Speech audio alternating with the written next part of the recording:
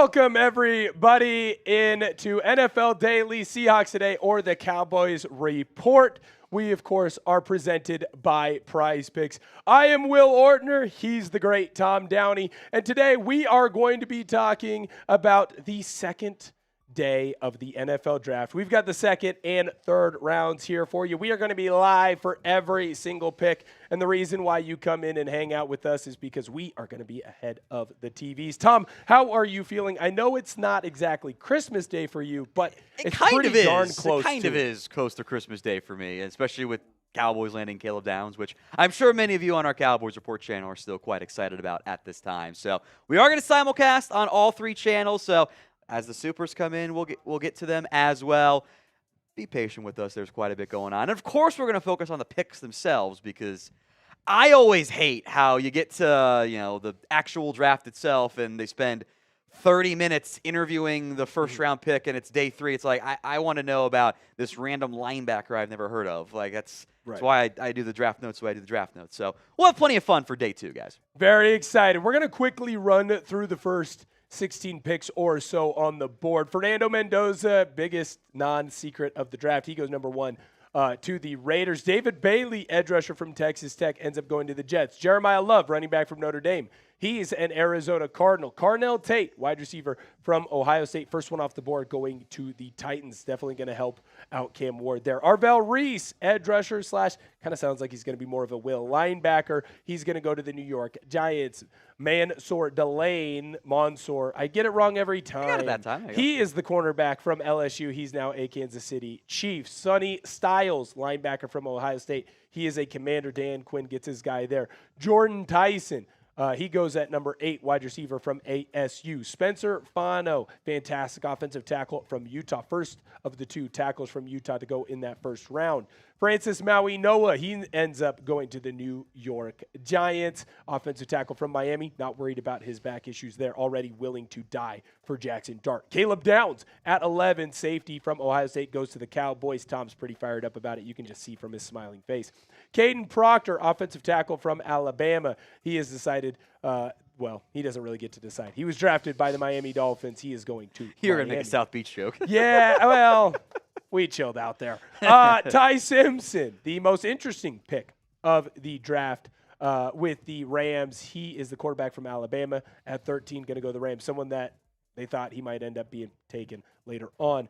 Ione Vega, he is going to get taken by the Ravens. I think that is a fantastic steal. Reuben Bain Jr. at 15, edge rusher from Miami. I loved watching him play. Kenyon Sadiq, another guy I loved watching play, tight end from Oregon over to the Jets. As we fire through those guys, there's going to be some names that you notice did not get called. Tom, who is your best available? Jermon McCoy, much like Will Johnson last year, I submitted the big board and then kind of got final word like, he's probably not going to go in round 1 because of the knee concern. So McCoy ends up being there at number 1 for me.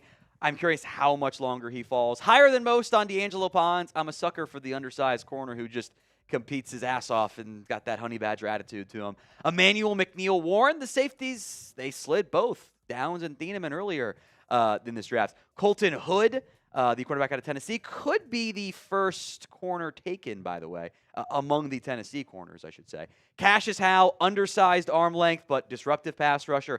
TJ Parker, kind of the opposite, more of a bully ball pass rusher. Loves the long arm. Just wish he had a bit more plan beyond, I'm going to run right into your chest and power through you there. Denzel Boston, top receiver left on the board for me. Don't think he'll last very long. Caden Macdonald out of Ohio State.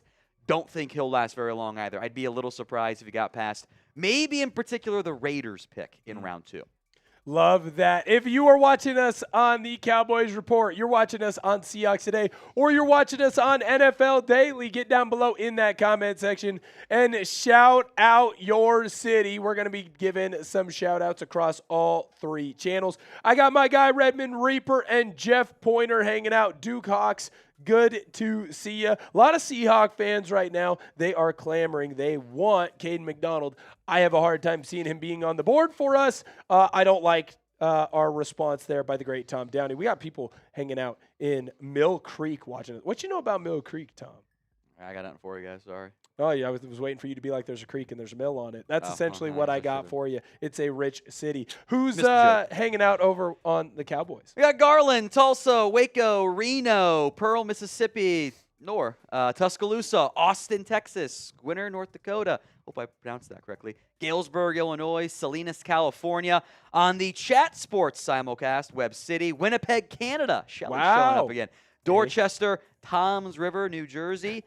Tucson, Indy, Laos, Vegas, Boston, San Antonio, got a Toledo, Ohio in there, Beaver Creek, Ohio, Yuma, New Orleans, Buffalo, Denton, Charlotte, El Paso, Knoxville. It's nationwide, even countrywide. We had Germany in there earlier, got Canada in there too. It's always fun, always fun. It's an international program that we've got going on. I've been told I'm no longer allowed to make fun of Mill Creek. I'm now only allowed to make fun of Everett. I'll make sure that I do that as well. And we got people hanging out from us in the Couve. William Cook, good to see you, sir. Great first name. Shout out to you. You've left. Hello, don't eat my burrito. William got him. is back. Downs is the real deal. Listen to his press conference. He will be a leader of the defense. Tom. Yeah, this is coming in from our Cowboys Report channel. We will do the raffles, by the way, guys, tomorrow for day 3. $10 still gets you in. $50 I'll do a shot. $100 I'll do a beer bong or an RBV bong to get us going. We'll do all the raffles again tomorrow for you guys. Still give you some up. What's up? All right, Sam said he'll do some for the NFL Daily crowd too. Love it. Yeah, big fan of Caleb Downs. Fantastic pick there. Excited to have him. So, William, you're the first entry for the Saturday raffle, by the way. But my burrito, we got to give a second-round pick for the Cowboys.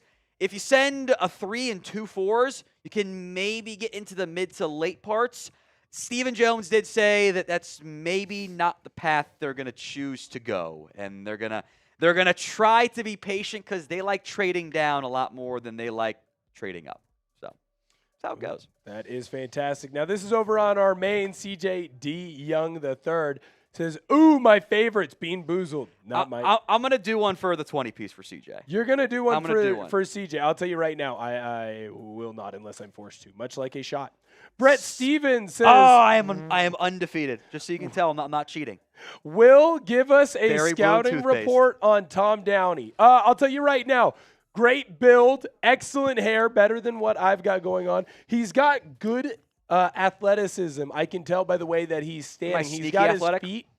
His feet are pointed straight ahead. And now, thank you. See, that's a good point. It's very smart. Well, here's the deal. If you have not had this conversation yet, you want your toes pointed straight ahead forward.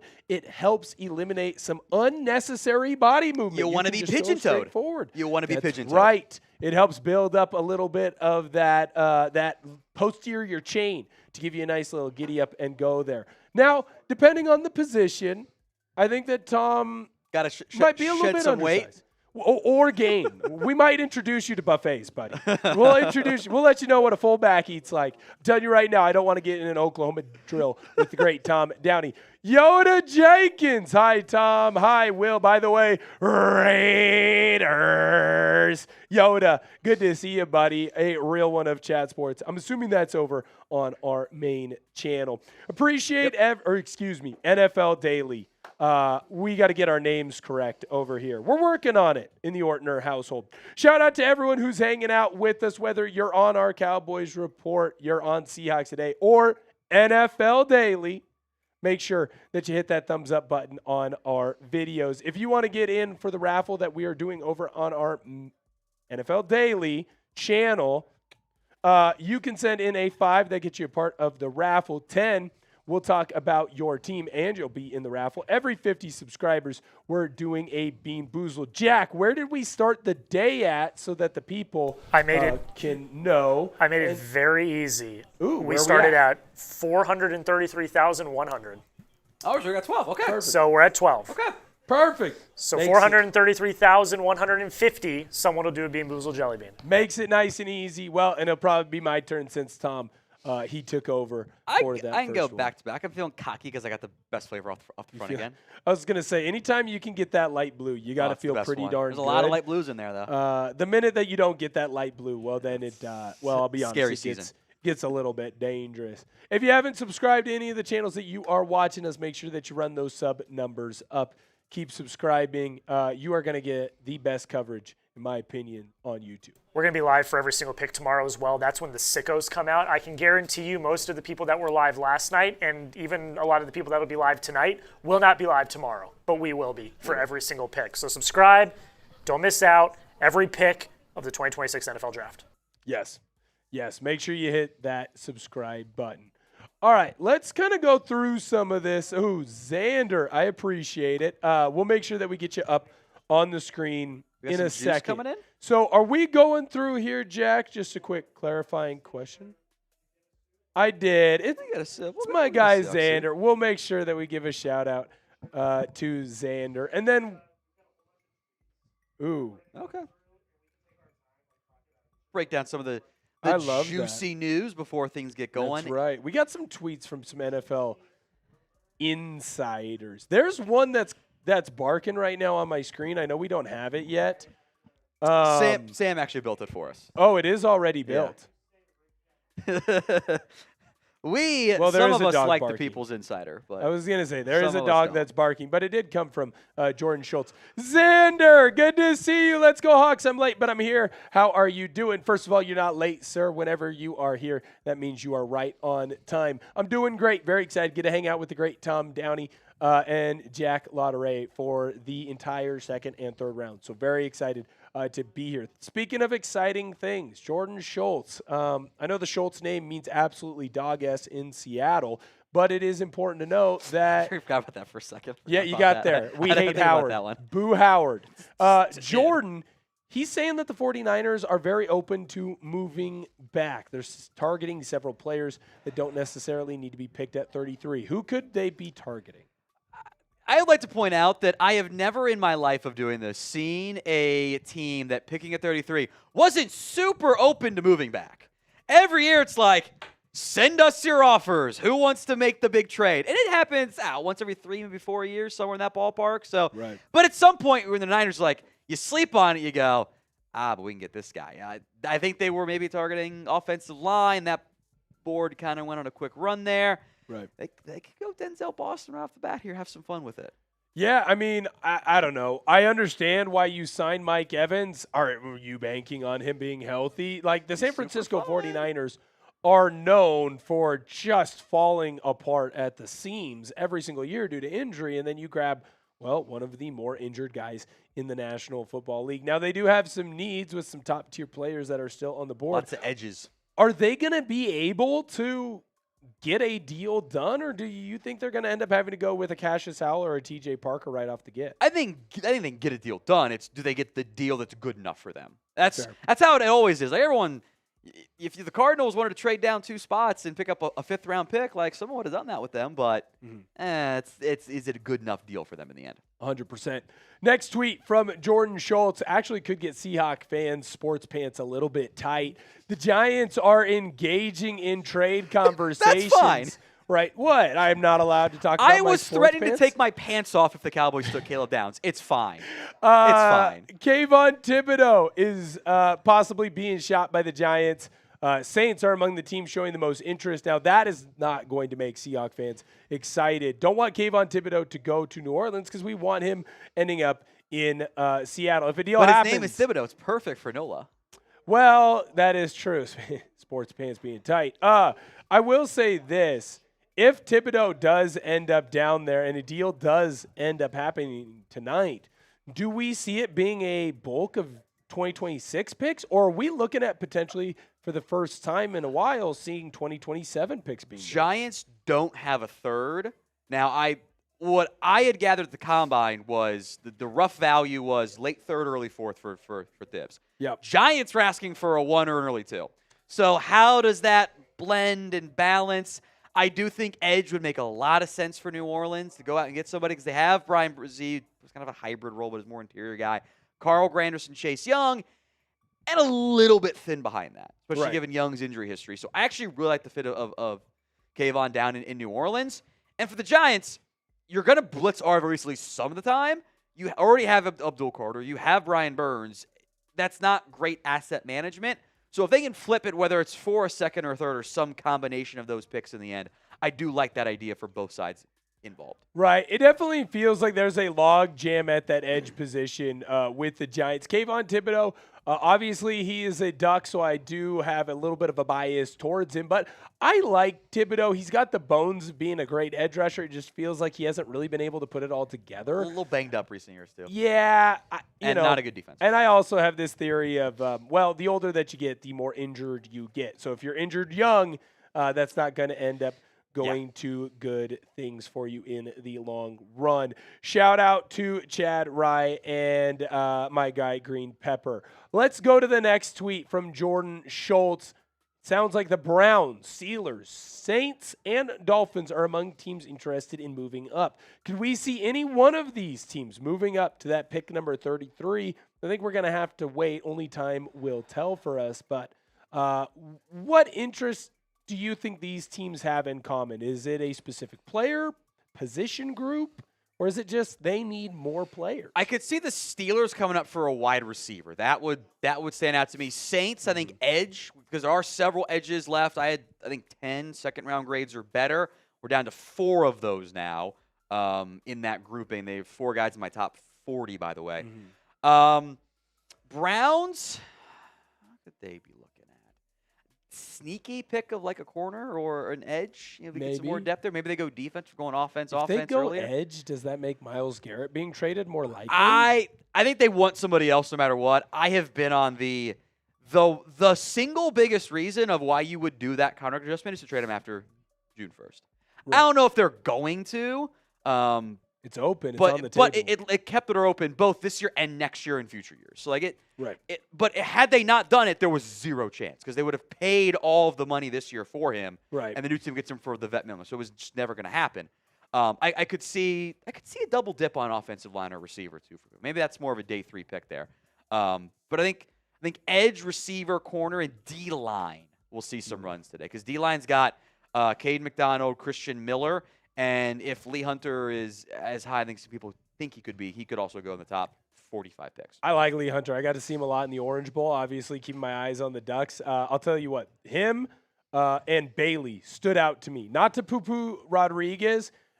I did expect a little bit more from him. Schultz also had this to say: expect a strong wide receiver run well into the 3rd round. It's viewed as one of the deeper positions, and there's still a good chunk of talented players on the board. I had 17 guys in my top 100 at wide receiver. Well, let's go through your top available wide receivers. Denzel Boston, for me, top available player. I did have him behind Omar Cooper and KC Concepcion. Chris Bell's got the medical stuff, but the talent of when he gets drafted, it's the highlight everyone's going to post. If him taking the slant and he's gone. It's great play. I am a bigger Ted Hurst fan than most people. The profile, the above the rim ability, the athletic traits, the production, all of it was awesome. It's level of competition concerns more than anything else. Jeremy Bernard he's not the sexiest receiver. He's not as big and athletic as Ted Hurst or Chris Bell, but he's just a good football player. He's going to slot in. I forget who comped him. I remember, I think maybe it was Dane Brugge. I forget who it was. Mohamed Sanu comp. And I'm like, I like that one a lot. Just kind of plugging him in there as the number 2, number 3 receiver, and New England trades a 2nd-round pick for him in 10 years. Sorry, Jack. I am going to have my. I made a Patriots joke at your I'm going to have my support D2 hat on. I love Ted Hurst, and I get it. Player. Like there is a level of competition concern, but when you're coming out of the great Valdosta State for your first couple of years. You got to be a pretty darn good football player. And then let's also not forget the fact that when he was over at Georgia State this last season, he was essentially a third of their passing offense. That's how many yards he ended up getting. One note, Timothy Church says Malachi Fields better than all those guys. He was my next receiver, actually. So we're not that far off in the end. Ooh, I love that. We're going to go into more of the guys who are available, maybe even talk about a couple of picks that have come up. But I do need to let you know that today's show is made possible by Prize Picks. Prize Picks is America's #1 sports pick app and is the best place to win cash while watching sports. With playoff basketball finally here, there's no better time to cash in with our friends at Prize Picks. And you know what? The app, it's really easy to use. To qualify for a Prize Picks lineup, just pick 2 to 6 players and select more or less on stat projections, including points, rebounds, assists, three-pointers, hits, home runs, strikeouts, and several other stats across all kinds of sports. With the new social feeds feature, you can share Prize Picks with your friends and copy lineups with a single click. That, of course, includes me. You follow me on Prize Picks and get the picks before they even get posted on the show. We have a lineup for the football action that would be going throughout the entire season. Fernando Mendoza, less on regular season games started. Jeremiah Love, less on his rushing yards. Jordan Tyson, more on his receiving yards for the year. New user offer. Download the Prize Picks app today and use code HMA when you play your first $5 lineup to receive $50 in lineups. That's code HMA when you play your first $5 lineup to get an extra $50 in lineups with Prize Picks. That clickable link to download the app is in the comments and description of our videos. Let's go back to Schultz. He's got something cooking here that I hate, but I also kind of love. I don't think there's a reason why a team should be interested in taking Carson Beck at any point today. I could see taking a flyer on him tomorrow. Why are the Arizona Cardinals looking to potentially take Carson Beck today? Why in the world, Tom, would they make this move and convince me that it's a good move for them? I will say the specific wording from Schultz was other teams are monitoring. And that info can sometimes get a little wonky because the Cardinals aren't going to tell anybody what they're actually going to do there. There's a lot of buzz that Carson Beck's going to be quarterback 3. He was good at notching the ball over in 2023 and then turned it over a lot in 2024. Does sound like he matured at Miami. But there was not great vibes on like how he handled himself at Georgia. And I have seen him throw his teammates under the bus way too many times. I watched him in Miami. I watched him say, yeah, the receiver ran the wrong route on one pick. And, I just run the plays that are called and losses against SMU. Like, that's not quarterback stuff. No. Like, that stuff worries me. No, it's not good. The other thing that worries me is just flat out his arm doesn't really seem to have the zip it had before the injury. The surgery, yep. Now, while there's a lot of things that you can't really quantify, right, with a quarterback when it comes to leadership and things like that, and those are always going to be scary for a player like Carson Beck because he does have those leadership issues. To me, dude, if you can't make the effing throws, I'm not taking you. And he got hidden at Miami because Mario Cristobal does one thing really well. He runs the damn ball, and he gets offensive linemen like Francis Maui-Noah that want to die for other people on the field. Like, I think Francis Maui-Noah isn't kidding. Like, his ideal death is dying on the field because that was my ideal death at one point. And so when you have offensive linemen like that, it makes your life easier because you're able to stand tall in the pocket. And I just don't know that Carson Beck's going to get that same type of protection when he is in the National Football League. Sounds like we got 3 guys that are going to come off the board fastest coming to us from Matt Miller, Denzel Boston, Cade McDonald, Carson effing Beck. I hope the Cardinals make this dumb choice. I'll cheer for him. I'm never going to cheer against the kid. I don't know that I'll cheer for him. They do a lot of bad stuff off the field. That's a different conversation. I'll say I'll cheer for the other 2. I don't know that I'll cheer for Carson Beck. I certainly will cheer for Hannah Cavender. She's my queen. Next to the special lady friend, of course, L.A. Crash Dog, Will Tom. What up, boys? So excited for day 2 after getting our QB, saveawarrior.org for veterans and first responders struggling. Semper Fi. Shout out to L.A. Crash Dog. Got the opportunity to meet him in Vegas with Sammy. I apologize. Got to meet him in San Francisco with Sammy. Great time. Really enjoyed my time with L.A. Crash Dog. Let's talk a little bit quickly about the quarterback. What can Mendoza bring to that Vegas roster? I think he's going to be really good for them. I think they got a pretty good plan in place. I actually like the idea of not having to throw him into the fire unless he earns it super quickly with the presence of Kirk Cousins in there. I think Fernando Mendoza is going to be an awesome quarterback for the Raiders. I think they got their eyes on maybe Cade McDonald, and I think an ideal combo for the Raiders today, I think. I think you guys might like this too. Cade McDonald, Zachariah Branch. The Zachariah Branch merchandise for the Raiders is it just writes itself. It's Cliff Branch's nephew, by the way. I think he's actually would be a really good fit for like what Mendoza does well, and I think he's more of like he's Zachariah Branch. He's a short catch guy. It'd be a really fun fit for them. For sure. I would really like that. Philly drafted a wide receiver. This coming to us from my guy, Nick, 47. Philly drafted a wide receiver with a slower 40 than M-Law. Clown. I do like Mekhi Lemon a lot. I like him too. Now, I'm biased. West Coast Will. That's when I pop up a lot. But I'll tell you this. Got to watch him a lot at USC. The great Pat Wilbur, man close to me in my life, Grandpa, he loves USC. and I've been locked in every single Christmas getting a USC T-shirt talking about the football program over there. I think that Mekhi Lemon is a fantastic wide receiver, and I don't necessarily think that the 40 time is indicative of the success that he can have in the National Football League. Great route runner, gets open, catches the football. Sounds like a pretty good deal to me. Oh, Sam, you're back on that. Sam hates Lincoln Riley. Sean Schultz, what's going on? What is the percentage we're going to trade for Jordan Brooks from Miami? I believe this is you. Yes, Cowboys. My gut is that Cowboys make a linebacker trade after the draft. We were kind of about that a lot going into the draft. Like, I feel like the lesson that they learned here is, well, don't reach on a position. Just go trade for somebody after the draft, and they can do the George Pickens thing, like, which they worked out great last year for them. So I think that's certainly worth monitoring. Maybe post-draft, though. I was going to say, speaking of things worth monitoring, we got a great deal alert going on right now. That's how they do a transition in the business. If you go over to our chatsports.com link that we're putting right now in the chat, it's going to be $49. You spend that, you're going to get $10 off. Now, it can be any of our gear, right, Producer Jack? This is site-wide. Site-wide sale tonight, chatsports.shop. I put that link in our NFL Daily chat if you guys want to throw that in your streams as well. It's for everything. We've got married into this merch, which we'll talk about in a second. We've got our regular Chat Sports merch. If you're a fan of the Cowboys Report, all of the Cowboys Report merch is a part of this. We got the Air Pickens, the Downs to Dallas shirt, which has been flying off the shelves. I love it. That's part of the deal that we've got going. If you're a Seahawks fan, we've got all the championship gear. We've also got the Mob Mentality shirts. If you're a Jets fan, we got this awesome new design. But Bailey and the Jets. So cool. We've got this one.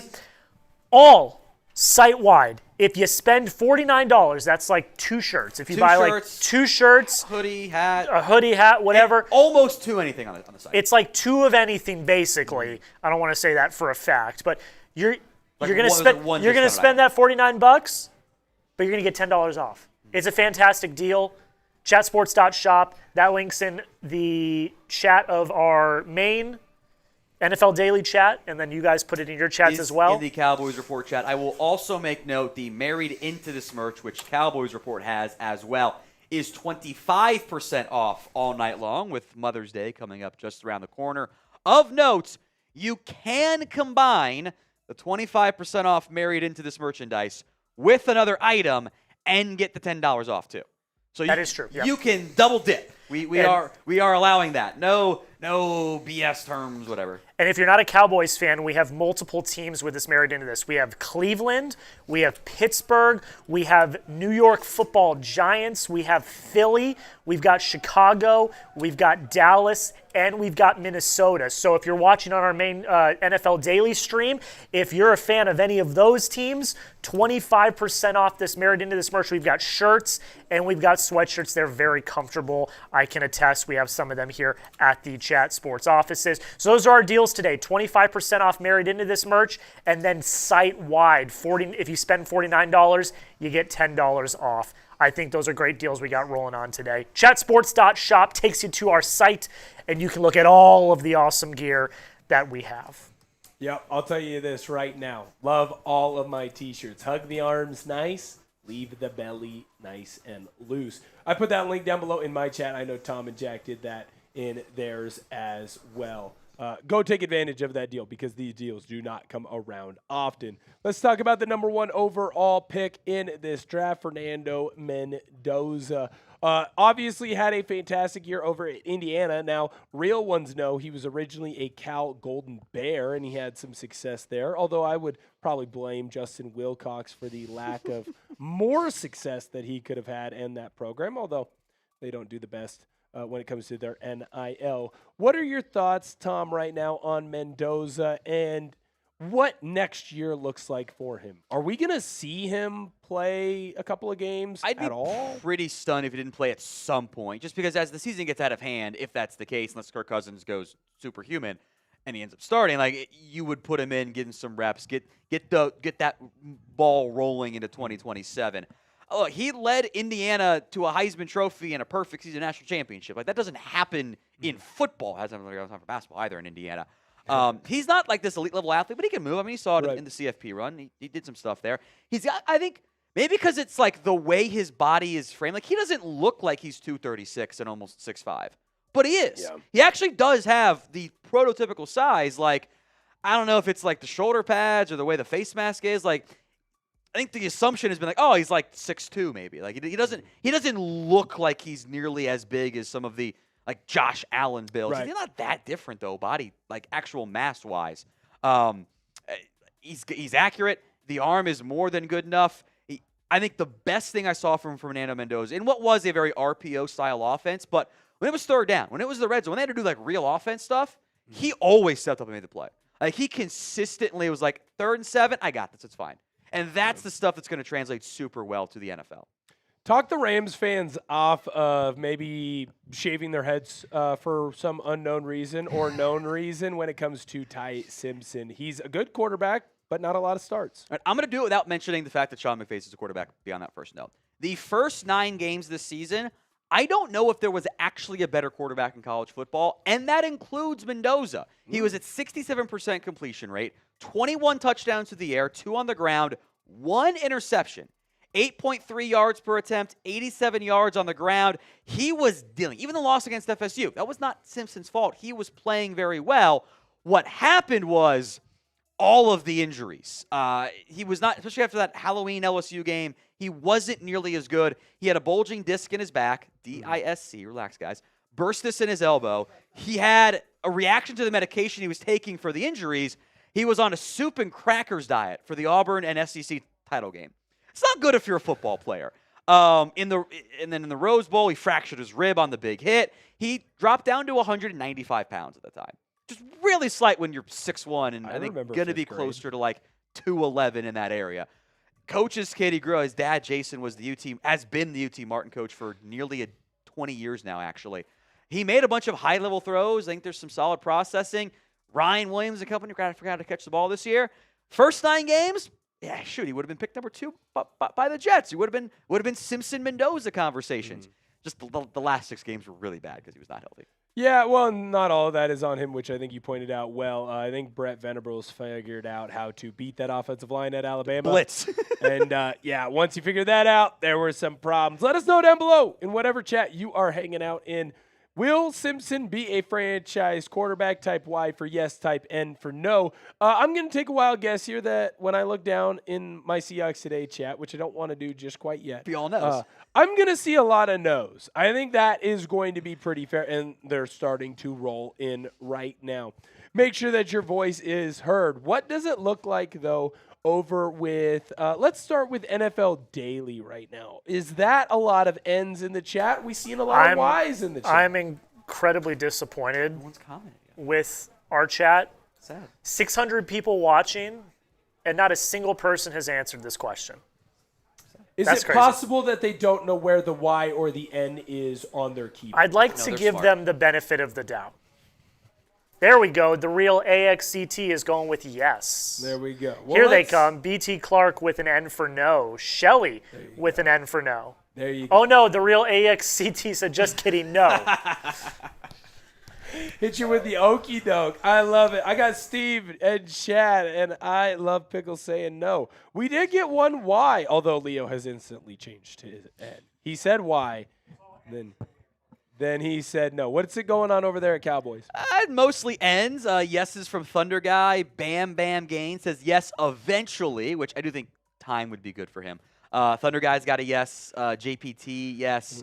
Web design, yes, but maybe from Randy, and no's from Jag and Lawrence and Noah and Robert and Jose, and plenty of no's on that one. Remember, guys, we are simulcasting today since the Cowboys are on the clock until pick number 92.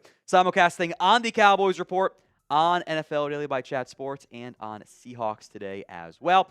We'll have some fun throughout day 2. That is right. If you want to be a part of the program, we did make a deal. Tom said that if there is a 50 over on Cowboys, and I agreed to match on the Seahawks, we were going to do a shot, right? Shots for 50. Shot. Hundreds for a beer bong. And if 50s or 100s come in on the chat sports stream as well, I will do those too. I will. And I'll match with you. If we get a $100 super chat on Maine, NFL Daily, because I know we've got some Raiders fans in here. I see. Lord, I almost forgot. I saw Lord Buddy. Bears in here. That's spooky season. LA Crash Dogs in here. There are people in here that I know are down to have a good time. Producer Jack, who is sitting in the producer chair pressing the button. If we get a $100 super chat, by the time that countdown ends, I will do a beer bong. But Jack can if do a we beer bong? don't, but if we don't, if that clock hits 0, I'm not. Okay. Not doing There it. you go. That's fair. But I will give you 24 and a half minutes. A $100 super chat. I see Rebel Montana in the chat. I know he likes to have some fun too. So first beer bong for me will be an RBV bong, by the way, which is Red Bull vodka bong. Ooh, I do like that because I dyed it red because it's fun. Ooh, there you go. I was gonna say we've got a day today. I'm gonna be honest with you. It is a long day. We'd rather be here than anywhere else. But we're also gonna be here tomorrow as well. That, of course, is why you subscribe to our channels. Ooh, let's talk about the like rate. Jack, he's real tight with the suits. That's why I call him a polo, because he's not a head suit. Moose was calling you a quarter zip. Tom is definitely a polo quarter zip kind of guy. Yeah. Those are guys who are above me here at Chat Sports. They're not quite full-on suits, but they are above us. And they are telling me right now that our like rate is not good enough, whether it's on NFL Daily, if it's on Seahawks Today. I see it right now. It's not good enough on Seahawks Today. And I'm sure it's the same over on the Cowboys Report. Yeah, Hit that like button. We got to get to 50% on that like rate. It's super easy, doesn't cost a dime. Plus, it lets us know, it lets the bosses know that we need to be live and do more of these things. Seahawks, we were up in the air if we were going to get to be live today. In fact, I didn't find out that we were going to be live until very early in the morning, and that was only possible because the people of Seahawks Today came in and hit that thumbs up button. They did a great job with our stream yesterday. My guy Jerry Brooks obviously leading the charge there. So if you hit that thumbs up button, it helps let us be live more often than not. Let's see if we can get to that 50%. What are we doing over on the NFL Daily, Jack? Are we getting close? We're at 157. I'm updating it as we go. We should get to at least 200. We got to get to 200. Can we get to 200 right now? There's 647 people watching. If everyone liked it right now, we would crush our like total. We would crush what we're looking for. We get to how many are we at on Seahawks here right now? We're about 50%. What's the actual number, though? 32. Okay. If we get to 400 on Seahawks, Cowboys, and Chat Sports, I will do a free shot.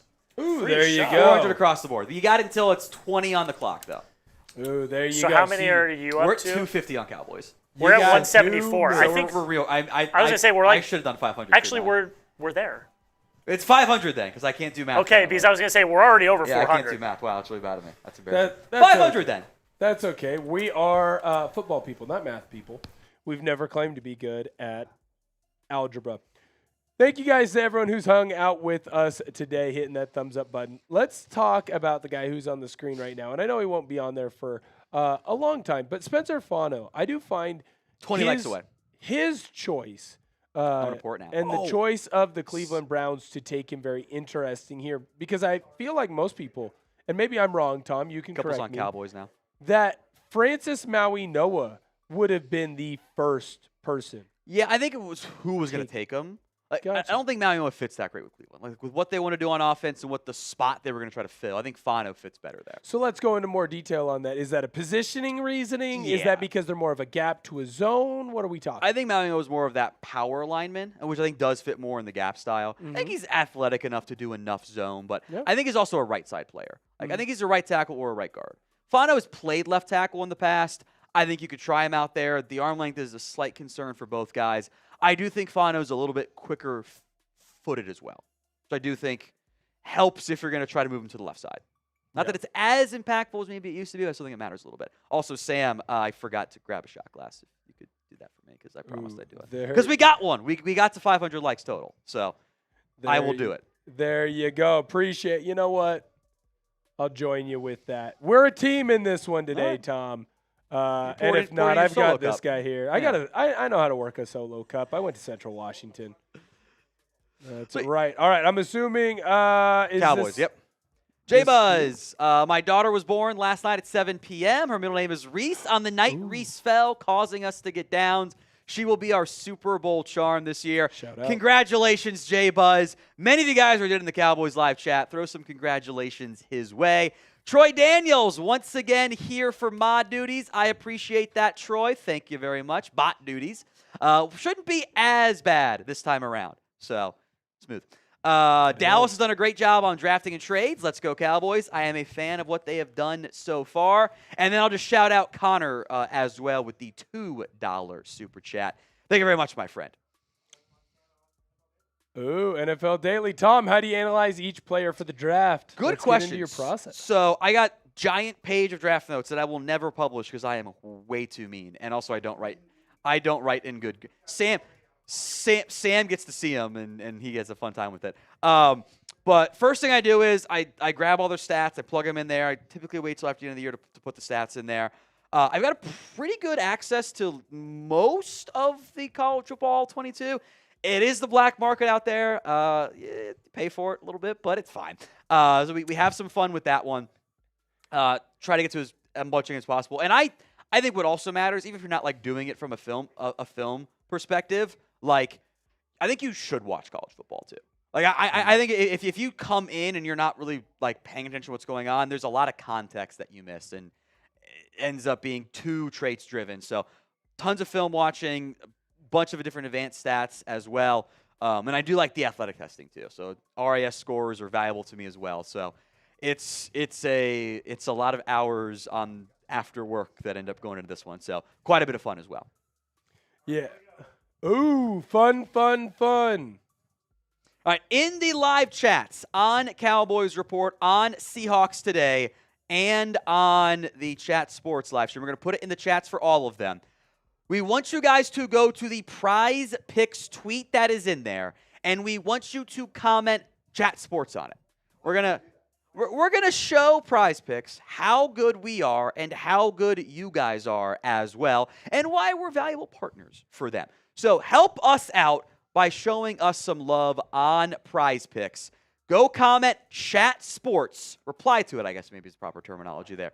Reply to Chat Sports on the tweet. It is in the Cowboys Report live stream. Jack just put it in there on NFL Daily, and Will's put it on Seahawks Today. It is. And go spam that Chat Sports. We're giving them a reason why. That's as well. right. And here's the best part. Because two people at random will win an item from our merch store. So if you go in and you're on Twitter, you're on X, whatever you want to call it, comment Chat Sports. All you got to do, you click that link. It's in all of our comment sections.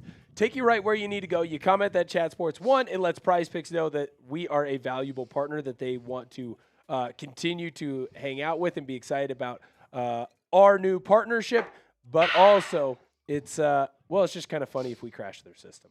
I am going to set up, while we're doing this, I am going to get set up Michael Walden coming through again on the Cowboys Report. So it's beer bong time.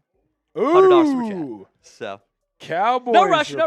I want to give some shout-outs real quick of people I already see. I see Guy the Jedi. I see Tyman the Buckeye. I see Luis. I see Spencer Smith. I see MJ, Mr. Hydrate. I see Manuel. I see Thunderwing. Let me refresh. By the way, I see Clifton. I see Lieutenant Dan. I see Victor. Jason Phillips, Oz, I see Stan, shout out to Chris, Jacob E, Carl Jones, Caleb Thornton, Tanner, DeAndre, Casey, all spam and Chat Sports. Keep going on in there. We are going to get 2 random people are going to get a merch. We'll have the hand on the board. A merch item. And I will say, we're doing this across Chat Sports. Yeah, all our different live streams. So if you really want to up your chances, go comment multiple times. Go comment multiple times. My dad's commenting Chat Sports in the live chat. Good job, Dad. Yeah, well, we got a couple people in our chat as well over on Seahawks that are commenting chat sports. We appreciate it. Thank you, Trigger. Thank you to Light Shadow Onyx, Jermaine, Steve. Hopefully you also did it on that tweet as well, because the only way to get the opportunity to be a part of that raffle is to make sure that you're doing that on the tweet. Appreciate all of you. Jerry, also appreciate you for sharing our latest video. Well, my guy Tom is getting ready for his RVB bong. By the way, Michael, Very email excited. me, tom@chatsports.com, because you won the raffle yesterday. So email me, tom@chatsports.com. He won the raffle. Yeah. Michael, shout out to you. Cowboys getting it rocking and rolling early with the 100 there. Tom, Here we go. let's see it, dude. Let's see it. Sir, look at Tom go. Wow. That's a father right there. And Good as job, always, man. gotta rip it. People just comment burp when I start doing it because I do it every time. I'm glad It's that the we carbonation. I'm glad we're in an enclosed studio. So a lot of people in the NFL Daily chat are doing fantastic, just spamming chat sports in the NFL Daily chat. appreciate you guys. Which we appreciate, but I will say that is not how you get in on the chance to get a merch Red item. Seahawks. You've got to click the link that I have posted. Go to that Twitter post for Prize Picks, our awesome sponsor, and you need to comment chat sports under that post. I will shout out Robert Bruce, though. He said, how about a shout out? Shout out to Robert Bruce. Shout out to Robert Bruce. Appreciate it, guys. All right, we are 13 and a half minutes away from the draft starting. Seahawks, hey, everyone's starting to get off of work over in the PNW. You know why? Because, well, it's 3:45 over there. Imagine going to work during the NFL draft. Could not be me. Well, I guess technically. technically you work the entire draft, sir. Technically, yeah. Good That's point. right. That's point. right. Seahawks, we're starting to pop up. If you're new into the stream, make sure you hit that thumbs up button. And if you're over on Cowboys or over on our main NFL Daily, don't say main, William, you should hit that thumbs up button as well. Adam Schefter kind of dropped a little bit of a bomb there, although Tom kind of poo-pooed it earlier, that the 49ers are you know what, guys? Bombs come in all shapes and sizes. Why does this sound like a conversation your I've had special with a lady couple of friend extra said? girlfriends? Yeah, that's right. That's right. Special lady friend. Poor girl. 49ers are having talks. They're trying to trade out of pick number 33. Who could potentially be a team to keep an eye on here, Tom? This tweet from Schefter is the ultimate, like, hey, Adam, can you send this out because we're not getting good enough offers? Like, that's what this is. The 49ers would like the rest of the NFL to know that the offers aren't good enough, but we're still interested. Like, that's what that is. Transparent as all get out. So maybe they're going to start, next is they're going to start sending out, like, hey, we're going to take this guy maybe, or this guy. This is the Cardinals all month long. We're going to take this guy, this guy, this guy. It's annoying. Can't stand it. I'll be very interested to see what ends up happening at 33. Personally, for me, I think it would be easy for the 49ers to stay there. We've got the upcoming picks. In fact, if we could go back real quick, I do want to give a quick rundown. 33 49ers, they got there because of their trade with the Jets. Cardinals at 34, so back-to-back NFC West teams. The Bills, are they finally going to make their first pick? And then, of course, the Raiders over at 36. So an interesting crew for the first couple of picks. Giants at 37, Texans at 38, Browns at 39, 40 is the Kansas City Chiefs. Where could we see Jermod McCoy land next? 41, we've got the Bengals. 42 is the Saints. Dolphins at 43, Jets via the Dallas Cowboys. Quinn at Williams 44. trade. Yes, there you go. 45, you've got the Ravens, Bucks at 46, Colts at 47, and Falcons at 48. Now, those are kind of the big crews that are going through the upcoming. A couple of those teams finally getting a pick, by the way. I think it was a quarter of the NFL did not make a pick in round one. Well, After last year, it was every team had a round one pick. Well, to be fair to a couple of them, some of them chose not to have a pick. Yes.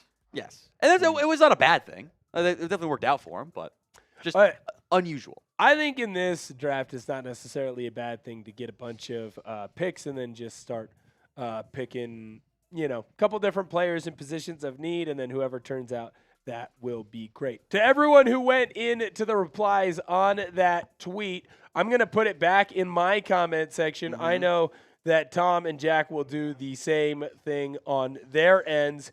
If you click I just want to that tweet, that link that's in there is going to take you to the tweet. You comment Chat Sports. You have 5 minutes until our winners are announced. So I want to make sure that we give everyone an opportunity to do that. I just want to say real quick, shout out to Robert Bruce, who is awesome. He's like, oh, wow, now you tell me. I put Chat Sports in chat 20 times. Robert, if you look at the screen. Robert's your guy, though. Robert is my guy, but I don't want him to get mad at me for false information because it says on the way and spam Chat Sports on the Prize Picks tweet. I love you, Robert. I love you, Robert. I love you. I love you, Robert. I love Robert. It's okay. I love Robert's Robert always as well. here. He's always here. Yeah, no, Robert's great. Better than Richard. Yeah, so we're gonna pick 2 winners here in a second. It's not gonna be guaranteed that's gonna be someone in any of these chats. We are doing this company wide, so everyone that's live right now has people spamming it in the Prize Picks tweet. I just threw it in our NFL Daily chat one more time. If you go click the link to that tweet and you respond Chat Sports under that tweet, if you reply to that tweet with Chat Sports, 2 people that reply with Chat Sports are going to win a merch item of their choosing from the Chat Sports merch store. Link is in the chat as well, guys. So click it, comment Chat Sports, gets you entered to win. The bosses behind the scenes will run that. I'll give some shout-outs right now. I see my mom is getting in on the action. She's doing Rigged. Chat Sports. Yeah, if it's rigged. I see Marshall Green and Nick Roloff and Harrison Graham and Jeffrey Cooperstein. I see Lord Buddy Bear, Time Man the Buckeye. I see R bidding. I see Troy doing it a few times. I see Benny. I see Buddha. Jesse, Tucker J, ACB, Milrose Block. That's a Seahawks. That's he said Chat Sports Seahawks. Shout out. I see Michael Sky, see L. Davis, more Time and the Buckeye, Lieutenant Dan, Tiger Metal, Daniel, Jason, Kenneth. Time Man's doing it right. He has replied a bunch. He's replied a bunch of times. Time Man gets it. Clifton, Raymond, I see Peter, Guy the Jedi, I see Steve. We have a lot of people have replied. 282 replies. Now, it wasn't just us. There were replies under this tweet beforehand, but a majority of them are from us. Which is awesome. Appreciate you guys. You're awesome. I love that. That's why we have the best real ones in the business. Wesley said, oh, yeah, some mom action. Who said some mom action? I disavow that. Wesley in the chat. I disavow that. We don't talk about moms and Seahawks today. Mama, lottery's awesome. All right, final calls on this one. For the Prize Picks tweet that is linked in the chat, go comment on that tweet. Once you comment, as many times as you want, multiple entries for the, as many as you get, potentially, for the Chat Sports Gear Rifle. 2 winners will be announced here in a little bit as well, with under 7 minutes to go until the NFL Draft finally resumes. Niners next up on the clock. I want you to make a bold prediction right now, Tom. Who's first taken off the board at 33? Who's the first one? Let's pretend how about 49ers stay. Let's pretend they stay. How about Chase Basantis? Because we've not mentioned him at all yet. You think Basantis goes this early? I think I look at the offensive line group and I go, there's Caleb Chinner at tackle, and I got him in the 3rd. He'll probably go in the 2nd. Interior offensive line wise, I got Prignon. I got Basantis. I think Basantis fits a little bit better for Shanahan, although I have Prignon over him. And then it's Jennings, Dunker, and Jalen Farmer. If you're going to take an offensive lineman early, I think you have to do it early or the run's going to go. I don't think they would take Caden Macdonald, but I do think that he's going to not last very long. I don't think they need a corner. Denzel Boston would be fun. It could be insert choice of edges, like TJ Parker would make a lot of sense too. So I'll go Basantis or Parker. Knowing it's really hard to get round 2 picks right. I like that. I will say this about Basantis. I do think that him or Pregnon, you can't really go wrong with. Either or type of situation here. That's a good interior offensive lineman. I like Prignon a lot. If that's the way you're going to go. I love to hear that because guess what? He's You're an a Oregon duck. guy. I know, so he's a that duck. means he's one of my guys. He's a Shout out your favorite prospect right now. I'm going to let Jack go into our NFL Daily. Find someone that's spamming their favorite prospect, and we'll go and talk about them. It can be someone that has been taken. It can be someone that hasn't been taken. I'm taking all comers at this point. And so whoever ends up, don't make that weird. Also, we are 5 minutes away from my deal of doing a beer bong for $100 super chat to be over. So there you go. $100 on NFL Daily. Yes. On NFL Daily. Michael's did not count on the Cowboys report side. But $100, I'll do beer bongs as well. That comes on NFL Daily or Cowboys report. And $50, I'll do shots. That's NFL Daily or Cowboys report. So the only person to put any sort of prospect was Freddie P. Shout out to Freddie P. Said Jacob Rodriguez, who's actually someone I'm very intrigued by as well. So we'll talk about Jacob Rodriguez real quick. Everyone's favorite linebacker this year, it feels like, outside of Sonny Styles. Everyone loves Jacob Rodriguez because he's the former quarterback at Virginia. Was a walk-on at one point, I believe. Transfers in. No, he was a scholarship guy. And then I think he walked on to Tech. That's right. Because he wasn't on scholarship to begin his career at Tech. There were too many spots, and he had to wait for a couple months there. Was a gadgety guy as a quarterback for Virginia. Transfers to Texas Tech, becomes a linebacker. Ended up having an incredible season. 128 tackles, 11 TFLs, 4 interceptions, 6 pass breakups, 7 forced fumbles. Also had 2 rushing touchdowns this year. He was the only FBS player with an offensive player and a defensive player, or offensive touchdown and defensive touchdown this year, I should say. 19 career forced turnovers. Just has a knack for being in the right spot at the right time. Jason Witten, Collegiate Man of the Year award winner as well. He's a little bit undersized, and he's just a shade over 6'1". He's 231. He's got sub 31-inch arms. The testing that he did, I think, was a shocker to a lot of different people. It was fantastic. 4.57 40-yard dash, sub 7 3-cone. All of these numbers here, the testing is exactly what you would love to have there. Isn't a great thumper. If you want the throwback, late 90s linebacker that's just going to come downhill, throw the body around, and drill people, that's not Jacob Rodriguez's game. But he is athletic. I think he's a great chase player, instinctual player as well. Did allow the most yards in coverage at linebacker this year, but also got targeted the most and had a bunch of interceptions. So it kind of ends up being a decent balancing act there in the end. So Chubby's time there, Sam. We'll do that here and then get to the picks in about 3-ish minutes. Chubby's also helped make today's show possible. Warmer weather is here, and that means sun's out, thighs out. It's Chubby season. Whether you're playing a round of golf with the fellas, hitting up a beer garden, or visiting some friends, or an actual garden even, Chubby's has you covered for all the good vibes that warm weather brings. Chubby's iconic original stretch shorts have the stretchiest fabric for ultimate flexibility while maintaining a perfectly tailored fit. Pair the original stretch shorts with Chubby's lineup of Friday shirts and I cook them with gas. With ultra soft, light, and breathable fabric, these shirts are ready to go. Whether you're kicking back, turning up, or chilling out, and with pool weather set to return, check out Chubby's classic lined swim collection, the best in men's swimwear. Chubby shorts are proof that when you get shorts right the first time, they never really go out of style. With over 2.6 million customers, Chubby's clearly knows how to keep thighs happy and vibes high. Whether you're getting dressed for a work day, a workout, or a weekend getaway, Chubby's has you covered. For a limited time, Chubby's is giving you guys 20% off your order with code CHATSPORTS over at chubbyshorts.com/chatsports. That's code CHATSPORTS at chubbyshorts.com/chatsports. Support our show. Tell them we sent you. Don't blend in with the crowd. Stand out with Chubby's. If you are fired up right now for the 2026 NFL Draft Day 2 to get back underway, spam those goes down below in the chat. I want to give shout-outs on Seahawks. Tom wants to give shout-outs over on Cowboys. And Jack wants to give shout-outs over on our NFL Daily channel. Shout-out to Trigger and my guy Andrew Hansen, Michael808, Green Pepper Productions. Spam those goes as many times as you can, like Tyler, like Light Shadow Onyx, like my guy GPP. How's it going over on Cowboys, Tom? We got Antonio, Andrew, D, or Troy, actually, I should say.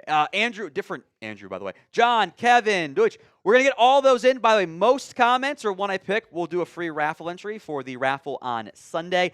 We'll get caught up on supers as well when there's time. The draft's coming up. We're going to focus in on the draft here. We'll focus on the picks. We're simulcasting on 3 channels, Chat Sports, Seahawks Today, and the Cowboys Report. Keep spamming your goes. We got 15 seconds left. We will announce the winners in a little bit here, but we got 10 seconds here until day 2 of the NFL Draft officially gets going, and the 49ers are on the clock. It's all coming up right now.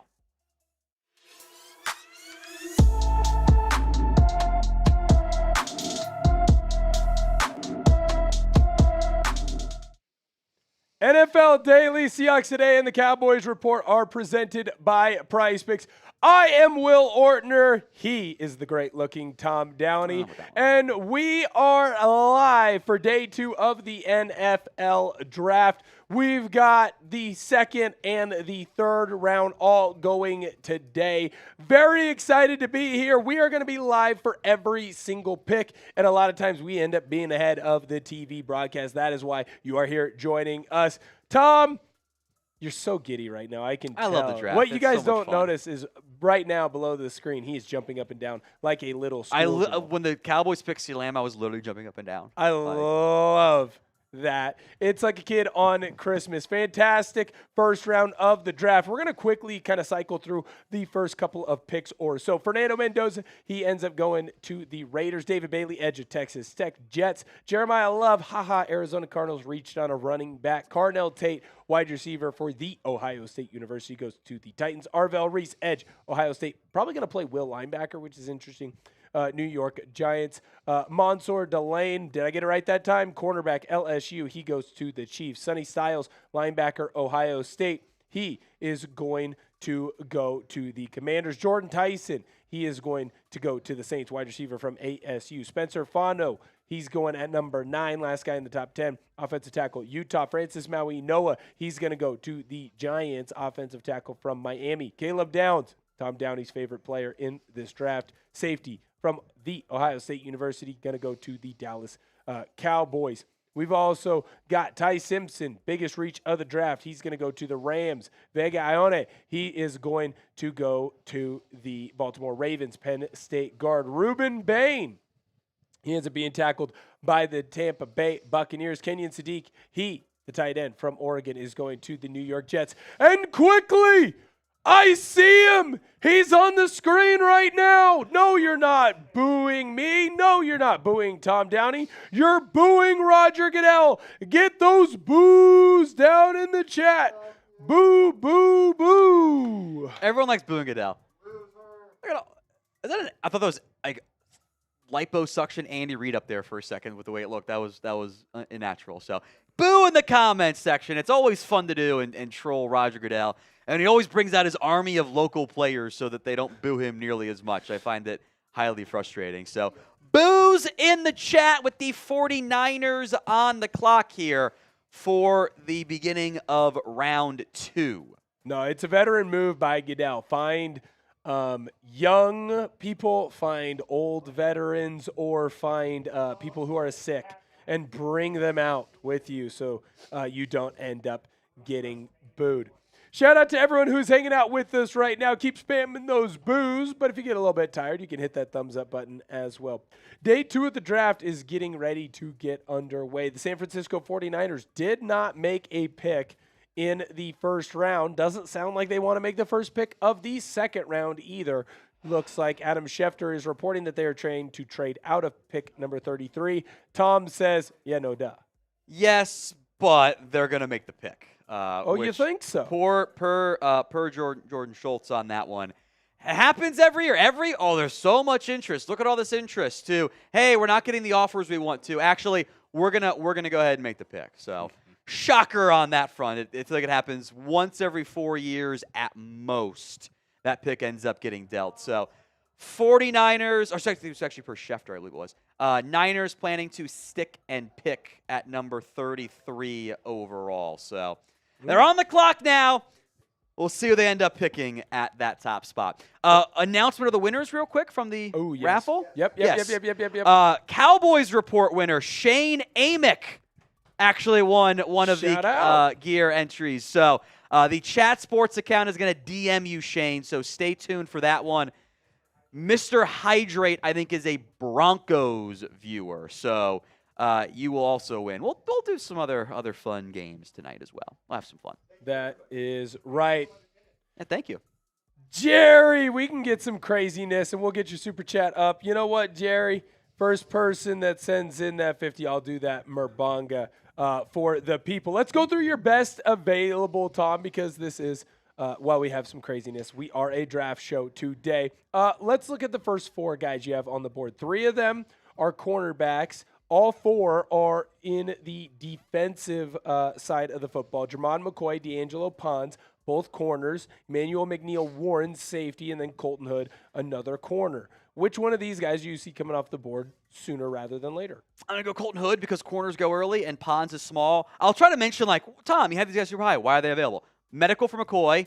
I just like Pons more. He's small. Teams hate small people. Emmanuel McNeil, Warren, safeties always slide. That's how it goes. I think Colton Hood, I thought he could have snuck in the back end of round 1. If the board had fallen differently, he very well may have been a Cowboy when it was all said and done. Yeah, I find this interesting. Like, you came into this draft, I feel like even almost into you putting out your final big board.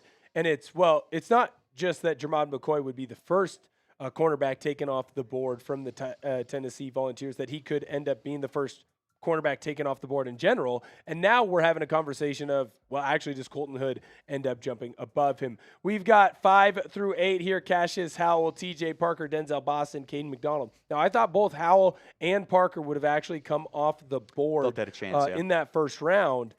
Do they have to wait until the 40s before they hear their name? Maybe Howell because of arm length, but I don't think so. Interesting. I think they will come off the board as well. Xander! Seahawks today. Good to see you. Which host at Chat Sports lost it the most yesterday? Either Marshall Green or Jack Sperry. Jack Sperry was not happy. Durham's got to shave his head for the Rams. Everyone acts like he being lost bald. the most. Everyone acts like being bald is a punishment. In fact, I love being bald. That's why I wear my hat. Jerry, good to see you. Can we get some craziness today? Jerry, if you're hanging out with us, I'm sure that there will always be some craziness. Tom, I'm going to give it over to you and your crazies. Cowboys rapid fire with the Niners on the clock here. Jensen, my reaction to downs upset my parents too loud. That's just called being passionate. The more we know. Funniest thing is Harbaugh saying we're not trading Kayvon, and then today Schultz saying they're open to trading him. Does he help Dallas at all or nah? I don't think they're going to pursue a Thibodeau trade. I think New Orleans has been a very popular team mentioned on that one there. Eric, Tom, been watching for the last 6 years. Go Cowboys. Thank you, Eric. I appreciate you, my friend. Old Bean, hey, Tom, what would it take for us to move up into the second round? We are simulcasting a Cowboys-specific question here. You could package 2 4s and a 3 and get close to it, or at least like in the middle part, early mid, or late mid, I should say. I don't know if that's going to be their approach. I think they're going to exercise patience today. Mighty Ant, the exact same question. You package your 2 early 4s and your 3, you can jump up into the mid-late 50s. I don't know if that's going to be their strategy, though. C1, Kobe Durant's got to give up that number 2 for downs. I agree. 18 is a bad look on him. Hope possible Torian York, that's the Texas A&M linebacker on day 3. I have a gut feeling Dallas won't take a linebacker at 92. What the board looks like there. I like York a lot. He might not get drafted because he is so small. We saw it with Ivan Pace, and he's not even as athletic as Pace was, but he's super instinctual. That's how he was a day 1 starter at A&M. Terry Harps, Tom, the Giants were so mad last night with our downs pick.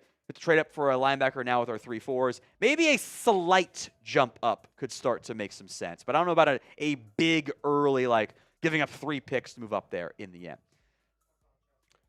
Ooh. And kind of more for you, I think, too, Will. Much respect, but the craziest night at Central Washington doesn't compare to the calmest night at the University of Kansas. Yes, Central Washington, shout out to my guy, Mitzel Perk 30.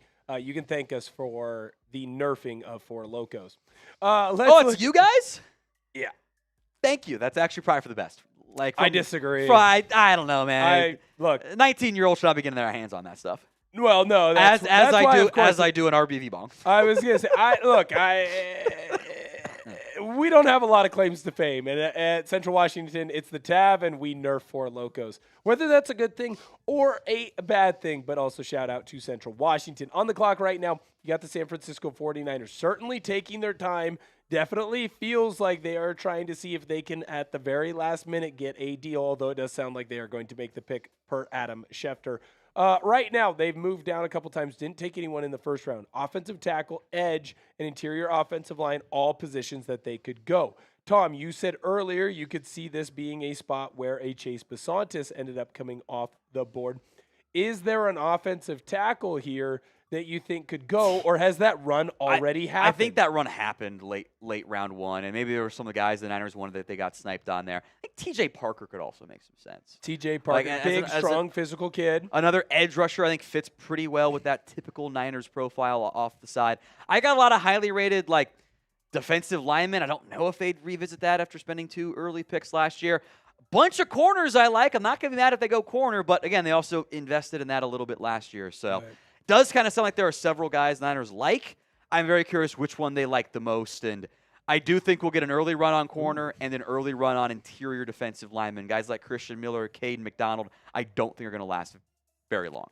Well, I'll be interested to see. I do think that with the amount of players that are on the board on that defensive side, I feel like maybe to a degree we have potentially overvalued a little bit that cornerback room, at least the way that people are not really going after them right now. Maybe it's not an overvaluing. It's just that the run hasn't started just quite yet. The pick is in, and it's not defense. It's Dejon Stribling, wide receiver from Ole Miss.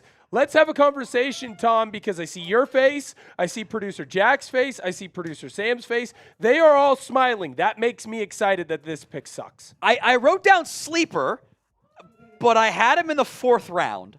You had him in the 4th round. So what does that mean? Sleeper as in he gets taken in the 3rd? Means I like him if you take him in the 4th round. He'd be a sleeper upside pick, not 33 overall. Wow. Let me go positive first. Let me go positive. You don't have to. Great, good frame, super athletic. Showed more yak after catch this year, transferring from Oklahoma State to Ole Miss this past year. 12 forced missed tackles, actually really good production at level, 7.3 yards after catch. Did more short, quick routes this year. My issue here is the profile and the usage doesn't align. He's 6'2", 207, and he ran a 4.36. That screams, oh my God, this guy's a vertical threat. He's going to be so good downfield, and he wasn't used downfield. He's not good enough in contested catches for the size that he should be. I wasn't really convinced the testing speed matched the same way on the vertical speed. He was used a lot on hitch and go routes, were 57% of his routes. So he was the vertical route tree profile, but it was a lot of short stuff, and that may have just been the offense for Ole Miss, and maybe Shanahan can better maximize him.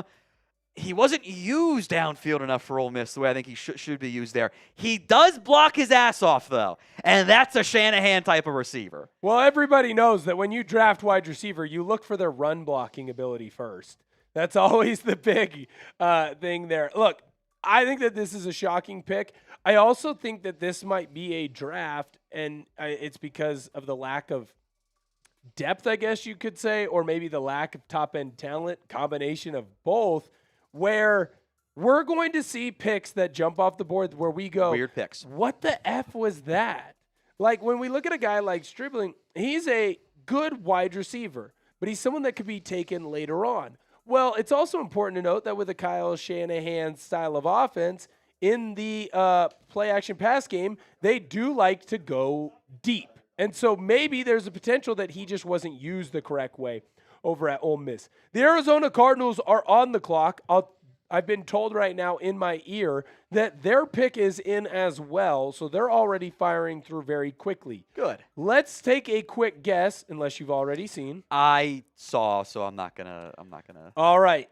Well, then I'll just let you know. Chase Bisontis, not at 33. He comes one off. At I was one 34. off. You were so close. Let me know about this big ugly from Texas A&M. There'd been some buzz he could sneak into the round 1 range. My number 2 guard left right behind Emmanuel Pignam, but one spot overall. So 6 of one, half a dozen of the other. I like this pick for Arizona. Go build out your offensive line, protect your new running back and your quarterback long term. Multi-year starter, mostly at left guard, has actually done some right guard and right tackle. I think he's better in zone blocking than he is gap, which I think is what you'll see a lot of in Arizona with LaFleur. Good frame. He's 6'5", 314. The length's not very good. You can even kind of see in the photo, like, I don't think his hands are hanging down there very far. No. 31 and 3/4 inch arms. 32 at the pro day if you feel better about that one there. Moves very well at his size. No one did all the drills at the combine this year. 6 people did. Did all the drills, the bench, the agilities, the testing, all of it. Besantis was one of them. Big concern for me why I wasn't as high. He gets himself into trouble with the length. He will lunge and overextend, and it happens. He's a penalty boy, I think, is part of that too. 16 flags over the past 2 years. But adding offensive line for Arizona, I think, makes a ton of sense for them.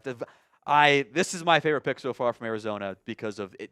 You needed to get some hog mollies up there. No, for sure. I'm sure you love it too. Well, look, I love anytime you go after an offensive lineman. It's also a pick here, in my personal opinion, where the Arizona Cardinals can't do anything wrong. Now, like, there are pros and cons to being absolutely horrific. The pro is that anybody you draft is in a position of need. I mean, even the Jeremiah Love pick, which I might not have loved at 3, guess what? You still need a really good running back and an explosive play threat, and he is that.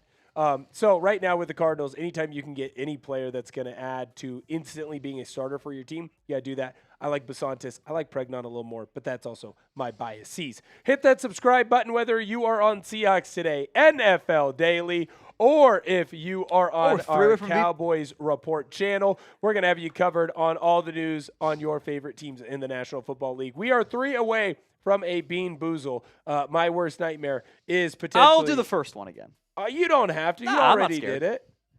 You already. The funny part is no matter what you pick, you end up getting the bad one. I end up getting the good one now. Somehow. Yeah, because some apparently BS way. You just have a horseshoe stuck up your you-know-what. And I just get absolutely hosed. Terrified there. Hit that subscribe button. Let's get all the way to that 150 number, especially while the Buffalo Bills are on the clock. Let's see. Can we get to 150 before the Buffalo Bills pick is in? It's just 2 more. If you are new here to us, all you got to do, hit that subscribe button. Helps us grow our channels, and you're going to be covered on the NFL, NBA, college football, MLB, and all kinds of other things. Boom! Right. Do you want it or do you want me to do it? I'll do it. You did the last one. Here, you flick it since you apparently okay. have all the luck. Yeah, flick it, please. Producer Sam really liked that one. Ooh, pomegranate or old bandage? Pomegranate or old bandage. You can pick the red one, though. Literally the one that I said is the worst. You hate old bandage. It's the worst, and I will throw up. It is the worst, and I will throw up. All right, the pick is in, and I'm going to toss it over to Tom so he can wax poetic about this edge. Good or bad? Oh, God damn it. You got another bad one. Yeah, my boss just said I have to swallow the bean. All right, let's talk about T.J. Parker because he's going to Buffalo. Great pick by Buffalo here. Parker, 35th overall here to the Buffalo Bills. I didn't love what I saw this year. This goes for, I think, almost every single Clemson player where it just wasn't as good this past season. But he turns 22 in September. He's going to be an instant impact piece as a run defender. He's very good in that area. His favorite thing to do is he's going to use his long arm, the move in both the actual long arms because they're 33-plus inches, and run right down your chest and bowl over you as much as possible and pressure the quarterback that way. And if you stop that, it's not as good. It's not quite as efficient, and he needs to develop some more moves there. Kind of reminds me a bit of George Karlaftis coming out. Karlaftis tested a bit better than Parker actually tested very well on top of that. But Bills wanted some more edge rushing help. They got a bunch of picks here. Big fan of this one by the Buffalo Bills. Big fan of it. I like him, actually, at the edge. I like him a lot more than I like that stupid effing jelly bean. Top 30 player for me still. He's someone, too, that he can, as he gets more comfortable with what he is going to be in the National Football League, he can get better. A lot of room to grow there. We got a trade coming in. hearing this already. Details are coming up here on the board. But the Houston Texans, they are going to trade away pick number 38 and 91. That's going to go to the Las Vegas Raiders, excuse me. The Raiders are going to trade away pick number 36 and 117. So that means the Texans are now on the clock at pick 36. See, Raiders will move back into I had thought the Raiders were going to take Caden McDonald here, but I wonder if Houston's going to take Caden McDonald here. I think DT makes a lot of sense for Houston. Well, and isn't he someone, or at least that position group, that interior D-line has been linked to the Texans because of D'Amico? Yeah, that's fair. I was going to say, I feel like I think at one point I saw Amari Washington linked over to them before he announced that he was going I back thought to he the was going to be a University of first-round Oregon. pick at he turned pro. He might have been DT1 this year. Well, I mean, let's be honest. The Oregon football team, they've put themselves in a boom or bust situation. They brought everyone and their mothers back. So that is what it is. Enough talking about the Ducks. Let's rehash this so it is a little bit more clear. The Raiders have traded out of pick number 36. They are going to have the 38th and 91st pick in the NFL Draft. The Houston Texans, they now are on the clock with pick number 36, and they are going to have pick 117 in the 4th round. And just like that, the pick is in, and you know what? Go get this guy a lottery ticket. Tom Downey called it. It is Caden McDonald out of the Ohio State University. A fantastic interior defensive lineman, but don't just take my word from it. Take our expert's word from it. Was actually my number 1 interior defensive lineman this year. Only turned 21 in March. You don't normally see a run-stopping defensive tackle have 65 tackles over the course of a season. Huge part of the Ohio State defense. Plug-and-play nose guard right now. I think the question why he didn't go earlier is he more than a two-down player? 14 pressures all season long. Really only 1 year of play and production. He was buried behind that really good Ohio State defensive line from last year. The comp is maybe 2 on the nose, but I think it's spot on. Remember Tyleik Williams from last year. OSU run-stopping defensive tackle. McDonald was that guy this year. Didn't do much testing. He's also 326 pounds. Like, how good is he really going to end up testing in the end? But I think a great fit for Houston. Plug-and-play nose guard. Love that selection for the Texans. Huge fan of it. He is someone that Seahawks fans very much wanted on their team and on their roster. Very interesting pick here, but I think when you see a defensive mind like D'Amico Ryans where he says, yeah, I want a defensive guy, you're just like, oh, that's going to Yeah, you can do it. That's going to be 100%. It's like if Mike Macdonald took a defensive guy. It is like if Robert Saleh took a defensive guy. Look, I know that Robert Saleh didn't have the most success in New York. Hey, guess what? Their defense was pretty damn good. So very interesting pick there, but I think it's more so of how good will he be is the interest as opposed to what will end up happening. We're going to run quickly through those Super Chats. By the way, I want to make this clear on Seahawks. We are going to discount it for the rest of the second round. You send in a 50, we're going to get that beer bong going for you. Grant Masters sent this in. Is this one of yours? This is mine, yeah. I will let you take over. I've been watching. It's called LVE's pick. That was years ago. Yeah, LVE. I think I got Taco, LVE, and a couple others right all in a row back when Jason Garrett was talking a lot to everybody about what the pick was going to be. It called LVE's pick. Appreciate the grind for all these years. We appreciate Tom. Thank you, Grant. Reminder of the Cowboys report. Super chat menu here really quickly. Then we'll go through the NFL Daily one as well. $10 into our raffle. That will be on Saturday. We are also doing $50 for a shot. Got the red vodka once again. And $100 for a beer bong. I did the one RBV bong. I'm feeling a little thirsty, though. Super chat menu for us here on Chat Sports. $5. You're into the Chat Sports gear raffle. $10. We'll talk about your team as well. If there's a 50 or 100 on NFL Daily, I will do the beer bong as well. What's up, Sam? No, by the way, the Texans were worried the Giants picking at number 37, which I think makes a lot of sense. After the Dexter Lawrence trade, we're going to take Caden McDonald. So the Texans jump up in front of New York to secure their guy, which makes me wonder if the Raiders are targeting someone that the Giants aren't going to take. Could they be looking offensive line potentially? Yeah, or, I mean, at some point, your best available, they're all guys that I think were mocked in pretty much every first round. Or a good amount of them. Going into the draft. To see them kind of be in the position that they are in right now is a bit shocking to me personally. You would think eventually one of these corners between Hood, Pons, and McCoy, or even this safety, Manuel McNeil-Warren, would come off the board. Now, we've been talking about the rumors. Good to see that Kayvon Thibodeau posts on his social media like a 16-year-old girl, because this is on Thibodeau's story. It is Paul Walker, Fast 6, I believe. I don't maybe remember. Fast Jack, which one was it? That's not Fast 5. Sorry, Fast Furious Fast 7. I knew Jack. I knew Jack was going to know Walker. it immediately. Paul Walker saying goodbye. So there have been rumors. Yeah, he's doing until I see you again. I think that's kind of a lame thing, but whatever. Yeah. Okay. Yeah, he's gone. That's what it means. Kayvon Thibodeau is being rumored right now from Jordan Schultz that the Giants are engaging in trade talks with the Saints.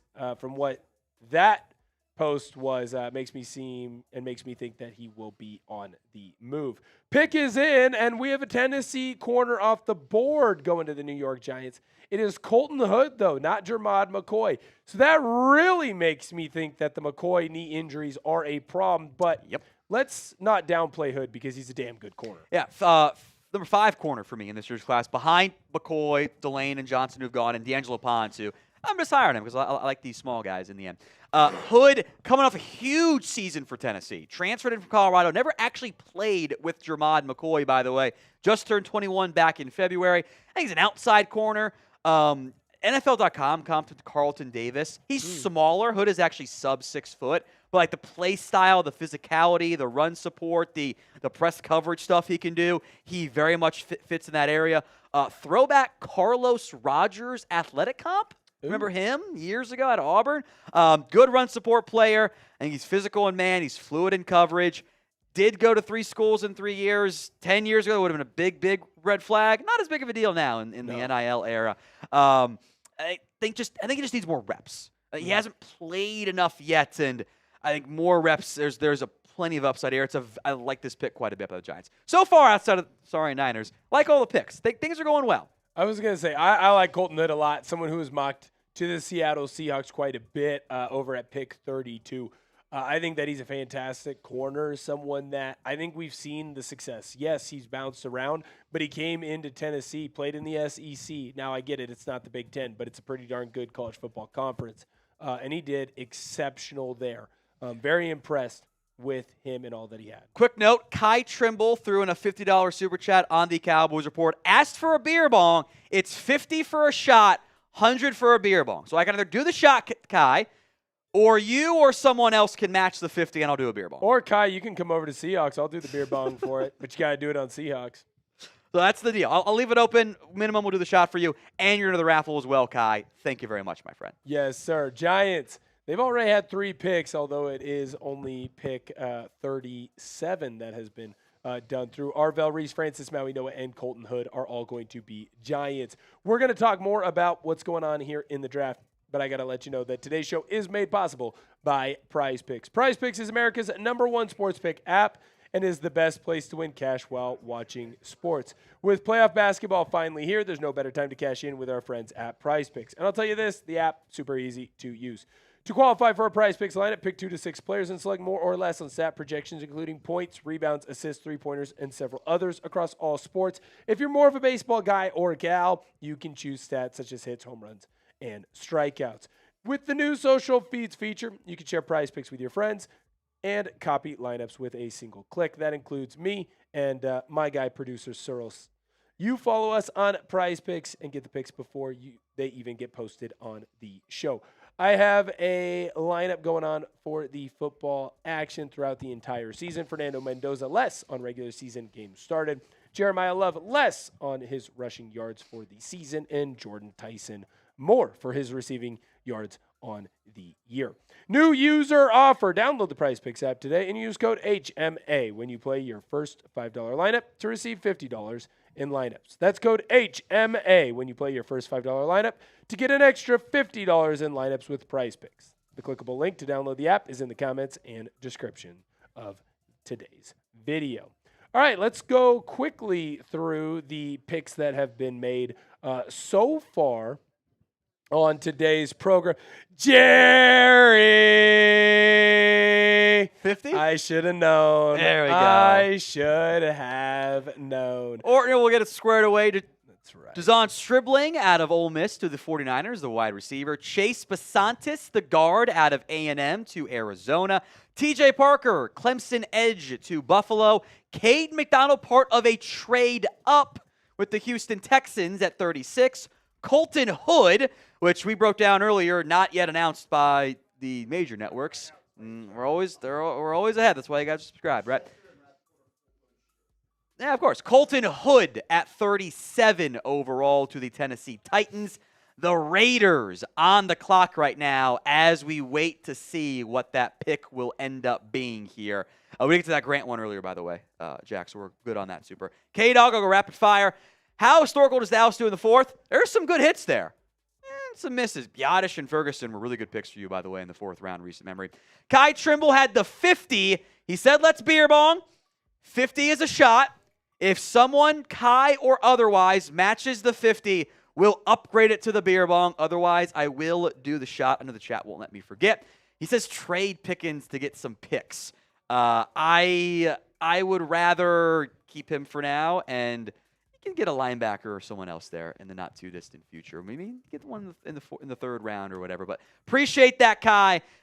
The chat did not like the comment, but hey, he teaches their own. 215. You think we or have heard any rumors about Dallas trading up? Maybe a little bit in the third. I wouldn't expect a giant jump up necessarily though. So appreciate that. 215. And the last one I think was Nick the Magnificent, a $5 super chat. Sorry, Nick 47. Dallas get one of the better linebackers 92. Trade for a vet linebacker after the draft. This will be the best offseason in 10 to 15 years. We got a long wait, Cowboys fans. So the Cowboys are on the clock. The Raiders pick is in at number 38 overall. We'll bring on Jerry Brooks's $50 super chat, though. Jerry! Bang! Sir, I got the Merbanga for you. Who would be a solid cornerback or edge to target at the end of round 2? I think the longer and longer that this goes on, Jerry, and you can correct me if I'm wrong here, Tom, I think that Brandon Cisse becomes more and more of a possibility. I think so. I really think that Cisse becomes more and more of a possibility, and he is someone that has definitely been very much linked to the Seattle Seahawks. If you're in the Seahawks Today chat, by the way, make sure that you're paying attention because we got something really cool that's coming your way. Tom, I'm going to toss it back over to you because I got to make sure that I give my due back. Ribbon on NFL Daily, Greg. Love you guys. Thank you for your awesome coverage. Love you too, Greg. We appreciate you here on the simulcast, the TriCast, actually. Cowboys Report, Seahawks Today, and NFL Daily. The Raiders pick is in. Traden Stukes, the corner, safety, nickel, can kind of do it all. Very fun player out of Arizona. Been a little bit of buzz. He could be a sneaky late round 1 pick.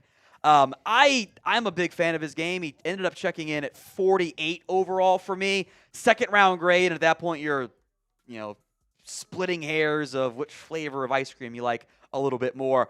Massive jump in production. This is very much a coach's kid or coach's guy in like the best way possible. He is older, turns 25 in September. Former walk-on. I had written down sleeper on the combine, and that ended up not being the case anymore. Moved to nickel this past year. Raiders fans, if you just want to get excited, just go watch the highlights. Nobody had, I think, a better interception highlight reel this year than Traden Stukes. There were some in just full-on extension diving interceptions of like, that's awesome football right there. Former walk-on, 3-time captain, which always goes over pretty well. I thought he was going to be a sleeper, not anymore. L'Jarius Sneed, athletic comp, which again fits that like, is he a corner? Is he a safety? Is he a nickel in the end? Older player, again, 6 years at Arizona, but I think a fun fit for the Raiders as they build that defense and overhaul things there. Very good player. I'm curious where they play him. If it's nickel, if it's safety, is it going to be, on the outside? But he's a very fun player. I wanted him to end up in Seattle. Now, some of this could be late draft hype, right? It could be a lot of push towards the end of the draft where you get really excited about a player. But the fact that he has the versatility that it kind of feels like you need to have nowadays in those defensive back rooms where you can be a safety, you can be a corner, you can be a nickel, you can be someone that jumps into the linebacker box, depending on what is being asked. That's something that Traden Stukes can provide. I actually think that the Las Vegas Raiders are smashing this draft. Pick number 39 is in as well. I want to make sure that we do not fall behind like everyone else is falling behind on the lamestream media versions of this draft. Denzel Boston, Washington wide receiver. He's going to go to the Cleveland Browns. Wow, they're really saying all of our wide receivers suck if they're going to go and get Casey Concepcion and Denzel Boston. Now, I really like everything that he was able to do at UW. Led that team, helped make life a lot easier for Damon Williams, who people forget, as good as he was and as much talent as he had, still a younger quarterback, able to have a lot of success because he had his Binna, right? My brother, when he was a kid, he had a blanket. He couldn't say blanket, he said Binna, and he'd carry his Binna with him wherever he went. If he was going to spend the night at someone else's house, had to have his Binna with him. Quarterbacks, they need their Binna. That safety valve, that was Denzel Boston. Am I off here, Tom? No, I think he's a very reliable receiver. 2 drops this year for 3.1%, was 3 for 4.5% back in 2024. I think there is some big slot upside. I don't know if he's going to do that much with Casey Concepcion now in Cleveland as well, but Judy and Boston on the outside. There's your X, there's your Z, there's your Y. You have all three, or not Y, the slot. You have all your normal options there. I think the athletic comp may be best. Cortland Sutton, like that type of player. I wrote down a very, very poor man's Puka Nacua. It was like the play style there. I think creates just enough separation. I don't see it, not terrible after the catch, but not as dynamic necessarily. I really like double dipping for Cleveland. Concepcion and Boston were 2 of my top 6 wide receivers. You get a top 2 offensive lineman in Spencer Fano. You trade down. I like what the Browns are doing. I like these picks quite a bit here by Cleveland. I am a fan. Is this them going all in on Shador? Is this the Cleveland Browns saying, let's build a wide receiver room that can have the most success for him? Shador or Source Running? Sure. I was going to say that that's my next question. If it doesn't work with these two, is that their way of saying it's not Shador, we move on? You're giving the quarterback a chance to have success. That's what you should be doing, whether that's Shador or somebody else in the future. You add a tackle, you spend a bunch of players on the money on the offensive line. You add Jerry Jeudy, you add 2 receivers now. I like that quite a bit.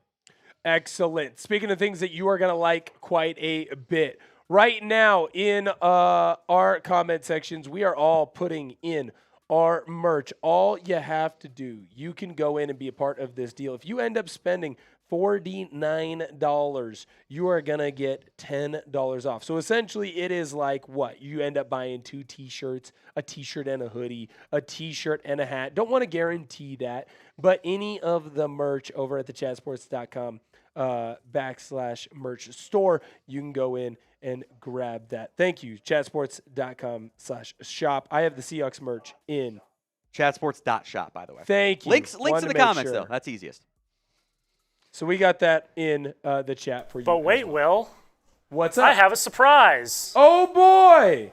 Oh, you dropped it. We did. We have a new T-shirt available. That's why I got a little quiet, and maybe that's why my read might not have been the best there. But we, over on our Seahawks Today channel, have now just launched our Price is Right T-shirt for the new running back that's coming into Seattle.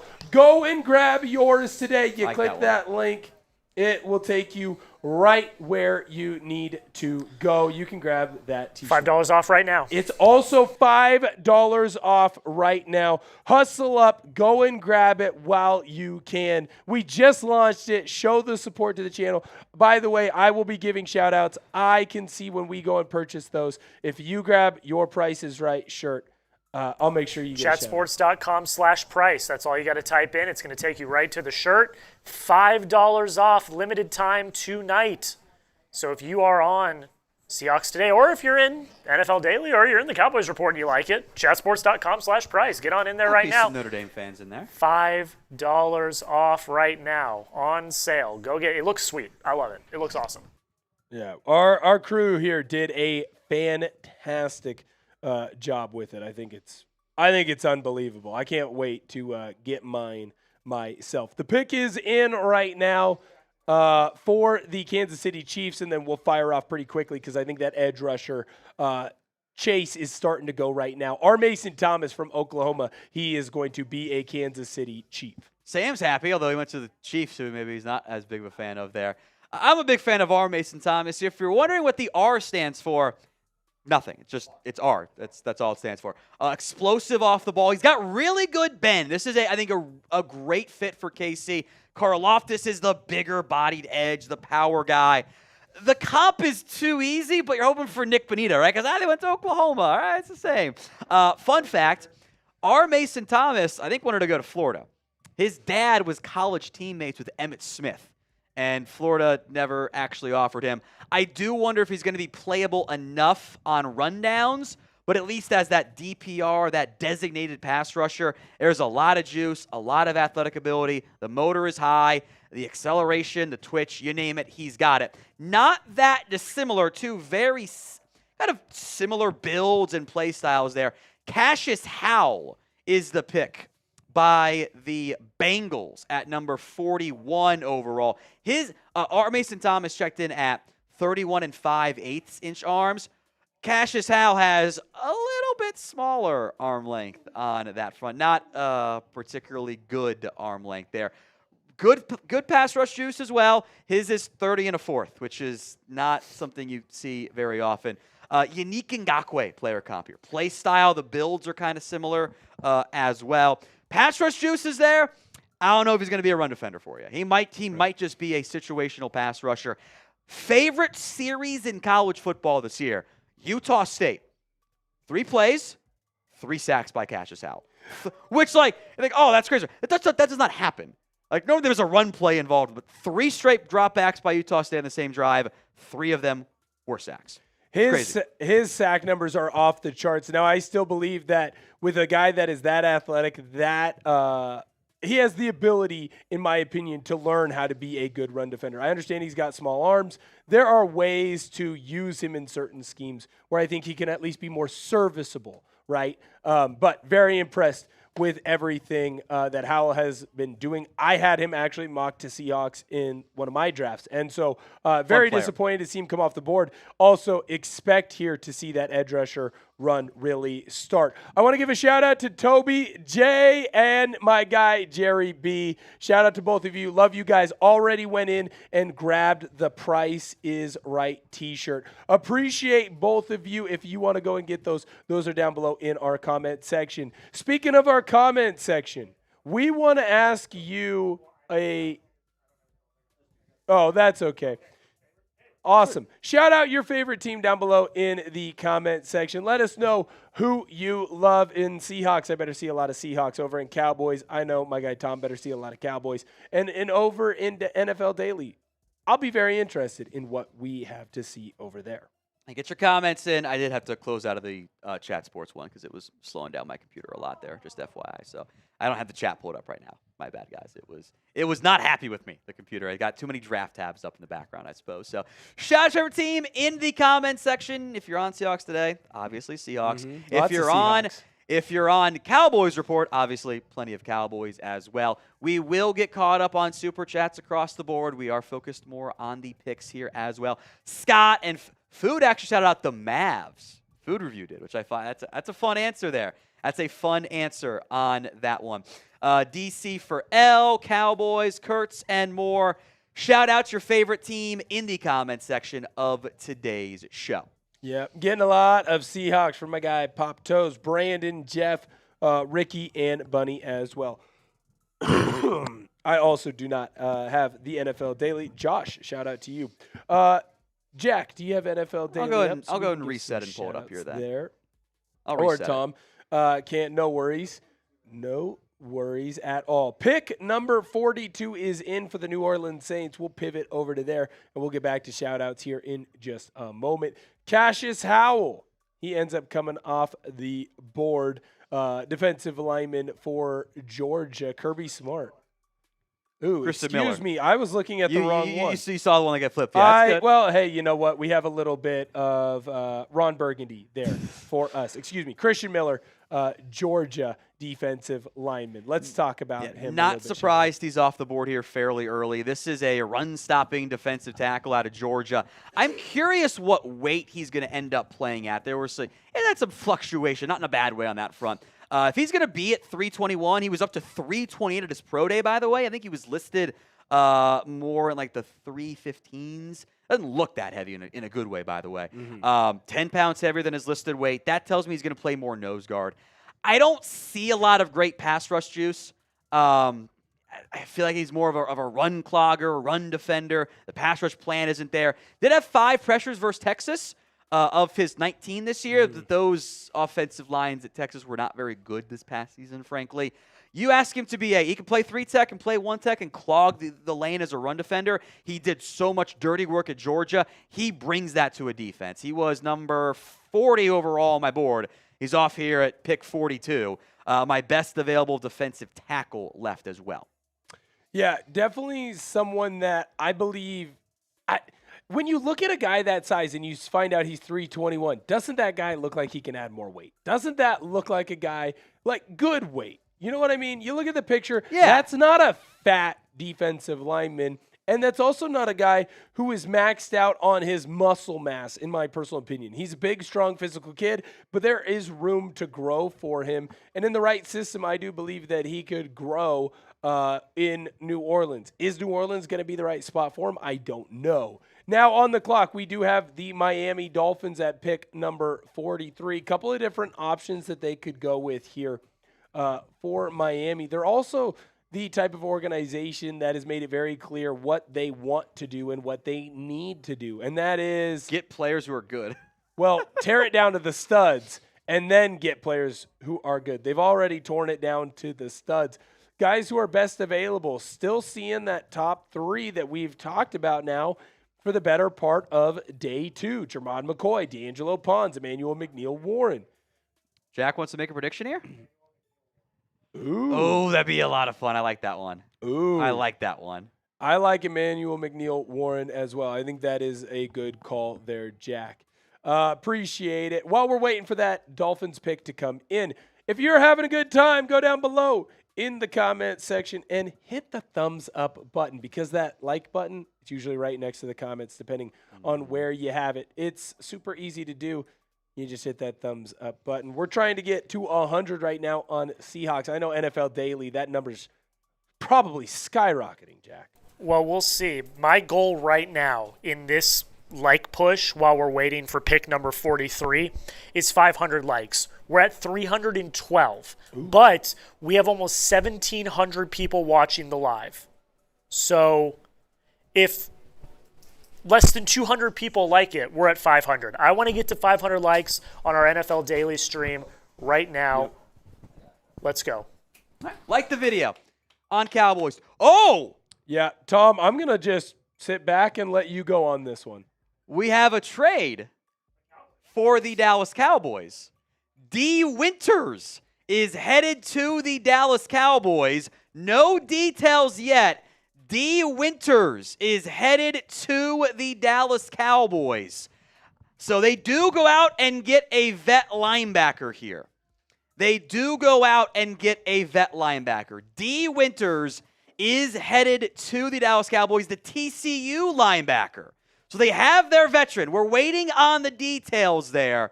Winters to Dallas. We thrown him out there as a possibility. We thrown it out there as a possibility. What are your initial thoughts on this? I know that you're probably swirling a little bit right now. Obviously, you had said earlier today that you thought the Cowboys were going to go after a linebacker at one point. You did think that it would be after the draft. They have now made the decision to go and make the trade for Dwinters. Do you like this? Is this the right move here for the Cowboys to make this trade to get Dwinters? I know it's not fair to ask until the can I see what the compensation is? So is there a chance? What's the crash out potential here? I think a 3 would be a lot. They have multiple 4s, so that would make some sense. I could see a future pick as well, because Niners have a extra capital, I guess, now with some couple trade downs. But I think Winters is a good football player. I think this is a helpful piece. So I think, if I recall correctly, they've been involved with him, like doing some of the green dot stuff in the past. So once the details come in on the D. Winters trade, we'll go more in depth on it. Don't know what it is, but D. Winters is a Cowboy. Everyone's favorite linebacker's off the board too, Will. That is true. Pick number 43 is in. The Miami Dolphins have went out and got Jacob Rodriguez. I think this is an excellent pick for them. They're getting a guy who can run that defense very efficiently, in my opinion. He is going to grow into being a great linebacker. Convince me why I am right. I think he's super impactful. He's consistently around the football. Bunch of interceptions, bunch of takeaways, bunch of forced fumbles. Any athletic ability questions were answered at the combine. I don't think he's going to be a true thumper downhill guy, but he is very, very athletic, by the way. So Brett was slacking me, so whatever the plan is, just let me know. Yep, no worries. The more and more that I look at a guy like Jacob Rodriguez, the more and more that I think that this is a smart decision and a smart pick here by the Dolphins, because they need a lot of guys who can be leaders. They need a lot of guys who can be Fifth-round pick for D. Winters, players. by the way. Sorry. Fifth-round pick for D. Winters, according to Ian Rappaport. That's a good deal there, I think. That's reasonable. Don't know what year it is, by the way. Worth mentioning that. Probably I would assume this year. But. Yeah, I was going to say if it's 27, might change everything else. Tom, I know that you're going to be jumping over and doing a Cowboys video where you're going into greater detail on this. So why don't I just ask you a quick final thought on it? Initial one-word reaction. You needed a veteran linebacker. I wondered if they were going to do it post-draft, but they did do it pre-draft there. So Sam Planis, I'm going to step off. We're going to go full live on Cowboys here, solo. Okay, we'll double check. We will have a full breakdown for you on the D. Winters trade for the Dallas Cowboys. If you're watching on Maine and the Seahawks today, or on Chat Sports and Seahawks today, Will's got you covered. More details. D. Winters, Cowboys do something in the second round here coming up on the Cowboys Report, so just be patient, please, and thank you.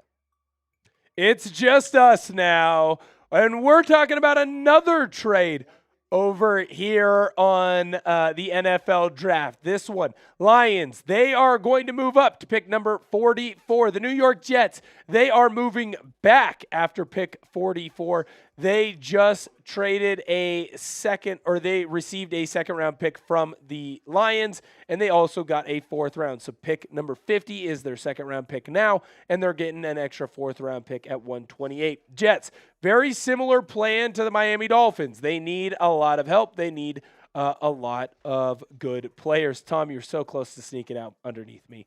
We saw your butt. When I look at this trade here from the Jets, I think it makes a lot of sense. You want to move back. You want to give yourself as many opportunities as possible to get as many good players as possible. Downey's best available, Jermon McCoy, D'Angelo Ponce, Emmanuel McNeil, Warren, and C.J. Allen are all up and available. I would expect the Lions to go after a offensive lineman or D lineman. Where are they going? You want me to give a prediction? You want me to give a prediction? Yeah, do the Will Orton prediction. I think they're going to go after an edge. That's what I think they need. Ooh. And I think that just using my crystal ball, I think they're going to go after a Michigan man in Derek Moore. This is a big deal. Derek Moore staying in Michigan. What is this, an hour drive, Ann Arbor to Detroit? Derek Moore, a lot of Seahawks fans are going to be upset. We were hoping that he would still be on the board and still be available for the Seahawks to get at pick number 64. He's not going to be there, taken by the Detroit Lions. You're getting a edge rusher that can play the run just as well as he can play the pass. This is very disappointing for Seahawk fans because they were unable to get him. Moore, I think, adds perfectly into what they want to do in Detroit. Be strong, physical, and they are going to be aggressive in that edge rusher room. And I've also seen a lot of success for the Lions and Michigan edge rushers a la Aiden Hutchinson. I like this move to go and get Derek Moore by the Lions. I was hoping that he'd be available later on, but unfortunately, he is not going to be available later on for the Seattle Seahawks.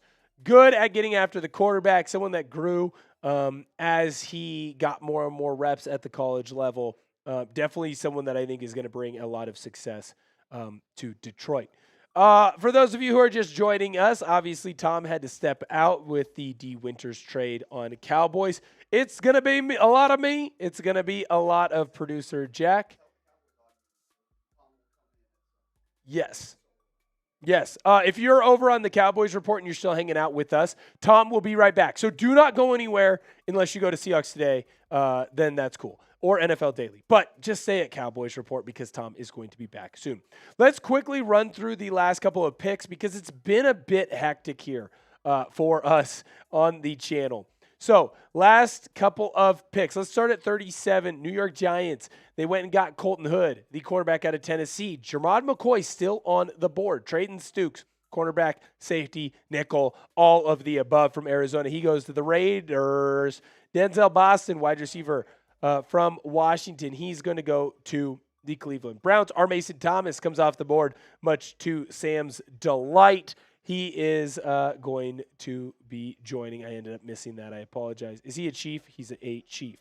Cassius Howell, he's going to go to the Bengals. Christian Miller, defensive lineman from Georgia to the New Orleans Saints. Jacob Rodriguez, great call there.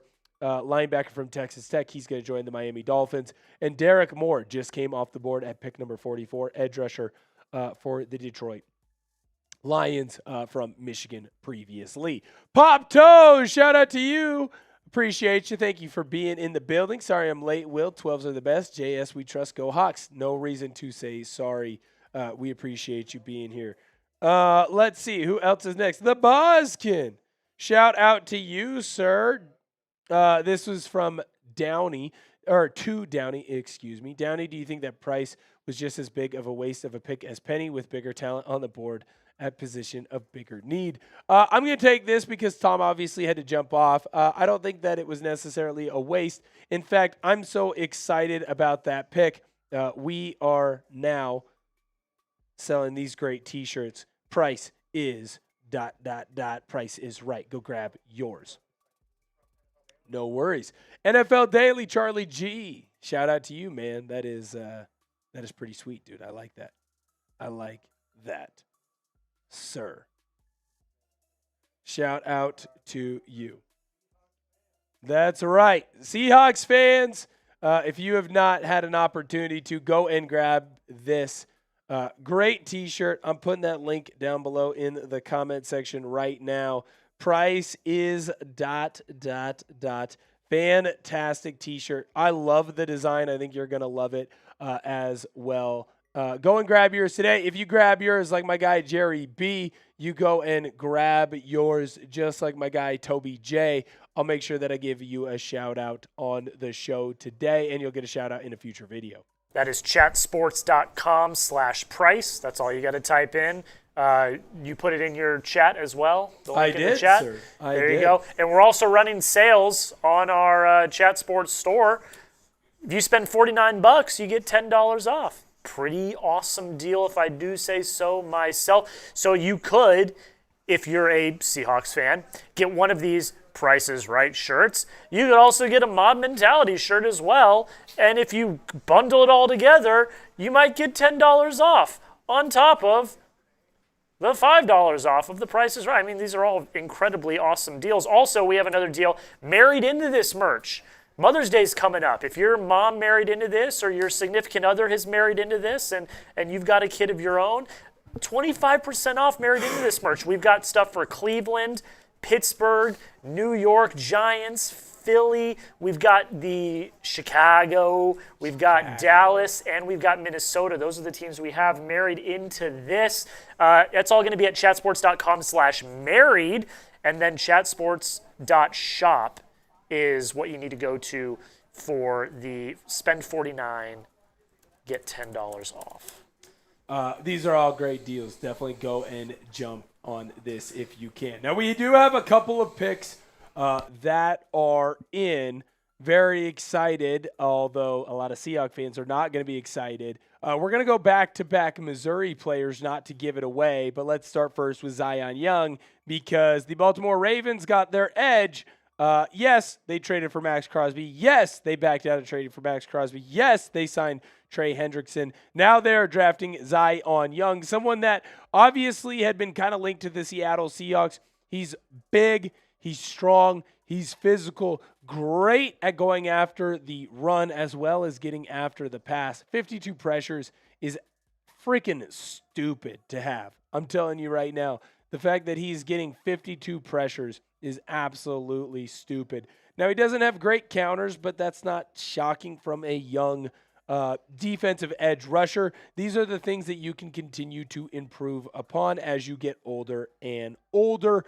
I think that he's going to do some big-time work with the Baltimore Ravens. I also think that he can very easily learn from Trey Hendrickson when it comes to being a better edge rusher. Wow, oh wow, we got all kinds of breaking news for the Cowboys. I hope that's from Mike Garafolo. Not a move, but they will it'll have something to do with their schedule. Let's talk next about the Tampa Bay Buccaneers because I said back-to-back Mizzou. They went in and they got Josiah Trotter. A very old school, more of a thumper style of middle linebacker, but definitely someone that doesn't let people get away from him once he's got his arms around them. I've been very impressed with all of the tape that I've been able to watch with Trotter. The only issue is that at times he is not the best coverage guy. That is something that you don't typically see a player get drafted high with that as a knock in today's NFL. When you look at today's NFL, it's largely built on guys who are a little bit slimmer at that linebacker position, that Mike position, guys who are able to run with a tight end, guys who are able to run with a slot wide receiver if they need to be. Trotter kind of bucks this trend. Will he be able to stay on the field for this Tampa Bay Buccaneers defense on third down? We'll see. Still saying right now, you got a very, very talented, a very, very skilled middle linebacker. The three guys who have been on the top of Tom Downey's best available big board, Jermod McCoy, D'Angelo Ponce, Emmanuel McNeil Warren, they have not come off the board yet. It now makes me wonder, are they going to be available later on in this draft? Could they fall into the 50s? Could they fall into the 60s? How bad is Jermod McCoy's knee? Because I think that is very clear bugaboo right now. Sam. Perfect. Is there anything that I need to do on my end other than count down and say goodbye? Perfect. Cannot wait. For those of you that are wondering, Tom will be with you shortly over on the Cowboys Report. I promise I'll let you know when we're going to toss you back over to him. He's getting prepared, and he's going to be hanging out with AP, so you can hang out with AP as well. Go down below in the comment section right now. Let me know who your best available player is. Obviously, we know that Tom Downey believes it's Jermod McCoy. I agree with Tom. I think it's a little bit crazy that Jermod McCoy has not been snagged yet. So, who do you think is the best available? Because you may disagree with us as we wait now for that next pick to come in. Ooh, Boskin says McCoy. I couldn't agree more with you. Now it's very clear, how injured is that knee? How bad is that knee? Brandon says he likes Garrett Nussmeier. Now, it's a bit bold, but maybe you're buying into the cyst was a bigger deal than maybe you expected. Where's all my people on NFL Daily? We have 1,400 people watching. I got all out Broncos here saying Beck. Narvin's Lewis is also going with Carson Beck as the best player available. So we got some Carson Beck stands in here. Going with Carson Beck. Where are we at, though? How are we feeling? I want nothing to do with Carson Beck. All right, we are on pick 47. Trade. And we have a trade. Mullins is going with Jackus from Illinois. We got Pregnon from Ronnie. Ooh. Emmanuel Pregnon. I love him out of Oregon. We And we have a trade alert. We're going to get that up on the screen here. The Colts, they were supposed to have pick number 47. They no longer have pick 47. They are making a trade with the Steelers. So the Colts, they are going to move back in this draft. Steelers are moving up. Are they going for their wide receiver here? Steelers clearly need to get some weapons for whoever is the quarterback. Is it going to be Will Hard? Is it going to be Aaron Rodgers? Right now, the Steelers have moved up, and we have the trade details ready for you. Hey, Jack. Hey. I'm sorry. Can we get that guy off, please? That's a good call. There you go. That is changing. All right. I want to make sure that the people can see my six-pack abs. Yeah, for sure. Steelers, they have moved up in the draft. They are going to be now on the clock at pick number 47. They also get a 7th-round pick, number 249 from the Indianapolis Colts. The Colts are moving back in the draft to pick number 53. They are going to gain a 4th-round pick at 135, and then essentially they're doing that pick swap, moving up just a little bit for that 7th-round pick at 237. Interesting trade here. Steelers, they are moving up. The faithful over there in Pittsburgh, they are restless right now. The terrible towels are waving. Who are they going to go in and get? They got to go wide receiver here. There's no way. They wanted Malachi Lemon. Mackay, excuse me. Sorry. They wanted Lemon yesterday, and got absolutely jumped by the Philadelphia Eagles. Oh, and the pick is in. Wow. This is a great selection here. Jeremy Bernard, Alabama wide receiver. I like this move by them. He is an athletic wide receiver that is great after the catch, has a high yards per average catch, great at getting into the end zone. Another guy who had a lot of success early on in the season at Alabama as teams kind of figured out that offensive line. Certainly, they kind of moved back a little bit there. He's someone who's not going to be a great deep threat, not great at contested catches, but a great way to fix your contested catches issues is just by simply catching the football and by getting open to where you don't have to make contested catches. Had a good year so far, and definitely someone that's going to be important to keep your eye on. All right, so I want to let the Cowboys Report faithful know that very quickly we are going to sign you off of the main so that you can be with the great Tom Downey. And we are going to do that here in 5, 4, 3, 2, 1. For the NFL Daily people, we are happy to see y'all. The Seahawks Today people, we of course are happy to see you. I'm not going anywhere. You're going to get a lot of Will Ortner today. Thank you to the Cowboys Report, folks. It was good to hang out with you and good to see you, but you are obviously going to get gone. We're going through the draft right now. Last 3 picks, Zion Young, edge rusher from Missouri, Josiah Trotter, linebacker from Missouri, and now Jeremy Bernard, wide receiver from Alabama. Whatever channel you are watching us on, whether it's simulcasted on Seahawks Today or you're on NFL Daily with Chat Sports, hit that subscribe button. Help us run those numbers up. We're trying to grow as fast as humanly possible. Plus, if you subscribe to our channels, you're going to be covered on the Seahawks and you're going to be covered on the NFL, and you don't want to miss out on any of the news there.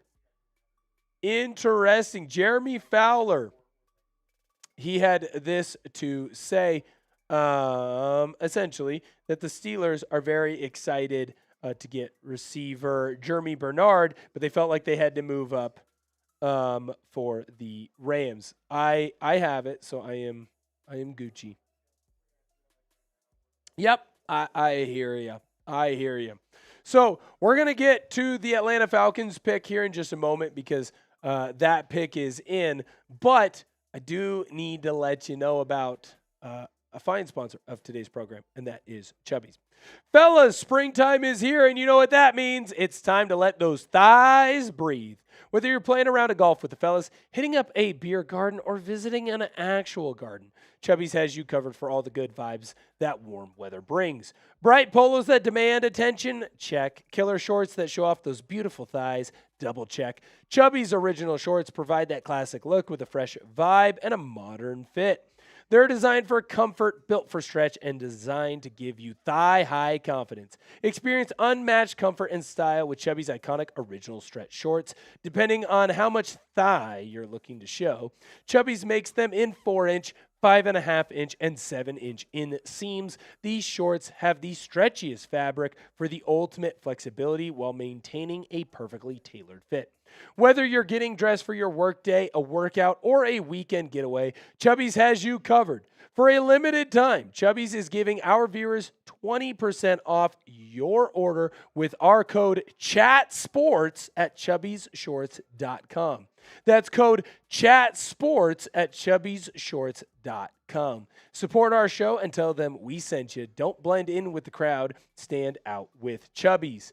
And wow, what a fascinating pick here from the Atlanta Falcons because, one, A.J. Terrell was already over there. They're going to get both Terrell brothers.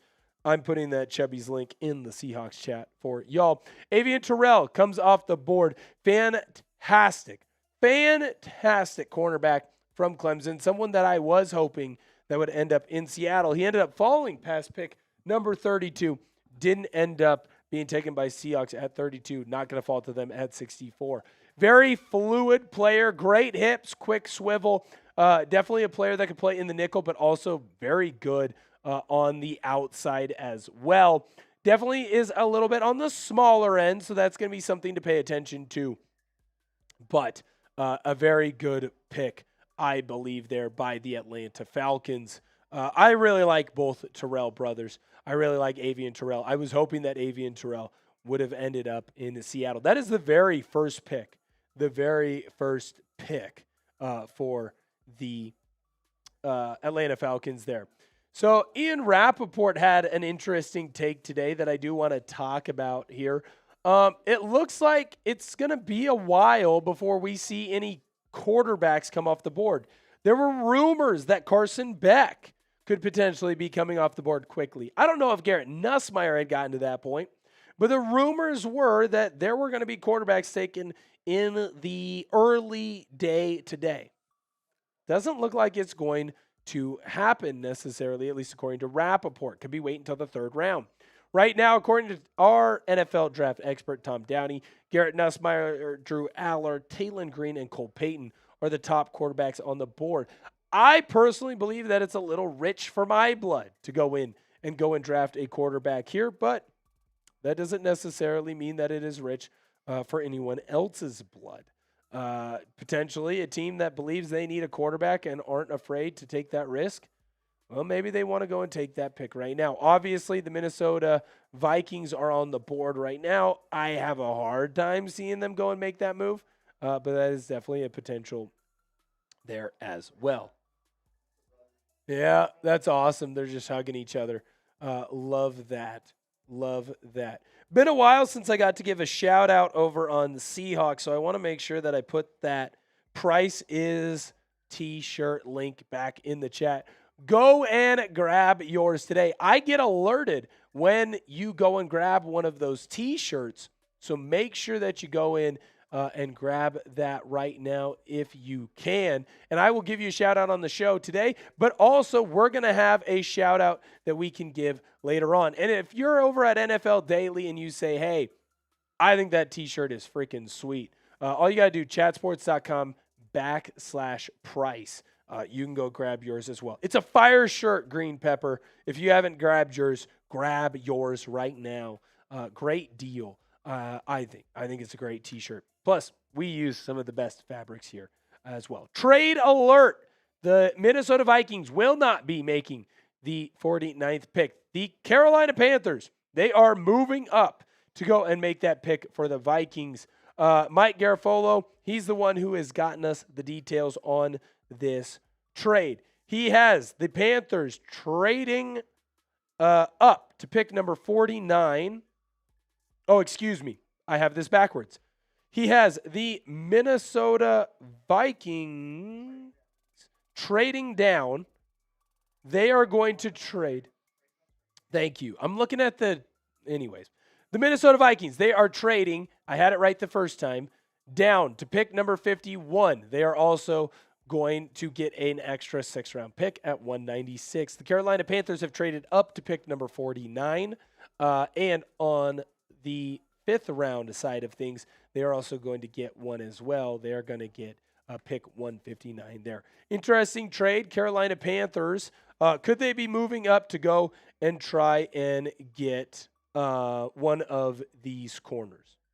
Very interested to see what they could be doing. Could they go and get a safety? They had been linked to Dylan Thieneman. Jack, do you think there's a potential for that?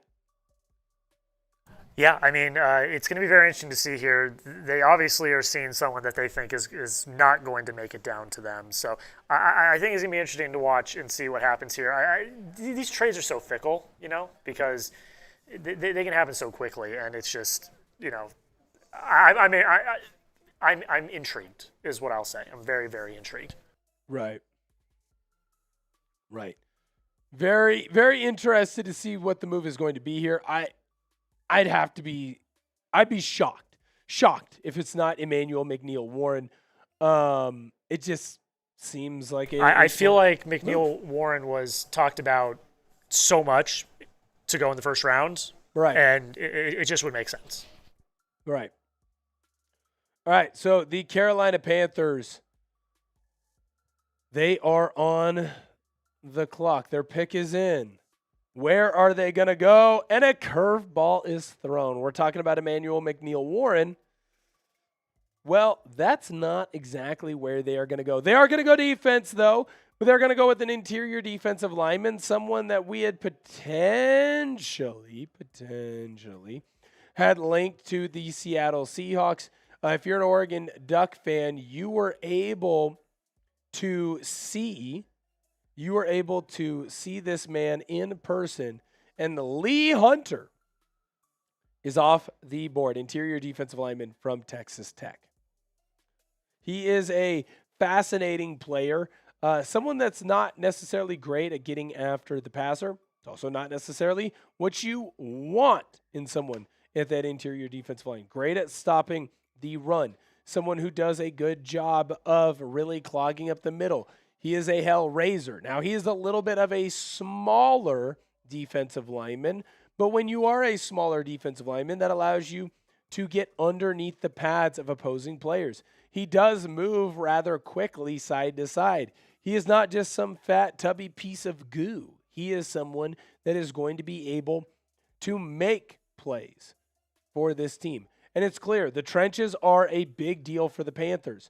They selected Monroe Freeling early in round 1. They're now selecting Lee Hunter in round 2. I like the trenches play here. I really like the trenches play here. If you like the pick, go down below in the comment section and hit that thumbs up button. We're trying to get over to 100 likes on Seahawks. Hit that thumbs up button. If you're over on NFL Daily, we're trying to get to what? Probably 1,000 likes. Pretty darn close to that. Go over there and hit that thumbs up button as well. Hit that thumbs up button. Yeah, yes, sir. Yes, sir. Fun day today. Obviously a little bit hectic. Obviously a little bit different. After you hit that thumbs up button, you're already down there. You might as well shout out your favorite team, hoping to see a lot of Seahawks people in there. Let's run another deal on Seahawks, by the way, or on NFL Daily. I'll do it on either. If we get a 50 cent in on either channel, I will do a beer bong. While you're shouting out your favorite team, a lot of Seahawk fans right now they're split. There's a lot of price arguments going on. We're not even to the point where we can shout out the Seahawks because we are very split on how we feel about Jadarian Price. All right, let's shout out your favorite teams, and we will talk about the first one we see. I'm looking at NFL Daily. I would assume, Will, that everyone's typing Seahawks over on Seahawks today. Lots of 12s. So we're going to take one from NFL Daily. So if you are on NFL Daily right now, spam your team, and we will talk about them. Let's go. Let's get them in. Let's get them in. Let's get them in. I'm going to give it 5. I'll give it 15 seconds. Let's get them in. Come on now. Yes. I'm going to give it. We just got 400 likes on NFL Daily as well, so thank you all so much. Keep them coming.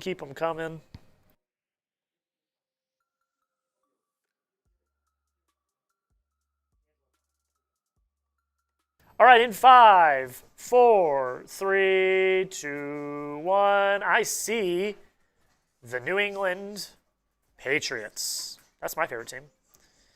I see the Patriots. Ooh, you want to talk about the Patriots? Yeah, I mean, let's talk about the Patriots. I'm interested. So because Talk about the Patriots coach.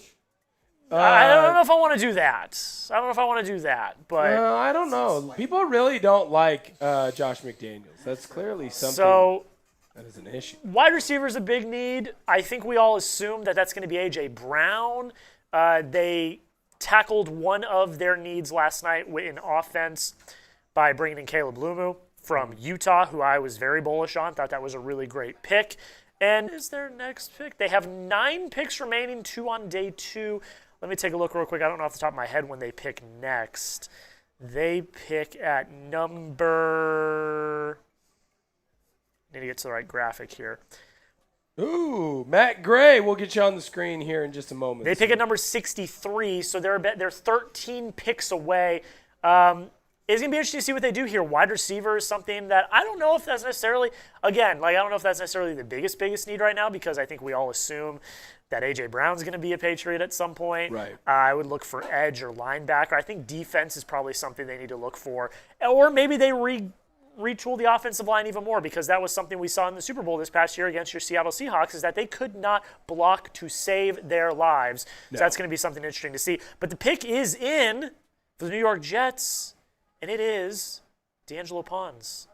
Let's talk about D'Angelo Pons headed to the Jets, one of Tom's biggest remaining best available players. Yes, so I like D'Angelo Pons. In fact, I really wanted him to end up in Seattle. So much so that I was hoping, of course, that the Seahawks would let him fall to them, or he would end up falling to the Seahawks. Not necessarily a let thing happen here. He is an undersized player, but that does not mean that he would not have success in the National Football League. In fact, I think that he's going to have a lot more success than people realize, because he is really good right now at playing in the slot. And it feels like when you look at the National Football League and the way defenses are going, you need to have guys that can play a couple of different positions. You need a couple of different guys that aren't afraid to play in the slot, but that can also play on they can also play, in my personal opinion, in a couple of different spots on the inside, outside, nickel, dime, outside cornerback, inside, wherever they need to be. And Pons is that type of player. I like this move personally from the New York Jets. What is the player comp? Oh, Aaron Glenn grabbed Aaron Glenn. I said this last night, and I'm going to say this again. I think that the Jets have had one of the best drafts so far, in my personal opinion. I'm very bullish on what the Jets have done so far. We can take a look at their picks here in a second. Don't have one of the graphics I'm looking for here. I'll say this, though, to be fair to the Jets, while they're having a good draft, 100%, is it also fair to say that the Jets, they kind of had to, if they didn't end up having a good draft, then they really failed, because all they have are holes. They don't have a true blue, hey, there's no issues here. You can just, like the Seahawks, right? Seattle has running back, Seattle has corner. Seattle, if they draft players in those positions, they are going to be okay. They are going to have some success. If they don't draft players in those positions, well, then Seattle might not have as much success as you may want. The New York Jets, they can almost shoot fish in a barrel here because whoever they pick is going to be a player that they need because they are so freaking weak.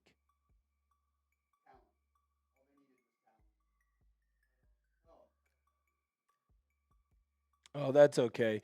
We're working on some behind-the-scenes stuff here. Yes, and I definitely appreciate that, sir.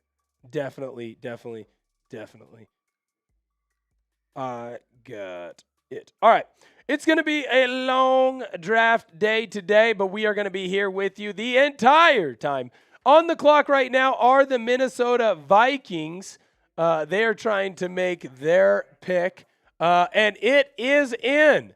Jake Golday, the linebacker from Cincinnati. Another middle linebacker is off the board. We're going through a little bit of a linebacker run here. You had Rodriguez to the Dolphins a few picks ago, and it's really like a trenches run right now. Outside of D'Angelo Pons, you saw Lee Hunter go off the board, Josiah Trotter, Zion Young, Derek Moore. You're starting to see teams turn into the front seven as far as where they want to bolster their roster, which makes sense given a lot of those guys have that second-round talent but are just kind of on the edge, right, of that true round one status. Right. Well, I also wonder, too, when you look at a guy like Golday, first of all, I like him, right? When you're going to get an interior linebacker, you need someone that has played quite a bit. It's the quarterback of your defense. You need someone that is going to be able to quarterback and get the guys in the right positions possible. So I want a guy who's been around a little bit. What I worry about is we've now seen Trotter and Golday go off the board, and neither is great at coverage. Yeah, and I think that you're getting the same thing just generally as like traits linebackers. That's kind of the same thing that you get with Trotter, traits, athletic, but the processing, right, is where they're still a step behind, the instincts, and that usually kind of shows itself most when they're getting picked on in coverage, whether it's by tight ends up the seam or, shifty slot receivers that can just find ways to create space against those guys. I like Golday. He's a good player, and the numbers on screen are pretty impressive. Mm-hmm. Him and Ivan Pace is an interesting kind of duo in the middle of that defense. They've been kind of looking for an impact player in those trenches. Jalen Redmond, a nice young defensive lineman for him. But beyond that, I think it's interesting to see a young player like him maybe step in, earn a starting job right from the jump, and produce on this Brian Flores defense. Very true. Right now on the board are the Green Bay Packers. Their pick is in as well. Again, we might see an unprecedented fall for the second year in a row. And I guess I shouldn't say unprecedented because that means it's never happened before. And the Shedeur Sanders fall last year, literally happened last year. But Jermod McCoy is continuing to drop. Now, the difference between him and Sanders is that obviously there weren't any injury issues with Sanders. There are injury issues with McCoy. But as McCoy continues to fall back and fall back and fall back, the question has to continue to get asked. How bad is his physical? How bad is his knee injury?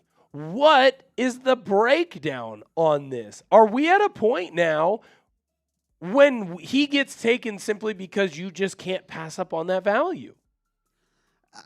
That's where it gets tricky, right? Because I think the deeper you get in the draft, obviously, once you get to like days 2 and 3, but day 2 in particular, I feel like you really start to see some of the differences in how different organizations evaluate players. Obviously, schemes play a factor, but just general, analytics factored in, team preference. How do they, prioritize certain positions over others within that offensive or that defensive scheme? So This is where you start to see teams get not picky, but just go for their guys, so to speak. Yes, because we're seeing a lot of guys that are high up on not just Tom Downey's best available draft board, but on a lot of others as well that are not getting taken. Yeah. Because the latest pick from the Green Bay Packers is going to piss off a lot of Seahawks. There's really not that much of a difference between Josiah Trotter and Jake Golday. Like, you're really going down to who you like more in that, not in that moment, but the lead up to.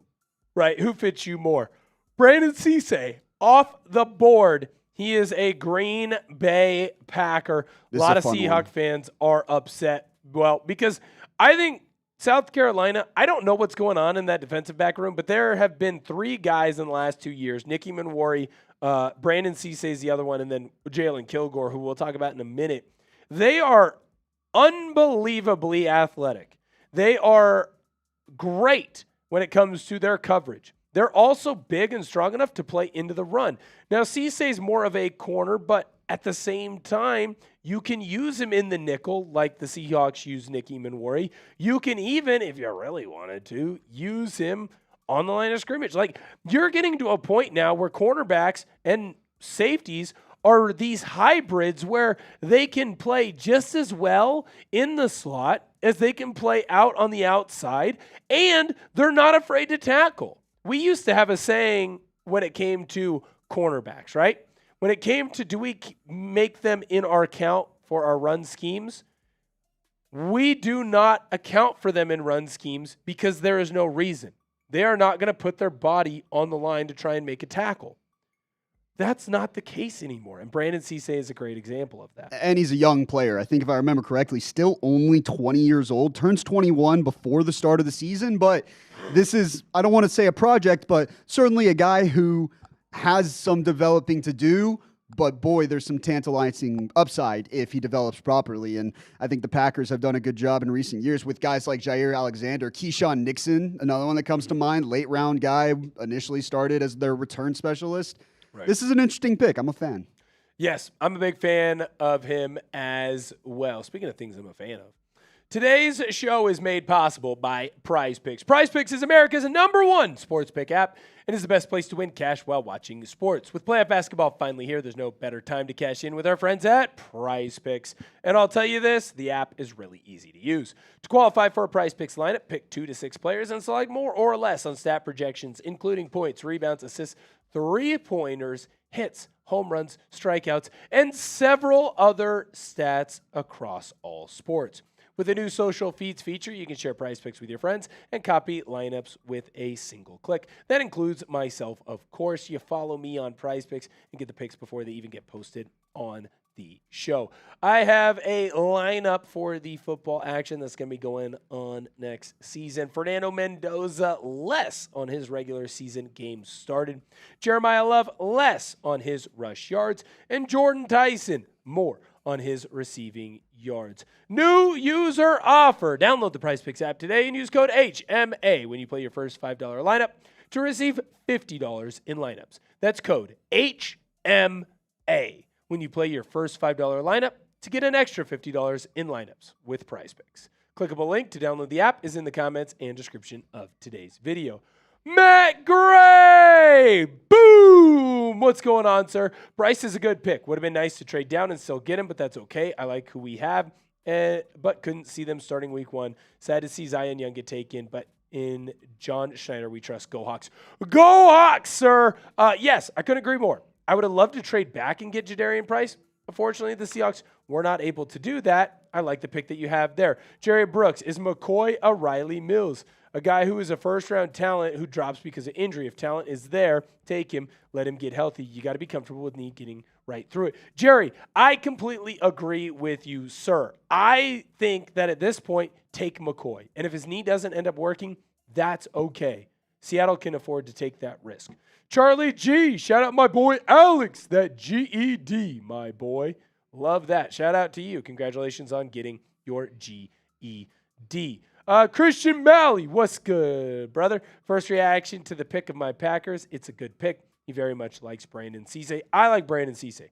I just don't like that we were, unfortunately, not the ones to get him. Shout out to everyone. If you want to be featured on the show today, you send in that super chat. Remember, I am doing a Merbonga for every 50 that gets sent in. If you're over on our Chat Sports main channel, every 50 subs, we are doing a Bean Boozle. You send in that 5, that gets you in the raffle. You send in a 10, we're going to talk about your team. If you send in that 5 or that 10 getting into the raffle, you are going to get some Chat Sports gear. Very cool there. Definitely something that you want. The pick is in for the Indianapolis Colts. enough dilly-dallying. William C.J. Allen. He is officially leaving Georgia, and he is going to be in Indianapolis. Colt has maybe the biggest chain I have ever seen. Shout out to him.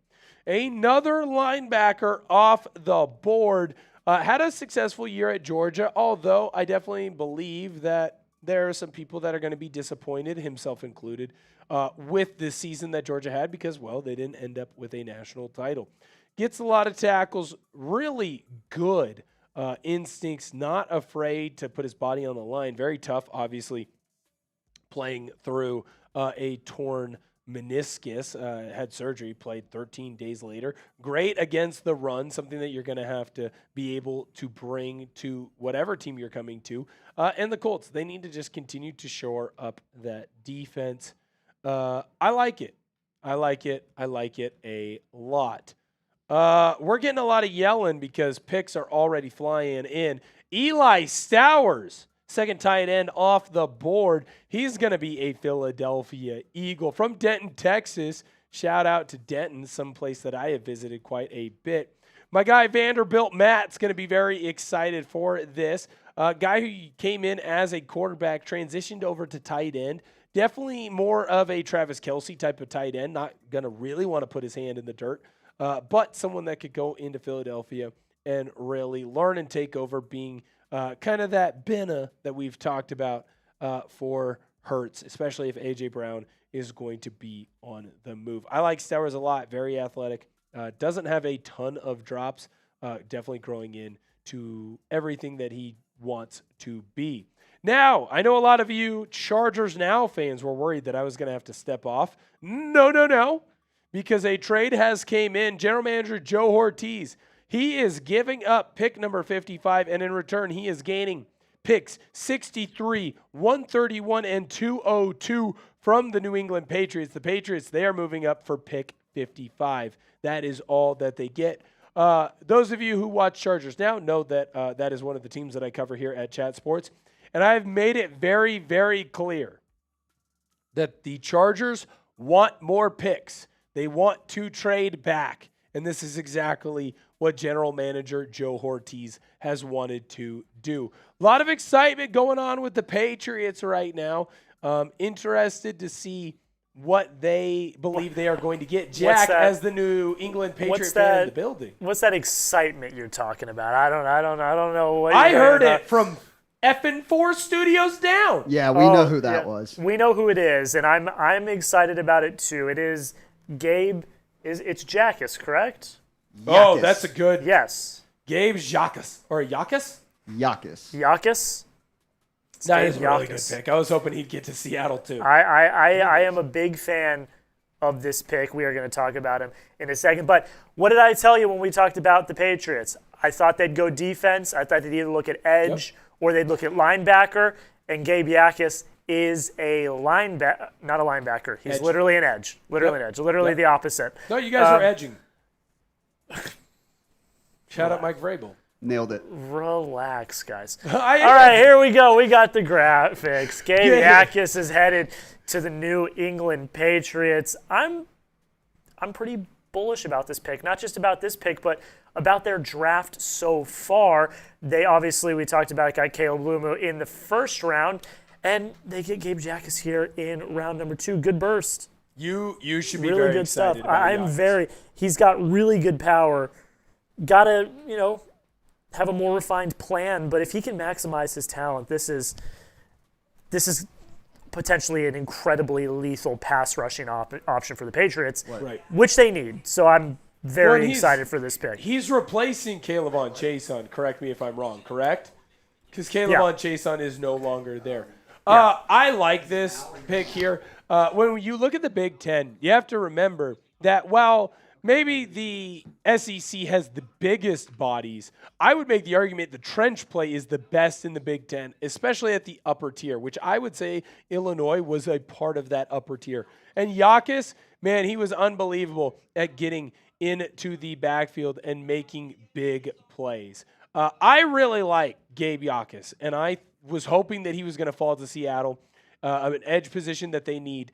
I think that you're going to be excited. Now, he doesn't always have the best plan guess what? A lot of young guys don't have the best plans. Think about you when you were 20, 21, 22. You didn't always have the best plans. You just said, hey, what works, and I'm going to do that, whether that was in school, whether that was at work, whether that was in your personal life or whatever. It's the same thing when it comes to edge rushers.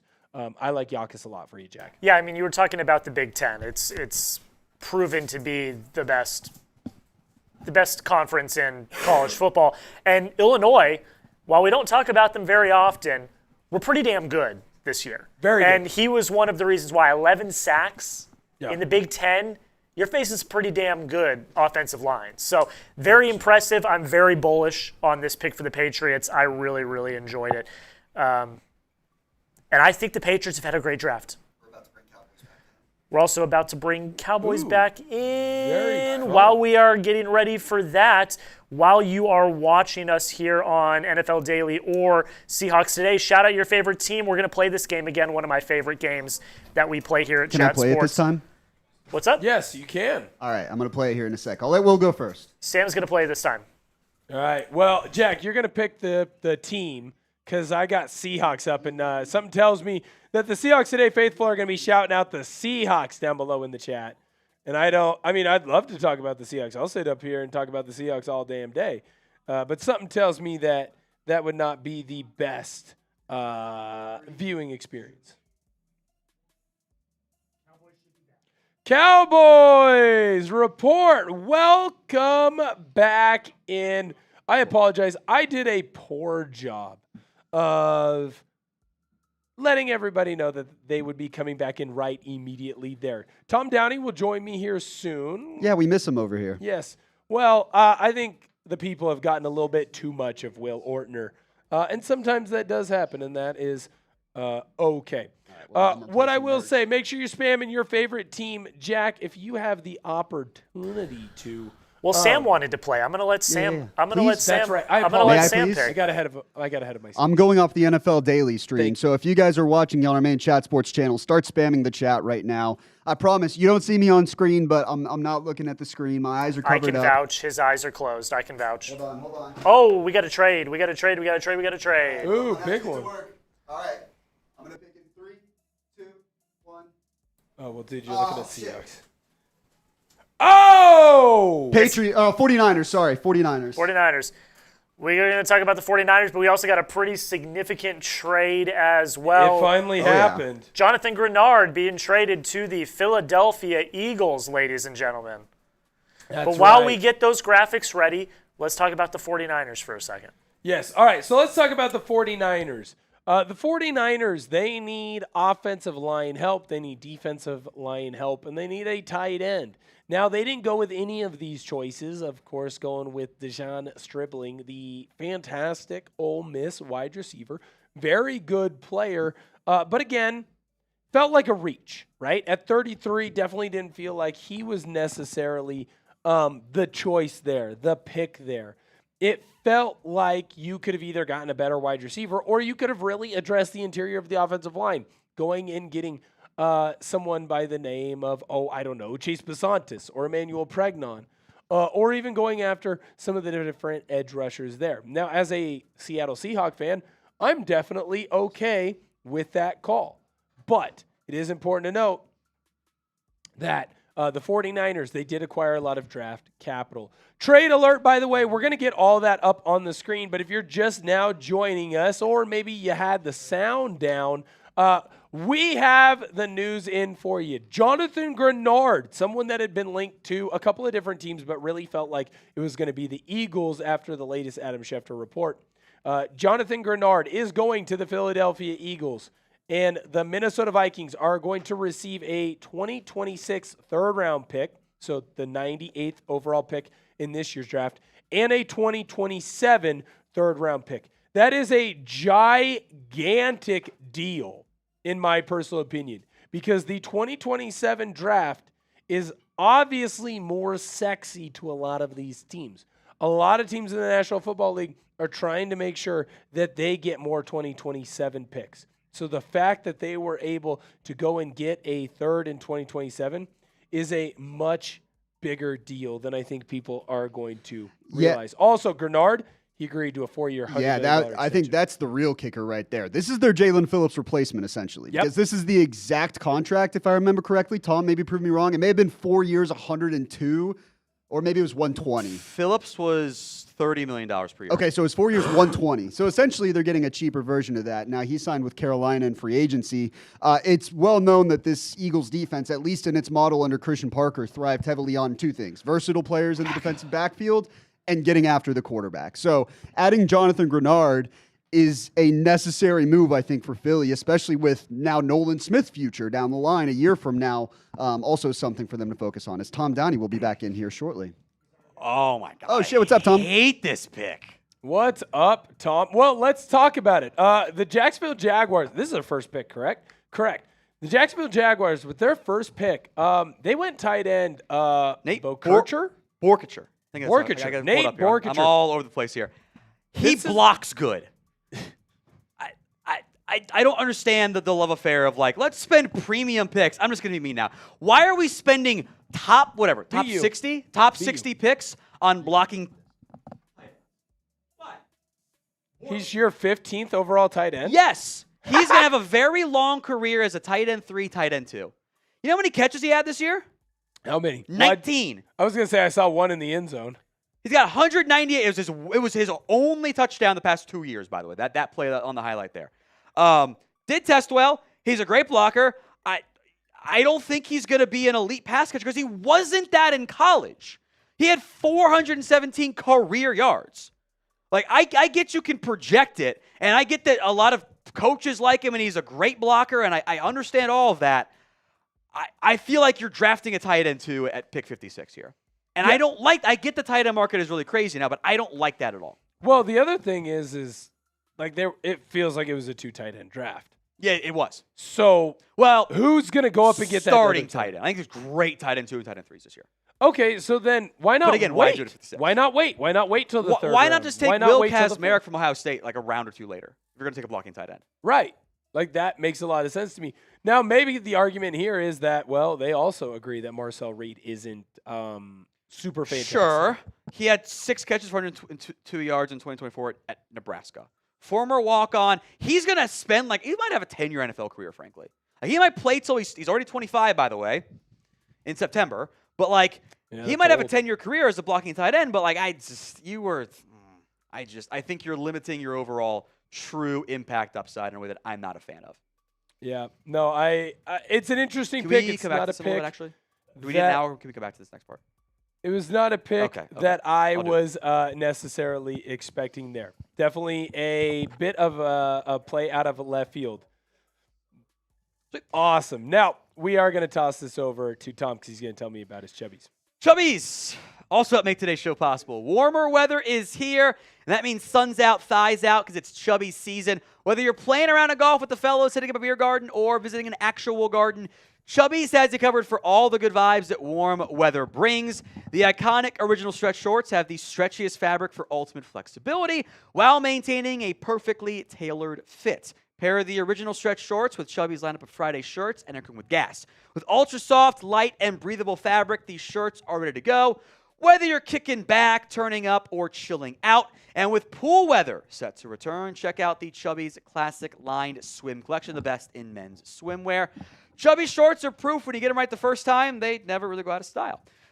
For a limited time, Chubbies is giving our viewers 20% off your order with code CHATSPORTS at chubbyshorts.com/chatsports.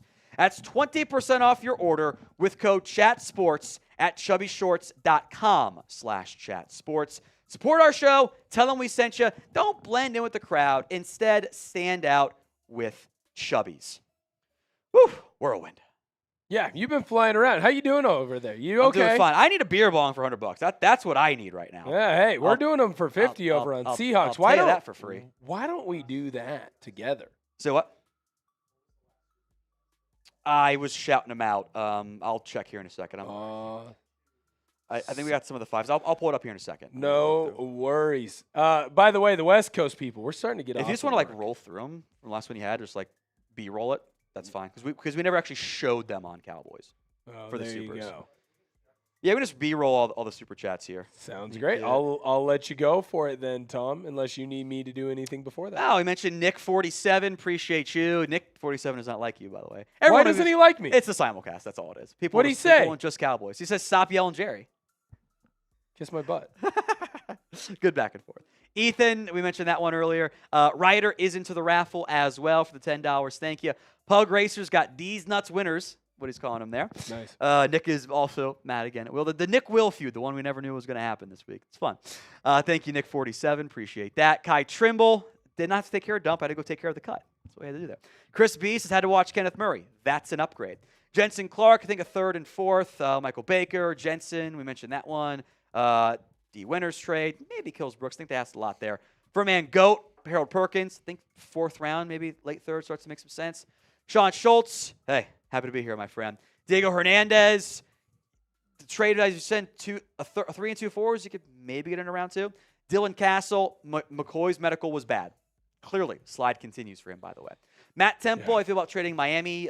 Both fourths for Brooks. I don't know if Miami wants that. Nick Morissette says, Jerry's cooking. Jerry's cooking. Jordan King is Warren or Hill Jr. there since top of the third round to trade up. Maybe he means Emmanuel McNear Warren, by the way. Caleb Proctor, I have him in the fourth round, a D-line out of Southeast Louisiana. Studio Rubio, longtime listener. You're a legend. Appreciate that, Studio. Marcos, keep up the good work. Happy for you, my friend. Diego, best prospect. We get obtain a pick 90. Check in again at like pick 70. I'll have a better feel for you. Chromo, Allen did go off the board. Speed, medical concerns on that one. Doesn't like Cowboys might have taken him if they lost Malachi Lawrence, by the way. That might have been their pick. Straight up early third or late second to get McCoy. I'm not going up for him. It's not my mind there. Thank you, JW Chosen, for both of those super chats. Bradley, it must be a good trade because Niners fans aren't happy. Michael, I'll respond to your email after today's live show. If McCoy's at 92, I think you kind of think about it, but I don't know if he's going to be. Noob Skybot, his Niners fans' friends are unhappy.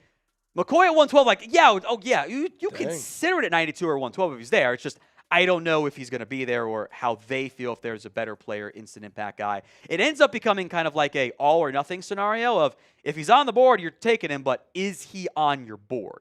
Sean Schultz, Winters, B+. And one word about the trade, progress. Thank you. The more we know this about the Eagles, how do they keep having picks to give? They trade well. Cowboys fan, top linebackers and corners. We'll check in the best available here in a little bit. That would come in next year. And then Cowboys fan 4, top linebackers, corners. We'll get to that. Sean, Tom is back. When is Will leaving? I'm sure the Seahawks are just saying stuff like, why is Tom here? Yeah, so it's the Milton Williams comp pick. You're right. No, the Seahawks Today people remember you from the old days. From the old days. And any Cowboys fans that have any issues, feel free to DM me. I'll let you know where my address is, and we can settle it later. Name and address. You know the lore here. You know the lore. Say what? We have some picks. First, we have a pick. Logan Jones, Remington Trophy winner. That's the nation's top center from Iowa. He is going to go to the Chicago Bears. I think if you're a Bears fan, you have to be fired up. You were in the Tyler Linderbaum sweepstakes, unable to get him in free agency. I like this pick a lot. It's a schematic fit, too. It's a schematic fit. Mm-hmm. And for the centers, we're all like kind of pick your flavor of ice cream. And for what the Bears seemingly want to do with Ben Johnson, the athletic move center, Logan Jones does that pretty well. He didn't get beat in pass protection, but that Iowa offense also, like, it does hide you a little bit. It's not always like, we're where we should be. And you got to be really bad at center when it comes to pass protection to where people are saying, well, we can't give this guy a contract. Like, it's center. Half the time, those guys are just trying to lose slow anyway. I did write down more athletic Austin Blythe, so I guess that's poor man's Tyler Linderbaum because they all went to Iowa. I was going to say, at some point, I think if you just take an Iowa offensive lineman, I'm just going to go, probably going to be solid. Great pick. I'm surprised he was the first Iowa offensive lineman taken, though. I thought Dunker was going to be the first one. I would have thought Dunker as well, or Bo Stevens. We have a trade. Right now, the Cleveland Browns, they are moving up to pick number 58. They are on the clock, and their pick is in, actually. They traded a third and a fourth-round pick to the San Francisco 49ers, and they got back today's pick, and they have a pick for tomorrow. Pick is in. And finally, off the board, Emmanuel McNeil Warren. He was third or second on your best players available. That's pick for He the is Browns? finally off the board. Great pick. I Yeah. love that one. I'm surprised he fell. I don't know if there was something behind the scenes that we didn't know about, or it's just safeties don't go early. We've seen that time and time again. I think that's a great pick for Cleveland. They did have room for one more safety. McNeil Warren, kind of the local kid. He went to Toledo. Could have transferred, could have left, and chose to stick around and not leave and be in the area, which I always respect when players do that there. I had a Jaquan Brisker athletic comp, and I think maybe it's because he's wearing a single-digit number or whatever. I think that works really well. 6 INTs, 7 forced fumbles. Plays a little wild at times. Like I'm going to lay out the shoulder and drill you, and dialed up a little bit there. Did miss 5 games in 2024 with a shoulder injury, so maybe there could have been some red flags on that one. I think he's going to be better in the box more than anything else, though. I wonder, like a strong safety type. I wonder if his version of the Jermod McCoy knee is the fact that he just played at Toledo, though, too. When you play in the MAC, look, not here to be a jerk, not here to attack anyone that played at the MAC. I played in the GNAC. No one cares about the GNAC, and no one's really good playing over at the GNAC that are still playing. Well, I guess Alex Kappa. But anyways, when you play at a lower level of competition, it worries teams from time to time. It does. So that could very easily be a reason why he ended up moving back in this draft. The Houston Texans are on the clock at 59, but before we even get to that pick, we do have a trade. The Tennessee Titans have traded with the Chicago Bears. They move up from pick number 69. Nice. It's traded again, Sam. Fourth time. We've 69'd 4 times. I love it. That is traded. And the 5th round pick, 144, that's going to go to the Chicago Bears from the Tennessee Titans. Titans are now at pick number 60. Texans selection is in. And as you pay no attention, what happened? I'm stalling for time. I don't see it. Who's the pick? Sam said, Tom, quote, I'm going to hake it. Let me be the first one to say it's it. the Texans. It's the Texans. Is this going to be a shitty tight end again? Texans pick is in. No, I'm not going to guess. Just put it up and I'll look. All right. I'll let you know when to look because I'm distracted. They are I'm laughing delaying. at me.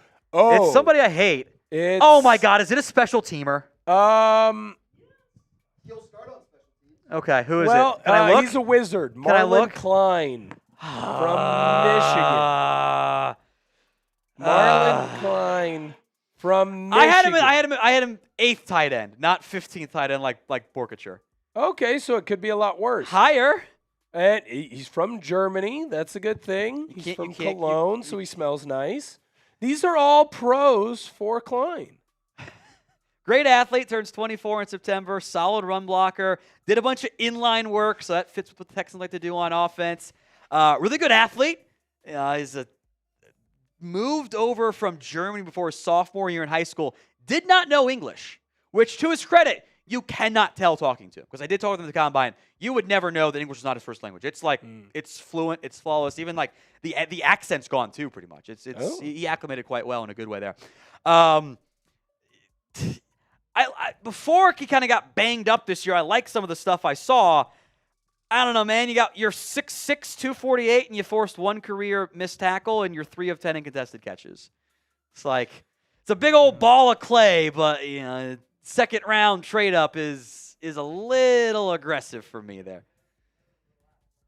I know Boss James is listening. It's fine. Is this one of those picks, though, where if he's in the right system, he grows? Like, remember, A.J. Barner. There's a lot of upside here. I would say, because, just remember, Michigan tight end, A.J. Barner, he was selected originally. He's going to be a blocking tight end. I'd make the argument he's Seattle's #1 tight end, and I don't know if they do as well offensively without him. He's an integral piece, so much so that he's easily tight end 1 for Seattle, has a touchdown in the Super Bowl. Where was A.J. Barner taken? Where was A.J. Barner taken in the draft? Oh, that's before my nerd time. Sam? I think it was a 6th or 7th round. 6th or 7th Take round? him there. Not in the top 60. Fair enough. All right, let's talk about who the Titans selected. They went linebacker. Anthony Hill Jr. is officially off the board. 4th round. Another guy from Denton, Texas. Shout out to Denton, Texas. A lot of guys getting drafted from there. Fantastic player for Texas. Obviously, probably leans a little bit too much on trusting his instincts, but Does feel like his tackling improved year after year. He's long, got a lot of upside, good blitzer. What do you say, Tom? I like the pick for Tennessee here. I think they need another inside linebacker. Hill was my best available. The athletic ability is awesome. Titans fans, I'm about to trigger you, so just be warned when I say it. The upside is as good as any linebacker in the class outside of maybe Sonny Styles. He's a freak athlete. He can run. He can chase. He can blitz. The instincts aren't where I need them to be. And you got the freak athlete who played at the team that used to be in the Big 12, and the instincts are great. And the athletic testing was also the comparison as well. I get Kenneth Murray vibes here.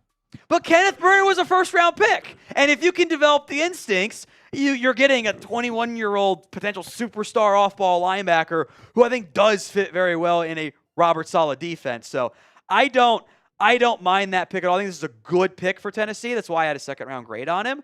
But it's just a little bit – there is some downside. And you're wondering why he didn't go in round 1. I had him 45 overall. So, again, I love the pick. It's an A-plus pick. Just some of the athletic traits are, I don't love the athletic traits are awesome, but the instincts can kind of be a little wishy-washy at times. I owe a beer bong, by the way, for the Cowboys report.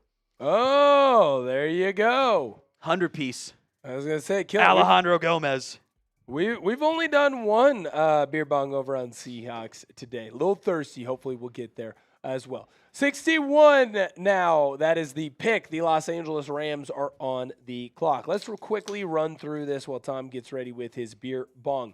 Today's picks: Dejon Stribling, wide receiver, Ole Miss to the 49ers. Chase Besantis, guard, A&M, Cardinals. TJ Parker, edge, Clemson, Bills. Caden McDonald, D-line, Ohio State. He's going to be a Texan. Colton Hood, he's going to go to the Giants. The more I look at that pick, the more I like it. Trayton Stukes, he's going to go to the Las Vegas Raiders. Denzel Boston, wide receiver, going to the Browns. R. Mason Thomas, he is going to be an edge rusher for the Chiefs. Cassius Howell, I like that pick a lot. Edge rusher, Texas A&M. He's going to the Bungles. Christian Miller, defensive line. That's a slur. Georgia. We're not supposed to say slurs. Oh, I'm sorry for saying Bungles. I'll never bungle that again. He is going to be a St. Miller, that is. Jacob Rodriguez goes to the Dolphins. Derek Moore, I like that pick a lot. Edge rusher, Michigan. He's a Lion staying in the great state of Michigan. Just visited Detroit for the first time. Loved it. Zion Young, edge rusher from Missouri. He's followed by another Missouri player, linebacker Josiah Trotter. Trotter goes to Tampa Bay. Young goes to Baltimore. Jeremy Bernard, wide receiver, Alabama. He's a Steeler. Avian Terrell joins his brother, going to be in Atlanta. Lee Hunter, he is a interior defensive lineman from Texas Tech. He's going to be a Panther. D'Angelo Pons to the New York Jets. Cornerback from Indiana. Jake Golday, linebacker, Cincy. He's going to be a Viking. Brandon Cisse, he went off the board to the Green Bay Packers. Cornerback, South Carolina.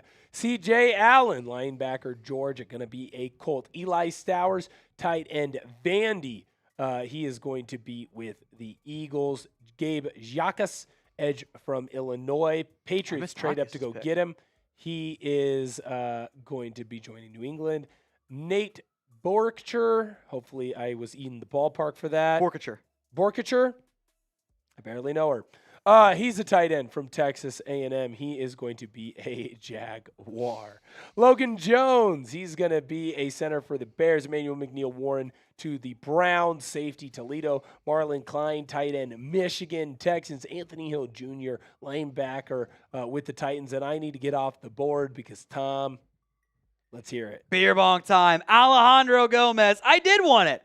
I always want a beer bong. $100. Here we go.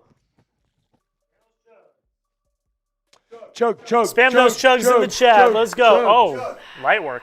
Ripped through that one. Ooh, there you go. There you go. Thank you, Alejandro. What a burp. Pick is in at 61. Yeah, I mean, everyone knew how deep this tight end draft was and that everyone was going to draft a tight end in the second round. I thought it was going to be a third-round run or fourth-round run, not day 2. Max Clare.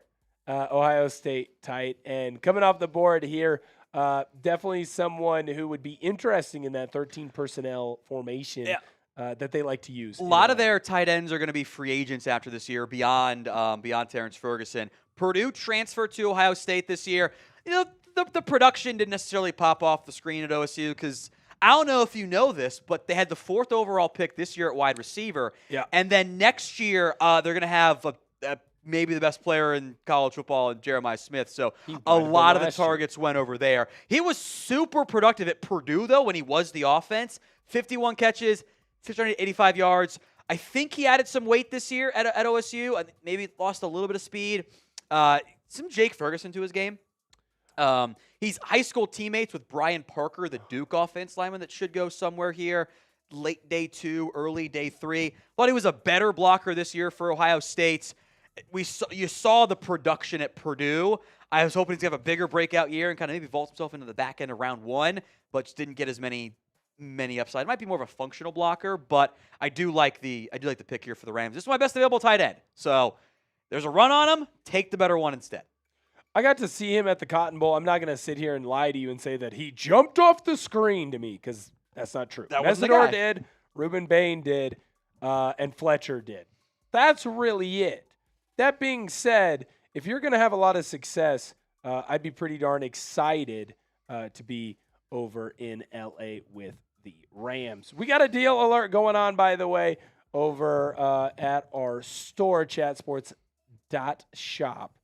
$49. You spend that, you're going to get $10 off. Essentially, that ends up being a T-shirt and a T-shirt, a T-shirt and a hoodie, a T-shirt and a hat. You spend $49 or more, you're going to get $10 off. We're going to put those links in all of our chats, but I am specifically going to hype up our new T-shirt in just a second. But I do kind of want to cede the floor here to you, Tom, just so you could play. Chat Sports has tons of gear for you guys. We've got the Married Into This gear. We've got local team gear for so many of our channels. Married Into This is chatsports.com/married. Simplest answer here, I figure, producer Jack, is just head over. Links in the live chat, both on Seahawks Today, on the Cowboys Report, on Chat Sports, chatsports.shop. All of our gear is available. The deal alert today is you spend $49, you get $10 off on any item. That does include the Downs to Dallas gear, which is discounted for today as well. So that price is going to go up after today. I believe the Jadarian Price shirt is also a discount. I think the Bailey and the Jets is also on sale. I cannot sing for shit. Yes. But links in the comments section. You can double dip, by the way, on the Married Into This gear. 25% off the Married Into This merch, and you can still get $10 off if you spend $50. So go check it out, see what you want. Links in the live chat across the board here. I might pin that. I'm going to pin that one in the live chat too, because that's going to be available for the remainder of today. So hop on in there. I deleted the pin comment like an idiot, but we're set up there. Trade, it looks like here. Is that right? Trade? Oh, yes. We have another trade. The Bills are now on the board. They're going to be picking at number 62. Denver Broncos. I still don't believe we've seen them take a pick yet. They're going to trade back. They're moving to pick number 66, and they are going to gain an extra third-round pick at 66, and they are also going to have an extra 6th round at 182. Moving out of round 2 there. So yeah, I forgot. forgot. I just want to pick for my horses. I love horses so much. That is true. The Broncos did get the Jalen Waddle as part of it. So that is good call. That is fair. That's very fair. That's very fair. So good call. Bills at 62. We have the pick in here. I'll announce this one then because I know it's a trickier name than most people. So actually, I'll wait till it gets on screen. I was going to say, I think I actually, I think I got can say it. his You think name. you got it? All right, take it away. You might be able to convince me if I'm wrong. But this is cornerback from The Ohio State University, Davison Igbinosun. He got it right. All right, nice job. I know. Look, I should have given you more credit. Hawkinson accent does F me up from time or two, but I do know a little bit about this fine corner from The Ohio State University. I like his length. I don't like that he has to use 2 mouthpieces. That doesn't seem the most safe to me, but that's just kind of me there. Vibes. Swag. It's fine. Oh, you're right. Young kids. What I will say about him is why I wanted him in Seattle. I had him mocked to Seattle a couple of times. He's a little bit of a bigger cornerback. He is. And that's something that Seattle does not have. Now, I don't know that I would have loved him at pick 64, but I'll tell you right now, he is a guy that as he learns to use his feet more than just use his hands, he is going to improve. And if he had done that a little bit earlier, he would not be a day 2 guy. Yeah, I think you're spot on because this is one of the most grabby players in college football you will see. He was better this year, but there are also plays like, we're not going to be this time.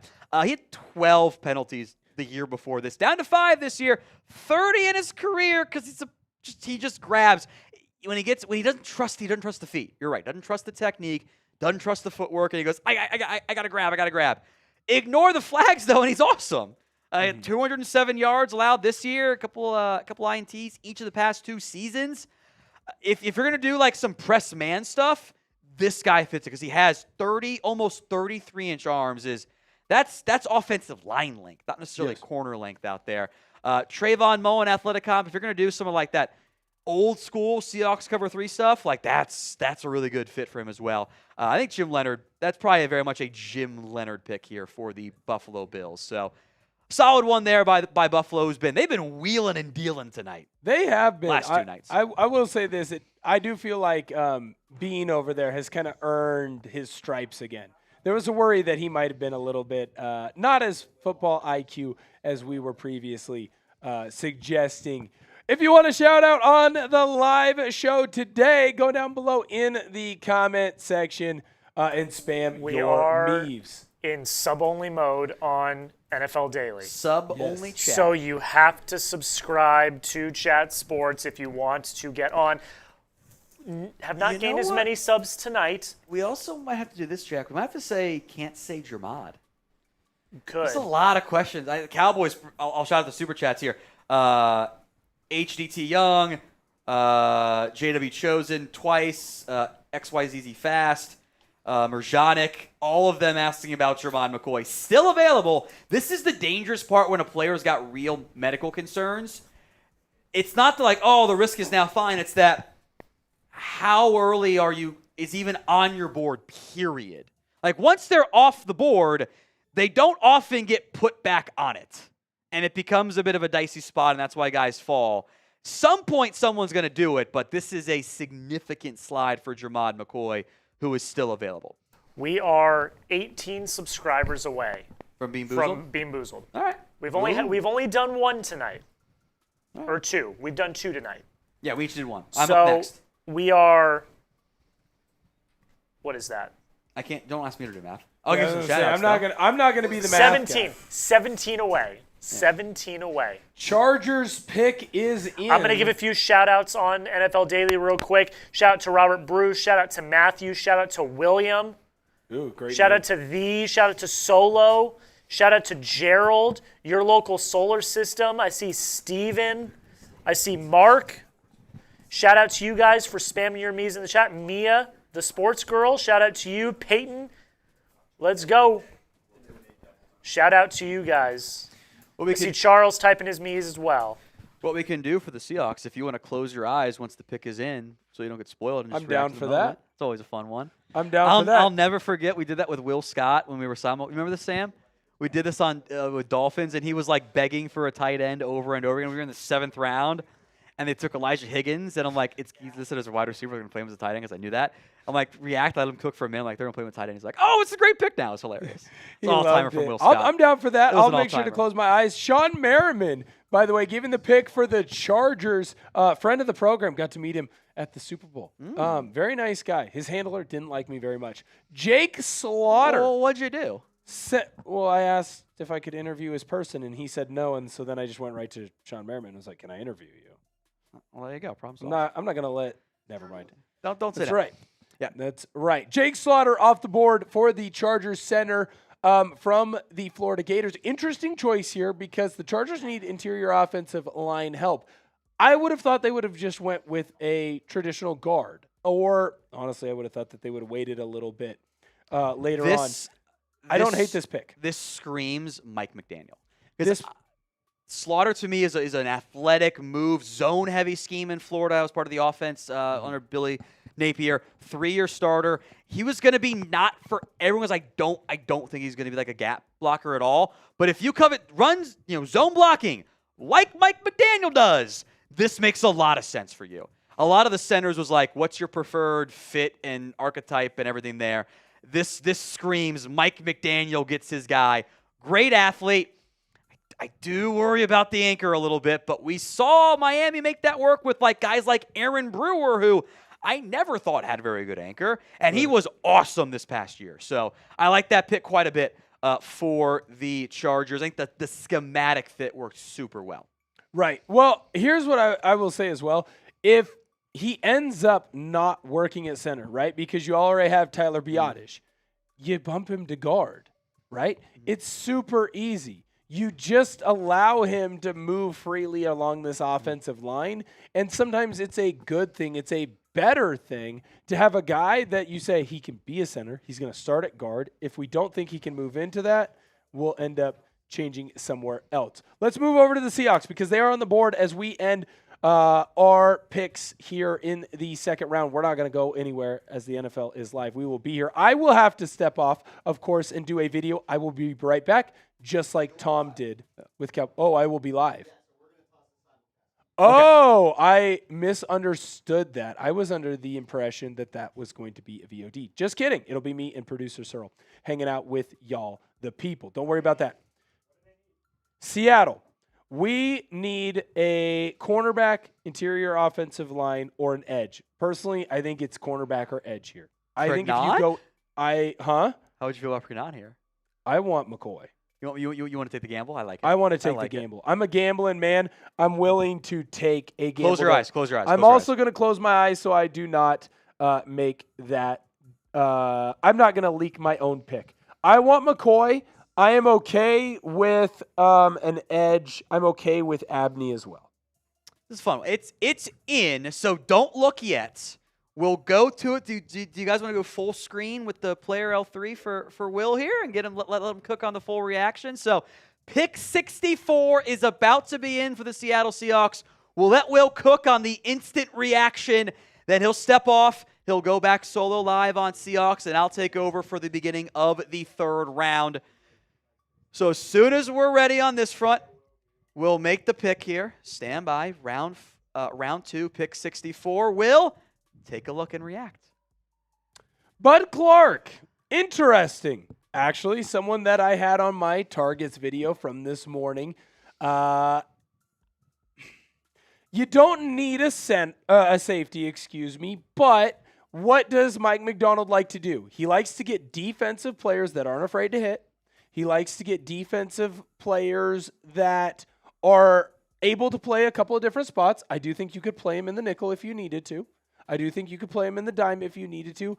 I am surprised he hasn't really been linked to Seattle, but I don't hate this pick here. So Seahawks fans may be triggered by this. The first athletic comp, throwback Medea Williams, if anyone remembers that one, hats off to you guys. I had thought this player was going to be super good as like this nickel safety hybrid. Marquise Blair. How about, I know Seahawks fans might not like that one as much there. He is a takeaway machine, though. 15 interceptions over the last 4 years is absurd. Right. So I think something Seattle doesn't have. Right. That is something Seattle does not have. All right. So I'm being told right now from our producers that I'm going to take a quick step off. We are going to be live still on Seahawks, right? You're going to give me and producer Searle a few minutes. We'll be hanging out with you. You'll get to hang out with Tom, and then you'll be joining Searle and I back momentarily. Just like the old days. So stand by, Seahawks Today fans. We'll be back on live, breaking down the pick here in just a second. In the meantime, thank you, Will. You can step on off, my friend. Round 2 is in the books. Max Clare, Davison Igminoson, Jake Slaughter, and Bud Clark rounding out the picks here. I got to make sure I'm caught up on the Clark graphic there. Yeah, I think we're good there. We're all set. Round 2 is in the books. You want to go rapid fire prize picks here and then get to the IG, or do you want to do the AIG here first? Oh, they do something silly they did? All right. Oh, I assume it's Carson Beck when you're saying, oh, they did it. It's Carson Beck? Yeah, of course they took Carson Beck. I don't understand it. So, we're linking it here. Cardinals taking Carson Beck at the top of the 3rd round. Pick 65 overall. I don't know.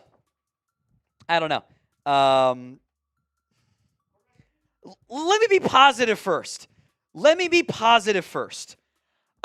Good size. He's almost 6'5". He's 233, 10-inch hands. He has a shorter arm length at 30 and 5/8 inches, but that actually allows for a more compact release. Tons of experience as a starter.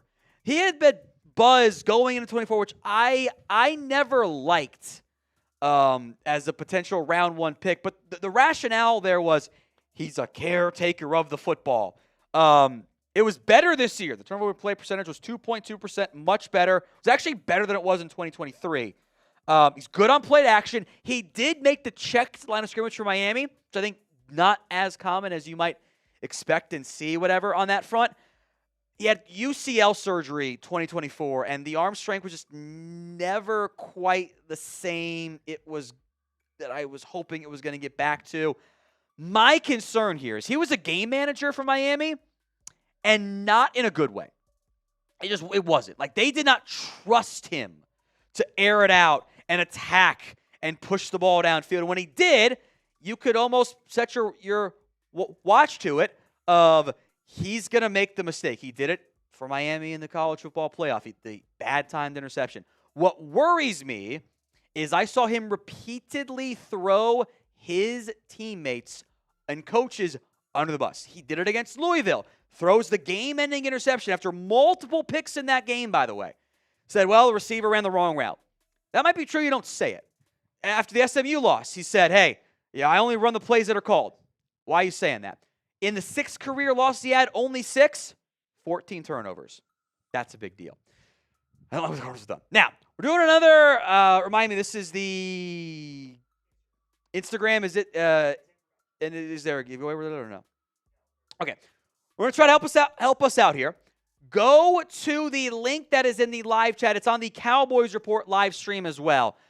Instagram post from Prize Picks. We want you to comment Cowboys Draft. So head over to that Instagram post. I will do my best to give shout-outs on the Cowboys side, knowing it can be a bit wonky and chaotic and everything over there with sometimes these will pull through. What's up, Sam? And by the way, for the fans watching on our main channel, our NFL Daily stream, we're going to put that same link in the chat. Put your team and draft. So if you're a Cleveland Browns fan, for whatever reason, God forbid, you can put in Browns Draft when you type in your comment. You can do it more than once, by the way. We just want to show Prize Picks all the love. Just signed on with them as a massive partner, and we want to make sure they know how the Chat Sports family gets down. So go ahead and get after it. We would really appreciate it. Obviously helps us a lot around here. There we go. Link is in the live chat as we are simulcasting right now on the Cowboys Report and on Chat Sports. I get to ride shotgun with you. You get to ride shotgun, buddy. Whatever you want to say is fine with me. I'm going to give some shout-outs. Do you want to come get a stool and stand where Will was standing? No. No, I don't like how that's going to look framing wise. I'm literally going to get frame modded. You're going to get frame modded. Right there on the spot. I'm going to give some shout-outs on this real quick. Shout out to AJ Den saying Giants draft, Frosty Boy saying Bears draft. I see Eli Barrow with Giants draft, Cody Patriots draft. Burden Space is with Bears draft. TB is doing Patriots draft. Trevor Patriots draft. Stave Vikings draft. Eli Giants draft. Happy to be me is going with Giants draft.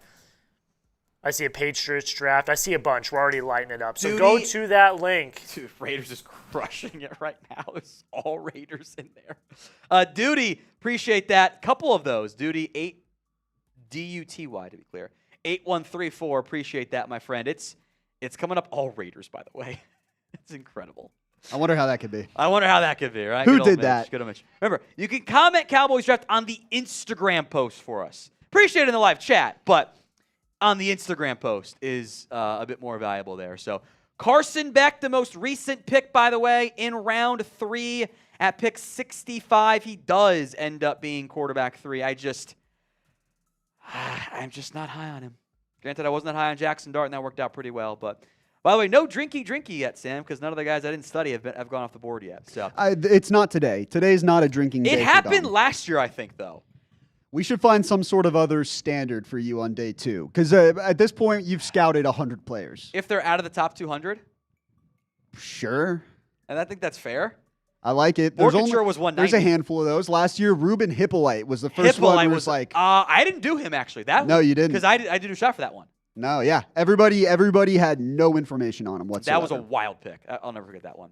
All right. We appreciate Prize Picks sponsoring us here on Chat Sports and the Cowboys Report. The playoffs are here for basketball, hockey, baseball underway. It's time to cash in with Prize Picks, America's #1 sports picks app and the best place to win cash while watching sports. The app is easy to use. You pick more or less on a few player stats, lock in your lineup. Simple to use, by the way. I'm a big fan of it because it's fun to do. Shout out producer Jack for cooking up this one, little season-long football lineup here. Fernando Mendoza, less than starts, 6.5. Jeremiah Love, less than rushing yards. That's a very high more than less than. And Jordan Tyson, more than receiving yards as well. Power play or the flex play. Prize Picks now has early payouts. Your player gets off to a hot start. You have the option to cash out those winnings before the game even finishes. Prize Picks available in most states, including California, Florida, and Texas. Join millions of users and South America's #1 sports picks app. That is Prize Picks. New user offer. Download the Prize Picks app today with the link in the comments section and the description of today's show. Use code HMA. You get $50 in lineups after you play your first $5 lineup. That's code HMA to get $50 in lineups after you play your first $5 lineup. Coming up in the third round, we'll go through some of the picks here and go to the big board. Okay, Seahawks, we're going to see ya. Appreciate that, Sam. Will Ortner going to take over full-time for the Bud Clark pick breakdown right now. What's going on, Seahawk fans? Seahawks today is presented by Prize Picks. I told you I'd be back. It's myself, producer Searle, and the Seattle Seahawks officially have a new safety in the building.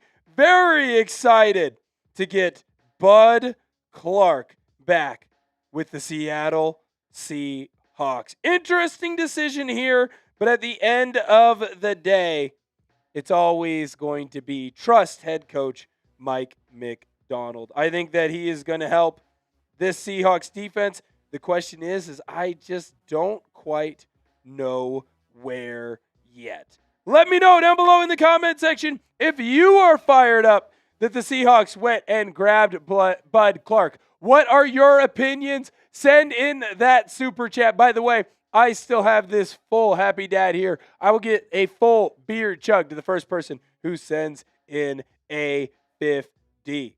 Thank you. My guy, we're going to have a fun topic here because I think the Seahawks today, faithful, are not super thrilled with some of the choices that the Seahawks have made. Obviously, I'd be remiss if I did not introduce the most important man of the show. He's working the scenes behind, making sure that the Seahawks faithful know exactly what they are getting themselves into. Producer Searle, introduce yourself. How's it going, everybody? And let the people know. Grade the pick down below in the comment section. Is it an A, B, C, D, or F? What are your opinions? Producer Searle, initial reaction, instant reaction. I'm not going to lie to you. I haven't had much time to react. I've been making a lot of highlight cuts for our different channels here.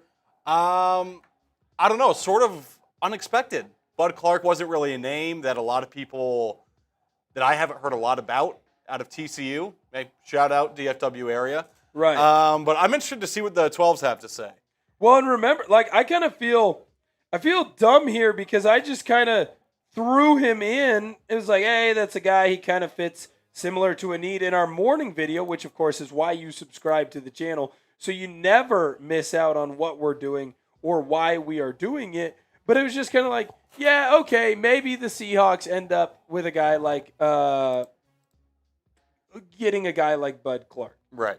Maybe that's a guy that they could potentially target if everyone else is off the board. Maybe that is someone that they would be interested in.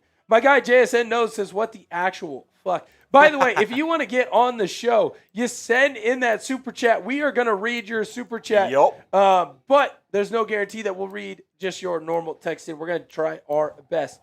Obviously, the people have been clamoring. My guy Jerry Brooks has been asking, where is producer Cyril? Happy to get Yes. you in the building back with us. Of course, we do really appreciate that. Interested to hear what the people have to say.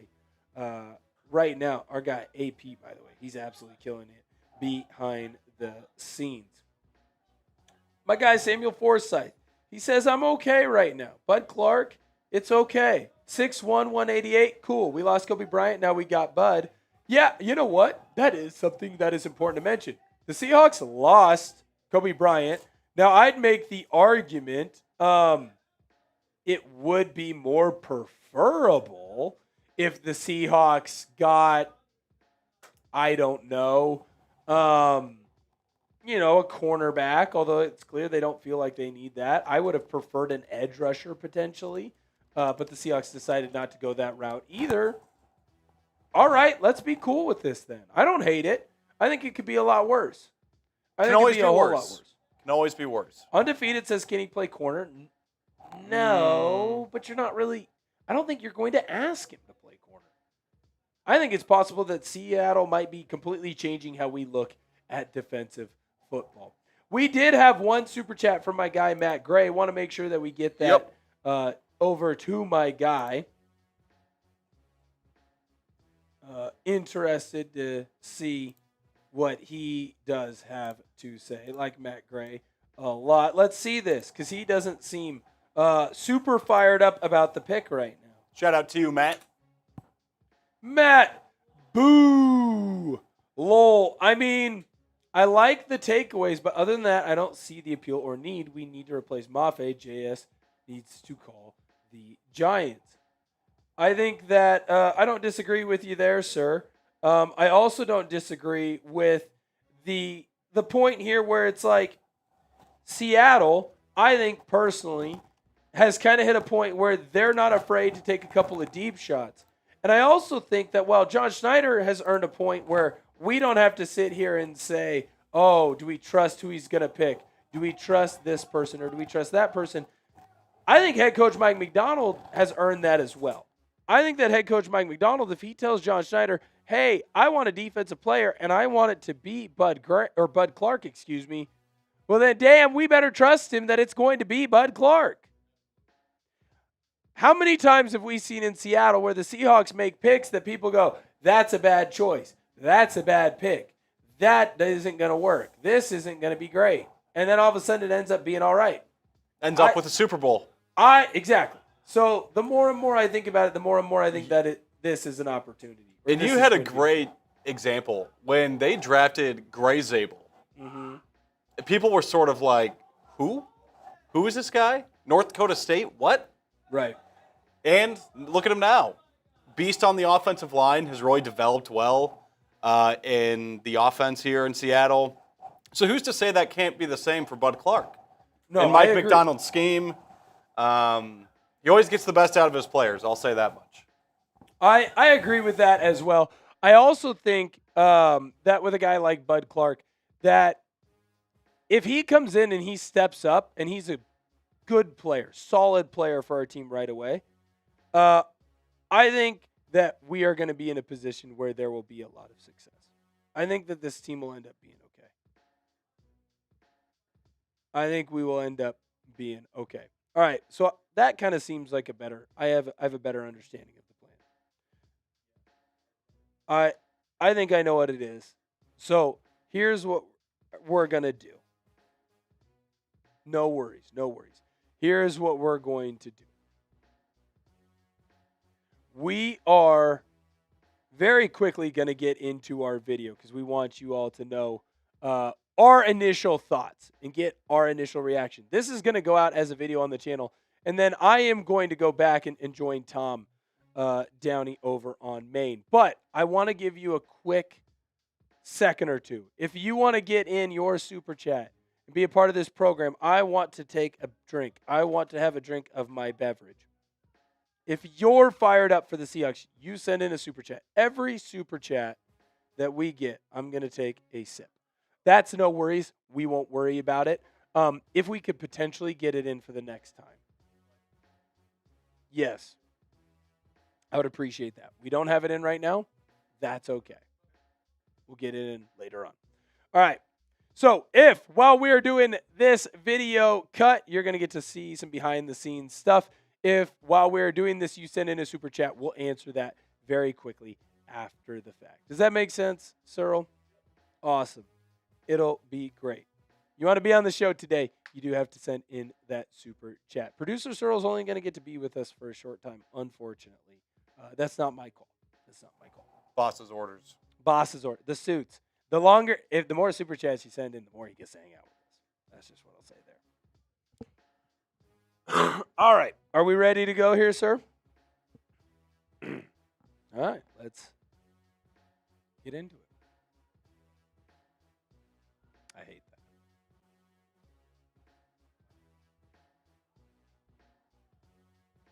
Seahawks Today is presented by Prize Picks. I am your host, Will Ortner, and it is day 2 of the NFL Draft. The Seahawks have made their selection in round 2 at pick number 64. Bud Clark, safety out of TCU, is officially a Seattle Seahawk. And of course, I would be remiss to say this is why you subscribe to the channel. We don't want you to miss out on any of the draft news. As soon as the news broke on who the Seahawks were taking, we put out a video on the channel. It was in the short form. We are now going through that long form video right now. This is why you subscribe to the channel, so you don't miss out on any of the news or the rumors around your favorite team. All right, so let's look at Clark because, well, he's not someone that I think a lot of the people expected the Seahawks to take, but they don't necessarily do a lot of conventional things. Now, he's a 6-year senior, but he did spend a lot of time over at TCU where he had a lot of success. He is a strong player. He is someone that is a good size. He's great at being a ball hawking type of safety. That is something that the Seattle Seahawks do not have right now on their team. When we look over here to his scouting report, I think this is important to note, that in 4 years, the last 4, Clark was able to go out and get 15 interceptions. The Seahawks do not have that player on their team right now. Now, he's great at understanding where the ball is going to go, and that's what allows him to get those interceptions. But he definitely needs to improve upon his risk-taking, I guess I should say. I'm not opposed to a guy like Bud Clark taking risks. I'm opposed to a guy like Bud Clark taking unnecessary risks. And right now, it definitely feels like he did that too much over at TCU. So it's very interesting to see how Bud Clark is going to fit into this squad. He's also definitely going to help push forward and push along someone like Ty Okada. Before I dive into more of his stats and more of my initial thoughts, I do want to let you know that today's show is made possible by Prize Picks. Prize Picks is America's #1 sports picks app and is the best place to win cash while watching sports. With playoff basketball finally here, there's no better time to cash in with our friends at Prize Picks. And I'll tell you this, the app is really easy to use. To qualify for a Prize Picks lineup, pick 2 to 6 players and select more or less on stat projections, including points, rebounds, assists, three-pointers, and several others across all sports. If you're more of a baseball guy, you can choose stats such as hits, home runs, and strikeouts. With a new social feeds feature, you can share Prize Picks with your friends and copy lineups with a single click. That includes myself and producer Searle. You follow us on Prize Picks and get the picks before they even get posted on the show. I have a lineup for the football action that's going to be going on over the next season. Fernando Mendoza, less on his regular season game started. Jeremiah Love, less on his rush yards. And Jordan Tyson, more on his receiving yards. New user offer. Download the Prize Picks app today and use code HMA when you play your first $5 lineup to receive $50 in lineups. That's code HMA when you play your first $5 lineup to get an extra $50 in lineups with Price Picks. Clickable link to download the app is in the comments and description. Thank you guys so much for hanging out with us. You hit that thumbs up button if you are excited for the newest Seahawk to be in the building, to be up in Renton. So let's dive in more on what's going on here with Bud Clark. Now, he is a safety that had a lot of success at TCU. He's a guy who's been around college football for quite some time. So I understand that while some teams might be a little bit risk adverse because, oh, hey, a player, he's had injury issues in the past. Oh, hey, that player, he spent more time in college football. I don't think that that's really going to hurt Clark here. In fact, let's look at what Dane Brugler of The Athletic has to say because I think he comes up with a couple of good points. Clark is overly responsive in coverage, but he brings range and ball skills to the back end of the defense and makes more plays than he misses. He has field safety starting potential and can hold up at nickel. Essentially, what getting Clark does is it allows the Seahawks to be the ultimate amoeba defense. It allows the Seahawks to not make it clear what they are going to do in the back end. You have a guy in Nicky Manwari who can play the slot. You have a guy in Devin Witherspoon who can play the nickel, a.k.a. play the slot. You have another guy in Bud Clark now that can play that nickel as well. In fact, what makes Seattle so great is the fact that you don't have an opportunity to predict where they are going to come from. Now, Clark is going to be someone who has to play more of the back end because he's not going to be able to blitz, right? But that doesn't mean he can't be a nickel. That doesn't mean that he can't be a dime. And that doesn't mean that he can't be given the opportunity to really grow into that role. Again, this is an off-the-wall pick. It feels a little bit like a heat check, but I would caution Seahawk fans right now, do not despair. Let me know what your one-word reaction to the Clark pick is down below in the comment section. I know right now in our live chat, there are a lot of people that are not excited. I know right now in our comment section, there are going to be people that might not be super thrilled with what the Seahawks are deciding to do right now. In fact, I saw someone comment, worthless. That's a thumbs down from me. This is not a worthless pick. My reaction here is let's be cautious. So my one-word reaction is cautious because I think it's easy for Seahawks fans to think that the sky is falling. Remember the 2012 draft? We got an F grade from Bleacher Report. Bleacher Report said that draft effing sucked, and the Seahawks did not do well in it. But guess what happened from that draft? Bruce Irving turned into being a very good player. Bobby Wagner turned into being a Hall of Famer. And Russell Wilson turned into being a borderline Hall of Famer as well. He's kind of fallen off that sense. So just because draft grades or your initial reaction isn't what you expect does not mean that a player is going to be bad. Now, there's a lot of room for him to grow. It's not necessarily the most ideal or necessarily the pick that you were expecting.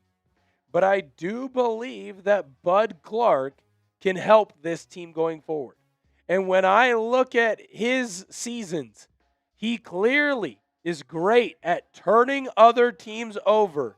And that's rare for players to be able to do.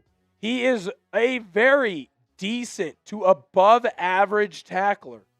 He is a player, in my personal opinion, that if used correctly and the defense gets molded around him, is going to help push our squad forward. The Seahawks are going to continue to get better. And I don't hate this Bud Clark pick. In fact, in my personal opinion, I think that when he gets added into the safety room, you are going to see him instantly competing with Ty Okada. And that's a good thing. I believe that Ty Okada is a starting caliber safety for the Seahawks. I also believe that Ty Okada is going to be able to help push this team to a position where we're having a conversation, is it Bud Clark? Or is it Ty Okada to be that starter? Or is it Max and Hook? Or is it Thomas? Or is it Finley? Or is it Bell? I believe that Clark is going to add into this team in a way that we don't necessarily expect. And if I have to be the guy that stands up here and gets yelled at and gets tomatoes thrown at him because he's a little bit too high on the team, then I'll be the guy who's a little bit too high on the team. Let me know what your grade of the pick is down below in the comment section. I'll have a deeper dive on the pick in just a little bit. We'll make sure that we get that out on the channel before the day ends. Let me know what your opinion is down below in that comment section. In my personal opinion, the more that I think about this, the more that I go and I dive into what type of a player that Clark is, the more that I read about him, the more that I learn about him, the more that I hear other experts talk about Bud Clark, the more that I realize that this is a better pick than people realize. So in my personal opinion, I would say that this is a B+ pick. I think that Seattle has said picks be damned, position value be damned. I want to make sure that I get the player that best fits my team. And that's what John Schneider has clearly done. So when I look at Bud Clark, I think it's a solid B+ pick. I think it is a solid B+ pick. Thank you guys so much for viewing today's video. We are going to have that round 3 pick video out later, and of course our draft grades. This is why you subscribe to the channel. We got videos out every single day. We're working tirelessly for you, the people. Hit that sub button. Help us out. Make sure that we continue to grow. Thank you guys so much for hanging out with us. Can't wait to see you next time. Boom. There we go. Hopefully I was able to talk some people off of a ledge there. That was wild. You had me on the edge of my seat. That was very, very wild. Very Indeed. wild. Not exactly the pick that I was expecting. And right now people are upset. They're saying, oh, they threw a pick blindfolded. They threw something at the wall blindfolded. I don't know that I completely agree with that, but I'll tell you right now, it definitely feels that's sick. It definitely feels like the Seahawks are in a good spot. I definitely think that they are in a good spot. I get it. It's a bit crazy, but I do like it. A little bit. I think they'll be okay. I think so, too. I think they will be okay. Producer Searle, any initial thoughts? No. I really haven't been able to wrap my head around this. But I am interested to do a deep dive a bit later on. Find out a bit more about Bud Clark. Mm-hmm. You know, played in the Big 12. Not the best league in football. Obviously, Big 10 and SEC. But, you know, I'm interested to see how his game translates to the big leagues. And if there's anyone who can coach him up, it's Mike Macdonald. If there's anyone who's proven us wrong before, it's John Schneider. So I think it comes off as a bit like, what the hell? Right. But in the end, I think let's just all take a deep breath, and I think we'll be all right. No, I agree totally with you. I think it's going to be okay. Like I said, if we don't get a super chat here quickly, we are going to have to pop back to me over to Maine, correct, Producer Searle? Yep. And Producer Searle would not get to hang out with us. That would be unfortunate.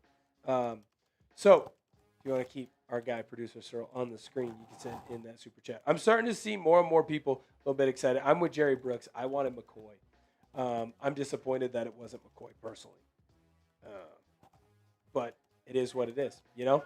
Yep, absolutely. At the end of the day. It is what it is. Yep. No worries, sir. No worries at all. In fact, let's I do believe that we probably should get ready for that, unfortunately, because we do have other deals as well. So Producer Searle right now is very quickly going to get in contact. What will happen here on Seahawks Today, you will again see the great Tom Downey. And Who's the better Tom? And that's the real question. Oh, you, of course. I'd never hurt you like that. Oh, thank you. I'd never hurt you. Means a lot. I'd never hurt you like that. Means a lot. 441. That's pretty damn good. 40. So what we are going to do there, obviously, you will see the great Tom Downey, and then I will pop on over on our NFL Daily channel as well. It'll just take 1 second. Yep, I'm just waiting for confirmation from our guy Sam. No worries. No worries. I'll also have to rip a very, very quick short because the Chargers, they got someone. They got the great Jake Slaughter. I'm going to say, you want to talk about things flying. We should be all good, by the way, in the day 2 pick. Cool. Jerry says, I really wanted McCoy. I really wanted McCoy as well. Yep. I really wanted I feel McCoy like that as is like a well. consensus amongst us 12s. Could not agree more. Yeah, McCoy would have been awesome. Moving through some other picks going on. Antonio Williams, wide receiver out of Clemson, going to the Commanders. The Cincinnati Bengals taking cornerback Takario Davis with the 72nd pick. Cornerback out of Washington. And then another Georgia Bulldog is off the board. Oscar Delp, the tight end, going to New Orleans with the 73rd pick. Wow. Yep. Wow. You're seeing a run on tight ends that I don't think anybody expected. Yeah, absolutely. It's getting the fact that McCoy has fallen completely out of this draft is shocking. Oh, it's shocking. I feel for the guy. That's tough. That is horrible. How bad is that knee, dude?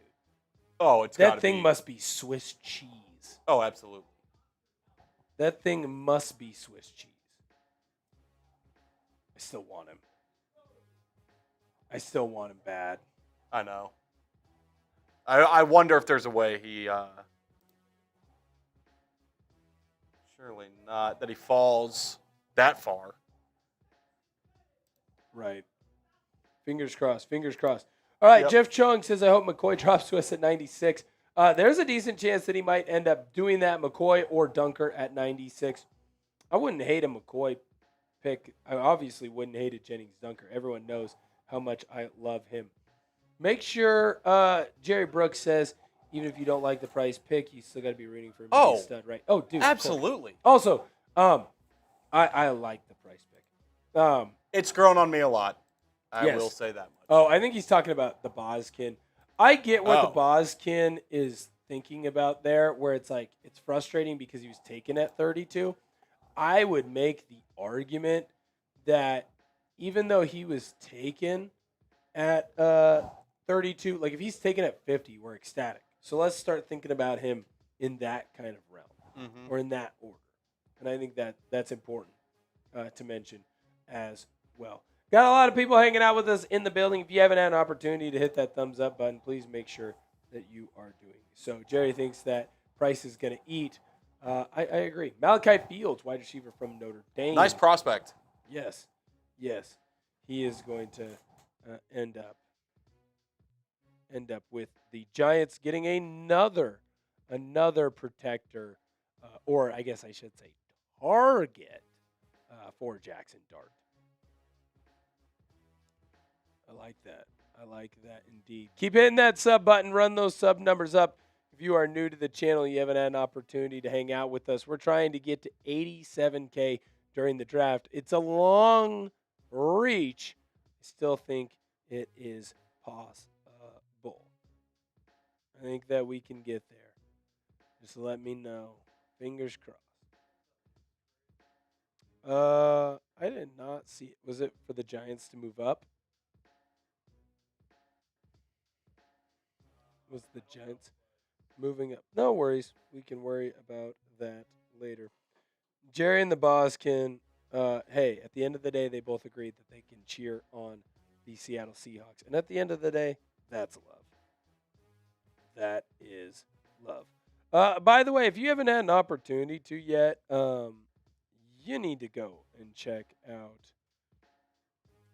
this guy here. The Price is ...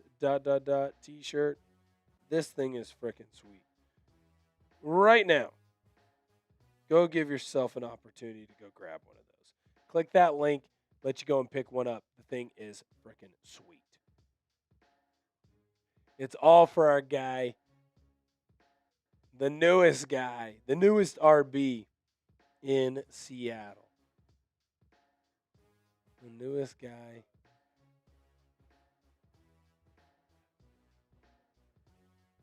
Then we get to hang out. So we get to hang out. While he's trying to figure out all that stuff, we get to hang out.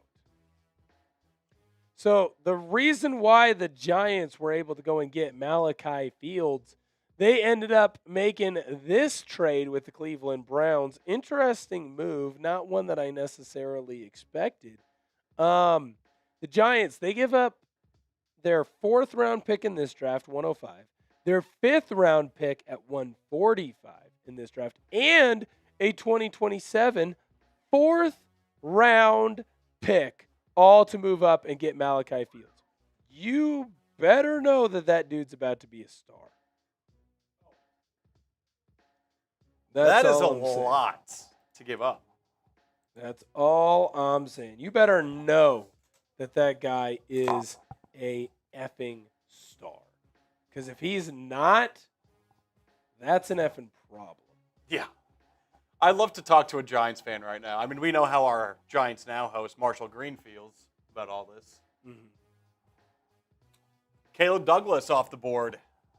Texas Tech wide receiver going to Miami. I didn't get a whole lot about him. I didn't get him. I didn't think that he was necessarily all that great. Dylan Peck, who did you want at 32? I wanted McCoy. I wanted McCoy at 32. I wanted McCoy at 64. Dude, his knee has to be Swiss cheese. There's no way that his knee is not ready to go. I simply do not get it. I'll just say that. Yeah. I simply do not get it. The more and more that we go through this, the more and more that I realize this draft is just going to be crazy. Seahawks. It already is. It's 20 it's picks been. away. Ooh, 70 says he thinks it's both knees. Interesting. Could Dunker be on the board later? Producer Searle, what do you think? Say that again. I'm sorry. You think Dunker's going to be on the board there at 96? I could see it. And let me tell you, I would love that pick for the Seahawks. Dude, I love Not him. only- First of all, I love his hair. I was going to say, not only for the flow, Yes. but for the production as well. Yes.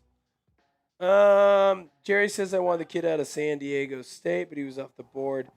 Just got to give the value on the board. Seahawks say Price. I trust the scouting department. I think that's a good take to have there, Jerry. I really do. Like I said, I was on with Q13 Seattle today. If you haven't gotten an opportunity, definitely go and check that out. They do a great job over there. I have some thank yous that I have to send over to that crew. But we talked about it, and it's like the way I view Jadarian Price. You're going to the store. You're hungry. And you go.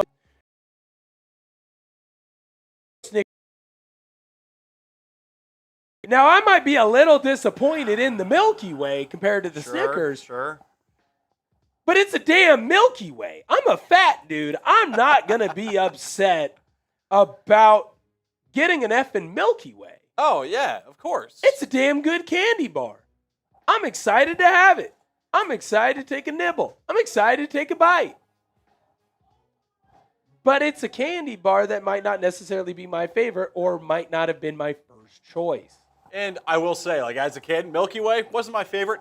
It's grown on me over time. I like Milky Way so much. Oh, I love them now. I'm a big fan. But Jadarian Price, one of those picks where it's like, okay, I hope you grow on me over time. And I think he will. He will. Well, like if he goes off and has 1,000 yards next year, Mm-hmm. I think we're going to be all right. I think we're going to be all right.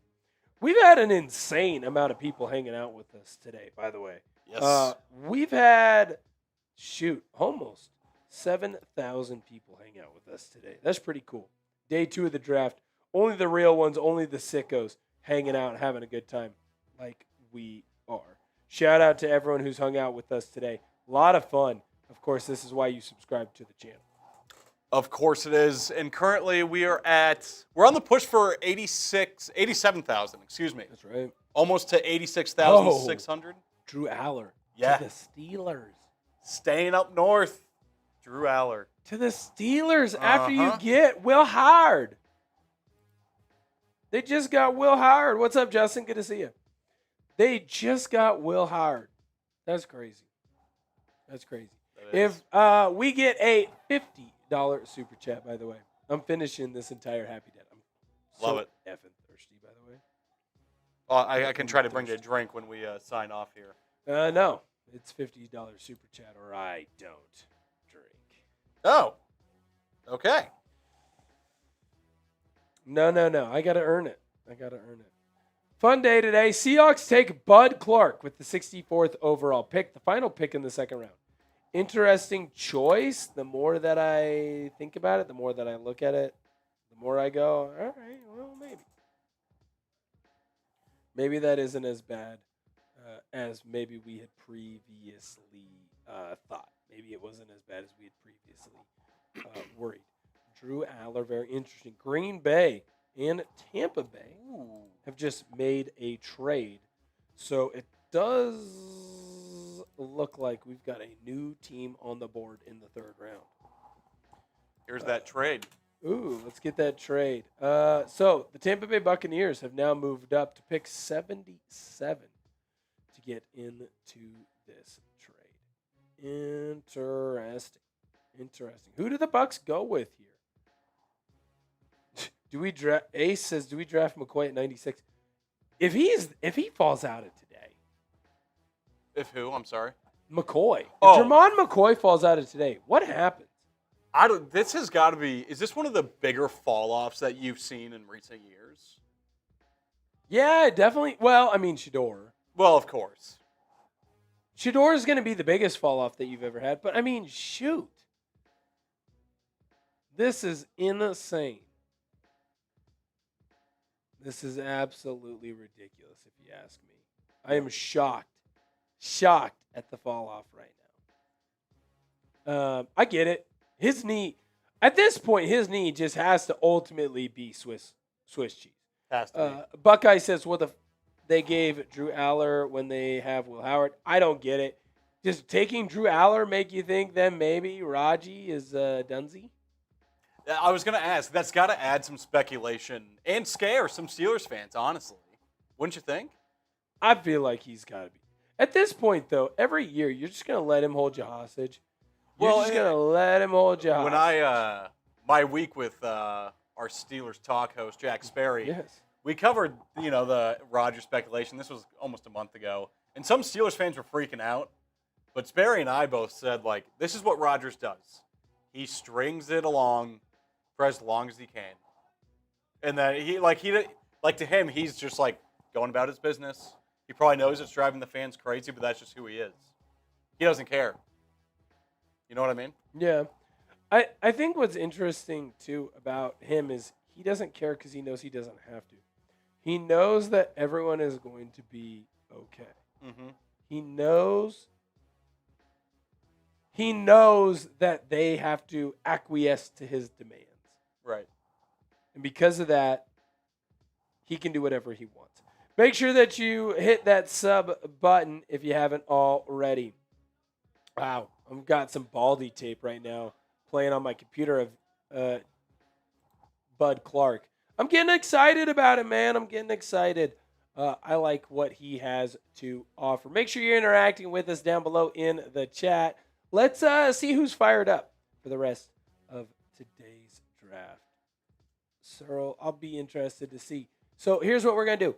If you are fired up for today's draft, go down below in the comment section and spam your me's. Dalen Everett is the new talk. Dalen Everett. Interesting.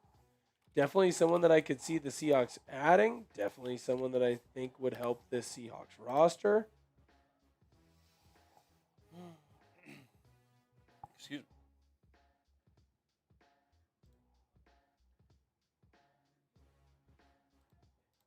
Definitely someone that I think would be a big deal. Milrow needs to be let go, says Brandon. Draft Nussmeier. No, we will not be taking Nuss Meyer. Spam me if you love the Seattle Seahawks. Go down below in the comment section. Spam your me's. I'm interested to see who's down there with us. Who will the Seahawks take at pick in round 3? Even if you don't like the pick, but you still love the Seahawks, spam me for us. Justin, shout out to you, man. Shout out to Moolah. Shout out to the Boskin. Shout out to Brandon. Shout out to Jim. Ooh. Shout out to Dylan.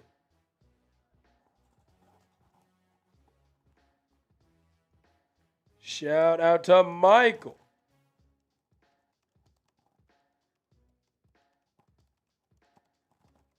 I got a new poll going, by the way. I'm asking y'all, if given the opportunity, should the Seahawks draft Jermod McCoy? I'm interested in hearing what you have to say. Deny Dennis Sutton still on the board as well. I don't believe that I've seen him get taken yet.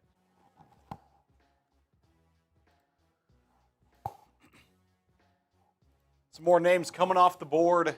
Chris McClellan. Yeah, that's an interesting call there. McClellan, he is a defensive lineman from Missouri, someone that we've talked about on a couple different channels. Here, AJ Halsey, whatever, I say his name wrong every time. Safety from LSU, he's off the board to the Colts. Ooh, and we even have another one. I don't know if it's in yet, but I've just been made aware. Zachariah Branch, staying in Georgia. He's going to the Atlanta Falcons. Yeah, we might be hanging out with the people for quite some time because, I mean, shoot, at this point. Right? At Sort this, of what I'm... At this point, well, it does mean that we'd have to film. We'd have to double film. Yep, that's true. It's not the end of the world. No.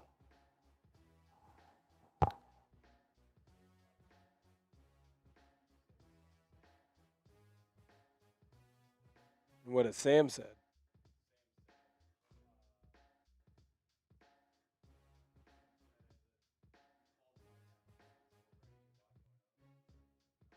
Hi. Well, we are live. At some point, I'm supposed to get back to Maine, but it's low priority right now. And our highlight cut is now, well.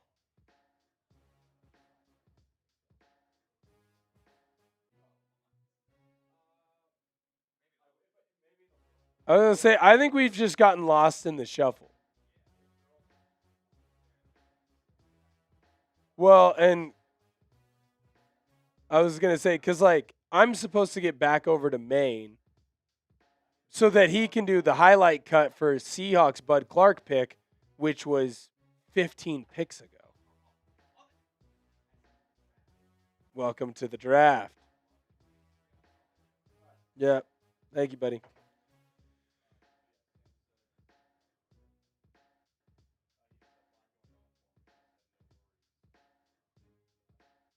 Okay. I guess we're here. And if it ends up having to be a double video, it'll end up being a double video. And we can just use the copy that we already have. But that's okay. All right. Thank you, Jeff, for spamming me. Let's do a deal, Searle. I have a full Let's make a deal. I have a whole full happy dad. First $20 super chat. I am going to chug this happy dad. I did see it. I did see it. All right. So before we have to sign off, because I am going to have to go, well, here's what will happen. Seahawks, make sure that you stay. Don't go anywhere. I'm not going anywhere. You'll see. Oh, we're close. The man himself, that's a 10. Yep. No worries. All right.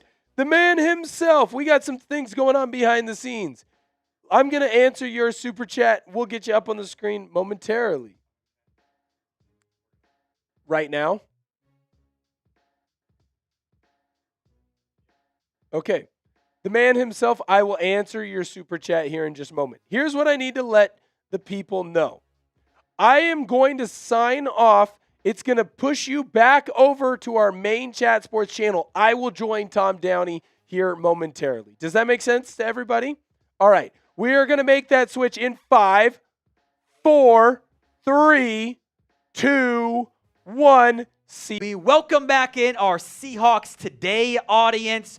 Will Ortner will return here in just a little bit. Catching you guys up on the third round picks so far. Carson Beck got us going at 65. Tyler Outten got us going at 66. Kieron Crawford, 67 to the Raiders. Markel Bell, Eagles, the offensive of Miami at 68. 69, nice. Sam Roush, the tight end from Stanford. Melo Height to the 49ers out of Texas Tech. Antonio Williams out of Clemson, the receiver to the Commanders. Takario Davis to the Bengals at 72. Oscar Delp, the tight end run continues. Georgia, the new tight end for the Saints. Giants shut up from Malachi Field, 74. Stunner, Caleb Douglas goes 75. Drew Aller goes number 76 to the Steelers. Chris McClellan, Missouri defensive lineman to the Packers at 77. LSU safety A.J. Halsey to the Colts. Zachariah Branch, a receiver out of Georgia, to the Falcons. And another wide receiver, Jacoby Lane, from USC to the Baltimore Ravens. Sam loves it when I do the looks like Tarzan, plays like Jane. I did not have that in my notes because there has been production. 745 yards this year, 4 TDs, 12 touchdowns last year. But you see a 6'4", almost 6'4 and a half, 200-pound receiver with 32 and 5/8 inch arms. Thinking this guy should be with 12 TDs last year, this guy should be a contested catch machine. He should dominate above the rim. And he didn't this year. He was 10 of 23. His career's 50%. He gets bothered by press way too often. And there was a character red flag from Dane Brugler's Beast that, quote-unquote, Scout told Dane, got to adopt a pro mindset in a hurry once he gets to the NFL. 4.47 40-yard dash. The upside here is really good for Jacoby Lane. It's the consistency, apparently off the field as well, that's going to have to be developed a little bit more as we move forward. And I think the fit can be intriguing for 2 reasons. One, to your point there about the off-the-field stuff, I think Jesse Minter seems like a pretty solid guy in terms of working to wash some of that stuff out. Comes from that Harbaugh tree, discipline, all the things that you want out of a man type of thing. So I like that idea. Also, just as a compliment to Zay Flowers, the pure on the field, I actually really like. That's a decent 1-2 punch as far as what you're looking for. Just down. By the way, shout out to Zuluwu on Cowboys. We've got a couple supers we can get caught up on when there's a moment to do so here. Ravens at pick 80, so the Jags are back on the clock now. Pick number 81. Keep shouting at your team in the comment section. Will Ortner, for you Seahawks Today fans, will be back on here in just a second. You want to pick the team, Jack, or should I? All right, let me pull it up right now. We'll shout your team, and then I got to pull it up here. Yeah, go ahead. I'm here. I'm hijacking it.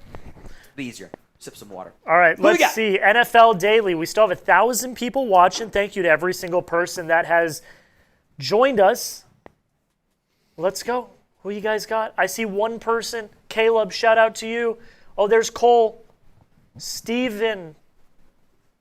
Shout out your favorite teams. Let's get some teams in the chat right now. French is pissed that McCoy continues to fall.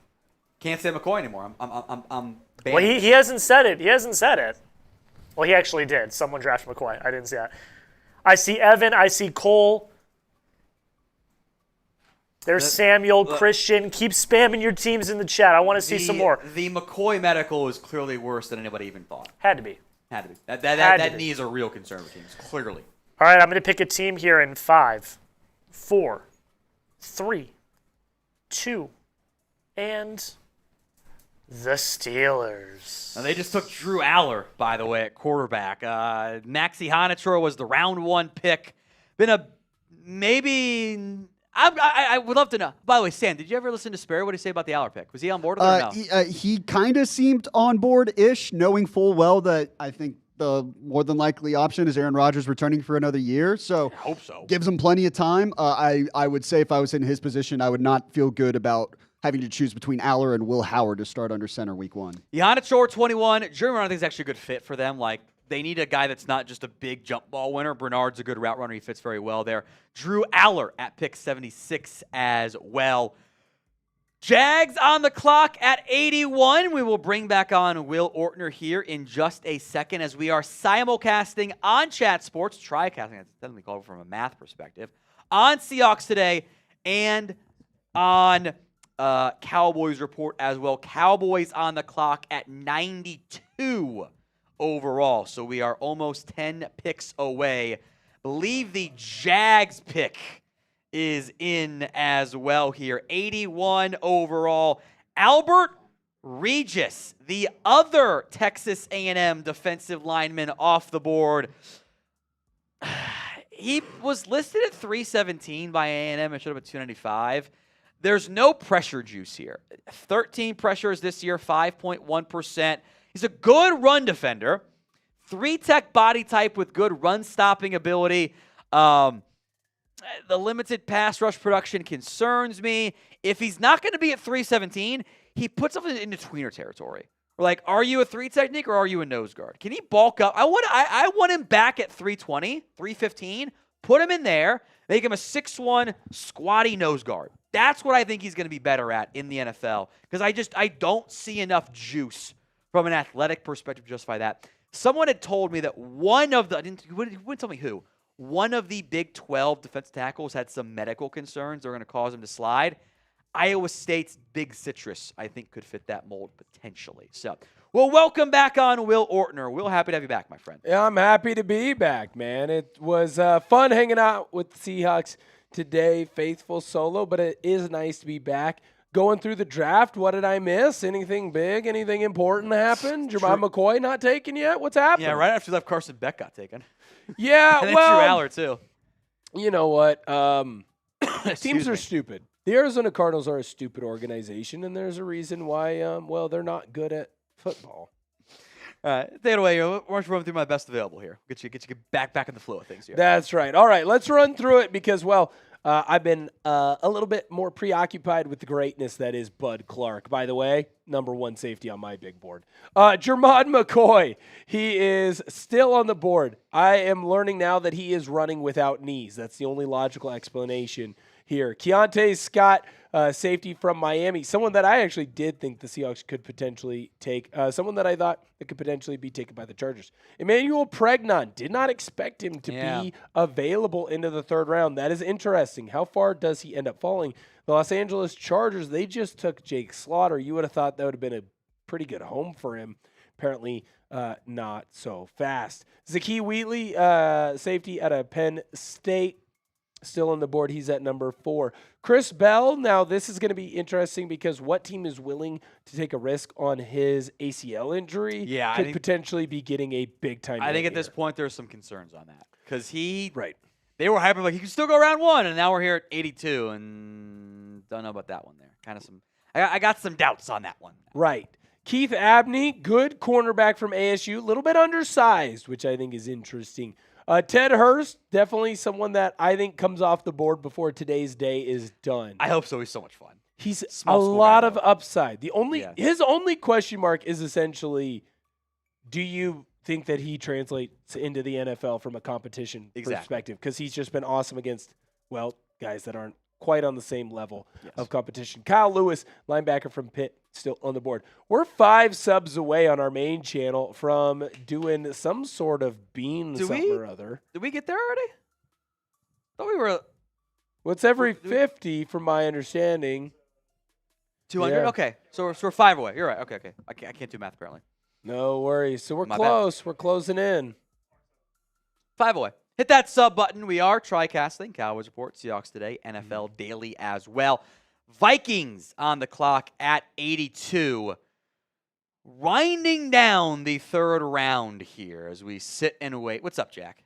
I do just want to say, too, if you are hanging out with us tonight and you are enjoying the content, we're going to be live tomorrow. Yes. For every single pick. And tomorrow is the day of the sickos. Yes, it is. Like it's hundreds of picks, all coming in very quickly. But we are going to break down every single pick that happens tomorrow, all the way to Mr. Irrelevant. So hit that sub button. Don't miss out because we're going to be live. It's a very quick turnaround.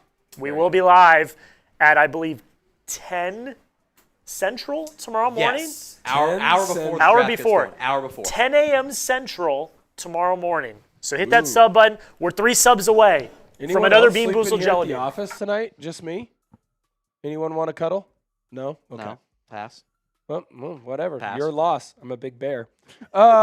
82 is the pick that is up right now. Minnesota Vikings. Who could they end up selecting?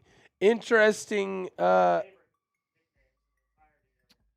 2 nickname in the class. They already made their selection then, eh? Big Citrus. Well, that's essentially all that I know about Big Citrus because I did not see him going to my team in Seattle. I'm what do you got? surprised that they took 2 defensive tackles this early. But fun fact on the Big Citrus nickname, that is a Twitter creation. No one's called him that before. You learned about it this year. Is it just because his last name is Orange? Yeah, it's orange and he's big, so he's Big Citrus. Player comp here is the Giant Peach from James and the Giant Peach, but it's an orange because orange is a citrus fruit and peaches are stone fruits. So the nickname combo doesn't work once you change the fruits out there. Lane clogging run stopper. Little under 6'2.5", 322, 33 and 3/8 inch arms. He'll clog the run lane for you. Don't ask him to go get sacks. That Iowa State defense, they love that 3-3-5 funky look. And they ask all these 2-gapping assignments, and Orange was really good at clogging up those lanes. I don't know if you're going to play him on 3rd downs very much because there's just not great juice, but he's got lateral quickness more than like burst necessarily. I had a 3rd-round grade on him. He's my best available defensive lineman. Love the pick by Minnesota. I am surprised they took Orange and Caleb Banks, though, in the same draft. That's aggressive adjustments up front. I will say this, when the Bud Clark pick came in, I went, that's weird. And then I went, well, you know what, Mike Macdonald, I have to trust him. When you look at Brian Flores, you might say it's weird to take 2 interior defensive linemen. But if anyone's going to be able to make it work, it does certainly feel like Flores would be able to make that one work. Pick number 83 is in, and we see another wide receiver go off the board. Chris Braziel.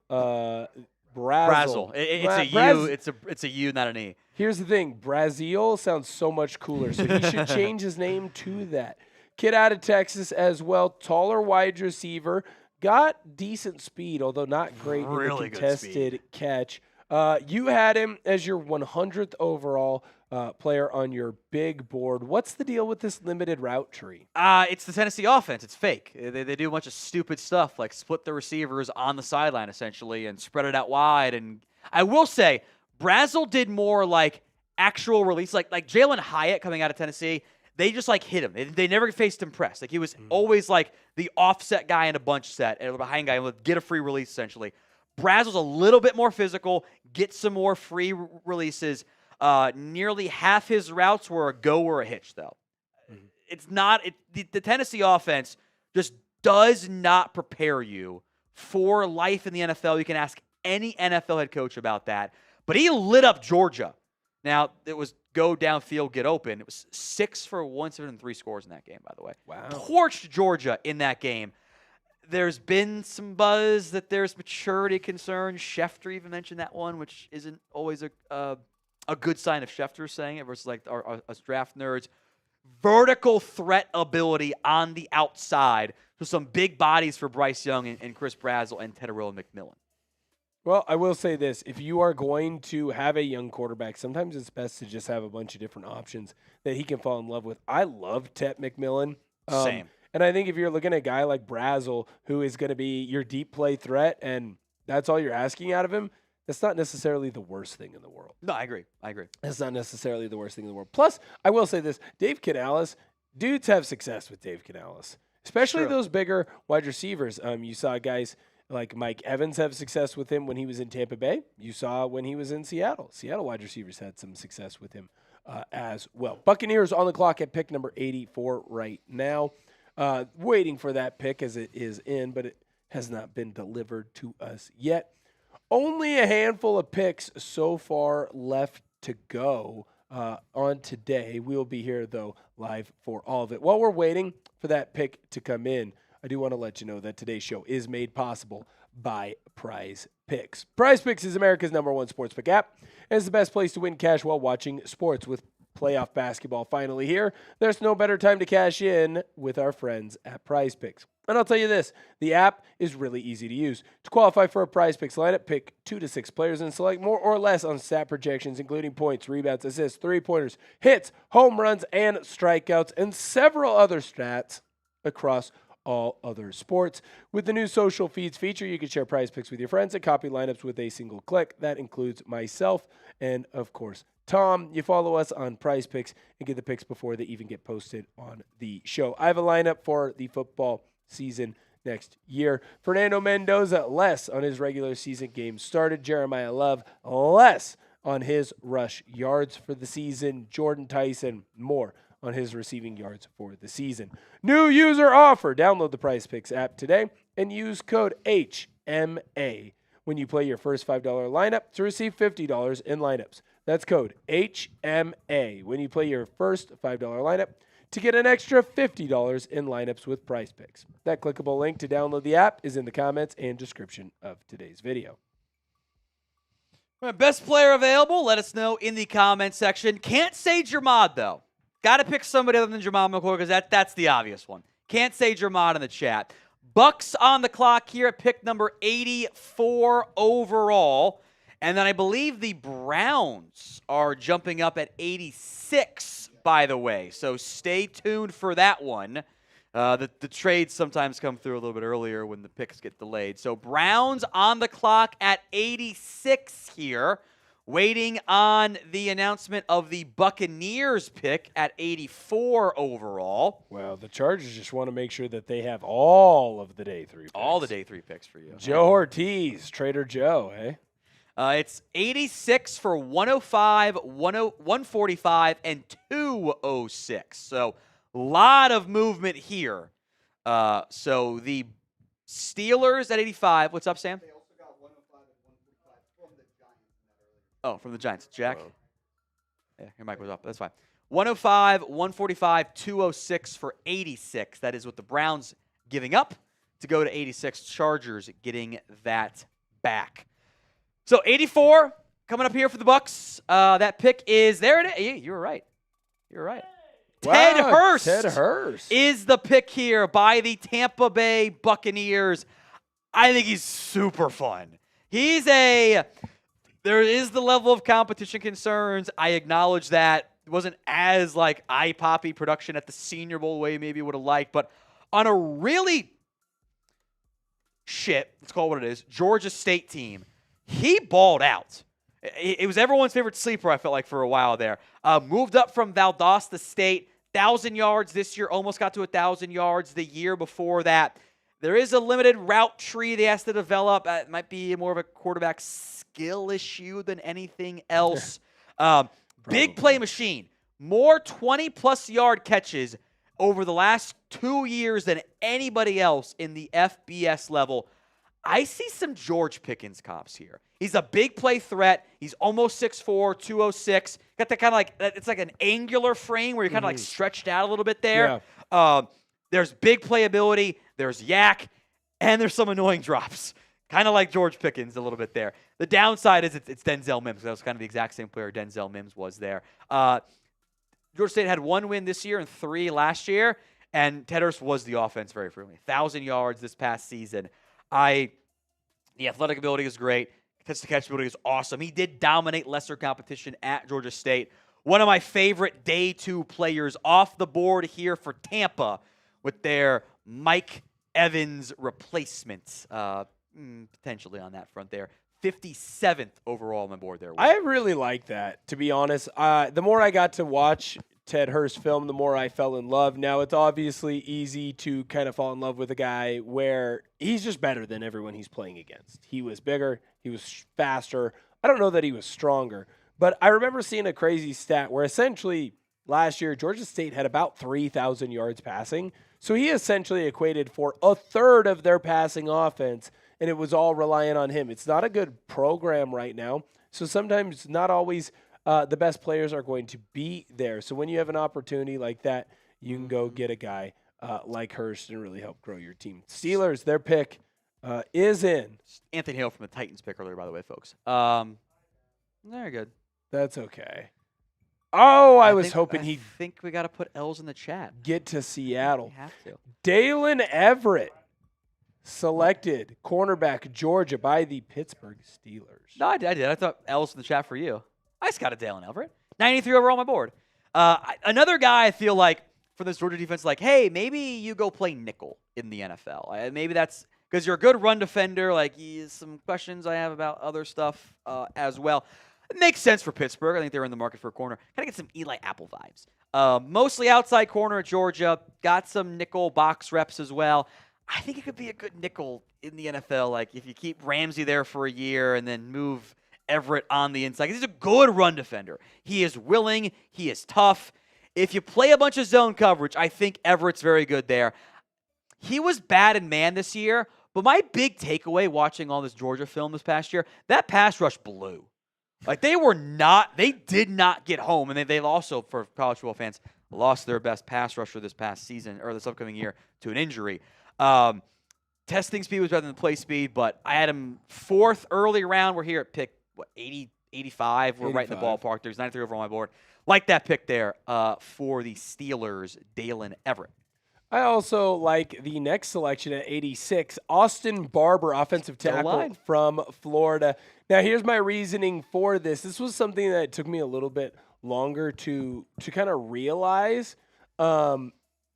When you're an offensive lineman and you can just be long, sometimes it's your best asset. If you're a guy who is playing tackle and you're a 6'5" tackle, you have to be elite in where you put your hands. You have to be elite in where your feet are at. You cannot sit there and be grabby. But when you have a guy in this position where you can be a little bit long, you can trust your arm reach, you're going to be in a good spot. The other reason why I like this Barber pick here for the Browns, if he's bad at pass pro, cool. Bump him inside. Guess what? Barber would be great at guard. There might be guard flip there. I think swing tackle potential too, because he's played left tackle and some right tackle in his time at Florida. This is a very, very good athlete. Did you use the snatch trap technique in college at all? Where you grab, pull yank down? I love that shit. That is my favorite move from offensive nasty. linemen. Then you slug trail him, which is where you rub your belly on his back. Oh, yeah, you do a little hump in there. The snatch trap, Tyron Smith would do it, and it was so much fun. I adore that move. Barber has that move, by the way. Zone blocking for that Florida offense, kind of like Jake Slaughter, where Billy Napier, for all his flaws, did a good job developing offensive linemen, by the way. I think swing tackle upside, and you're right, could potentially kick inside the guard as well in the NFL. Well, I mean, that's why I played guard for so long, is you're not good enough to move on the defensive ends and the edge rushers. 6'6", almost 6'7" guard. That's still possible. That's nasty. Andrew Edwards. $10 on the Cowboys reports. His team's on draft player will be going almost Thursday out playing his last college football game and his first NFL game. If for McCoy, it's a question of does he need surgery now? Does he need it later? Is it long-term concerns? We've seen it. We've seen guys slide before. It's a huge, huge trouble point there. Lawrence Jewell, $20. Huge Penn State fan. Your analysis of Drew is fair. However, the big word is here that Franklin, quarterbacks, playing the big moments. I want to see how Drew does with McCarthy. Also fair. There's some Franklin blame there as well. Andrew Edwards, I love Keyshawn at 92. Could be a green dot week 1. Former QB, excellent communicator. Was former QB. Did do green dot stuff at Arizona State as well, which we now have, which we didn't have a lot of that before last year, maybe 2 on that front. I would love Kyle Lewis at 92. We are getting close to the Cowboys pick at number 92, by the way. That'd be super fun. And then C. Munoz, big orange off the board. Yes, he is. Wade Kincaid, $100 super chat will be yours if you call the Cowboys 3rd round pick right now. I want to see it, so give me Kyle Lewis. I'm going to speak it into existence because that would be so much fun. What if I say Emmanuel Pregnon on Seattle? We'll see if they deliver for you. I don't think they will deliver. Chris Snow, Malik Muhammad, or McCoy, I think that will be available. It depends on if McCoy's healthy or not. McCoy's healthy, obviously, but then my next corner is Abney, who I like a lot. Malik Muhammad, too. Muhammad could also be a very real pick for the Cowboys here. Steve Ennis. Love the draft coverage. It's great. No freaking interviews. I've always hated that. Don't do interview stuff. It's annoying to me. Can't stand it. All right, thanks for the super chat menu there, Will. Yes. If you would like to subscribe to the channel right now on our main, every 50 subs, we're doing a Bean Boozled. It's been a while since we've been able to do that. You send in a 5, you're going to be a part of our raffle at the end of the evening. 10, we're going to talk about your team. I'll sit here until there's I'm good to go. Our next pick is in. Until I'm good to go film immediately, I'm just going to say stay here. And wow, oh wow, that is very, very interesting. We have another tight end out of Ohio State. Will Kazmarek for the Miami Dolphins. Yeah, Kazmarek. Yeah. Kazmarek. K-A-C. It's not Kazmarek. It's Kazmarek. OSU played a bunch of 2 tight end sets because this guy just blocks. I do think he is the best blocking tight end option in the NFL draft. He just wasn't used at all on offense because they had Max Clare, all those receivers, a good running game as well. But even at Ohio, he wasn't overly involved as a pass-catching option. I think, look, the tight end 2 blocking market has kind of, I think, gotten out of control for the contract costs there. If you want a blocking tight end, I think Kazmarek brings that. I just worry how much more he's going to bring you because I haven't seen him do it.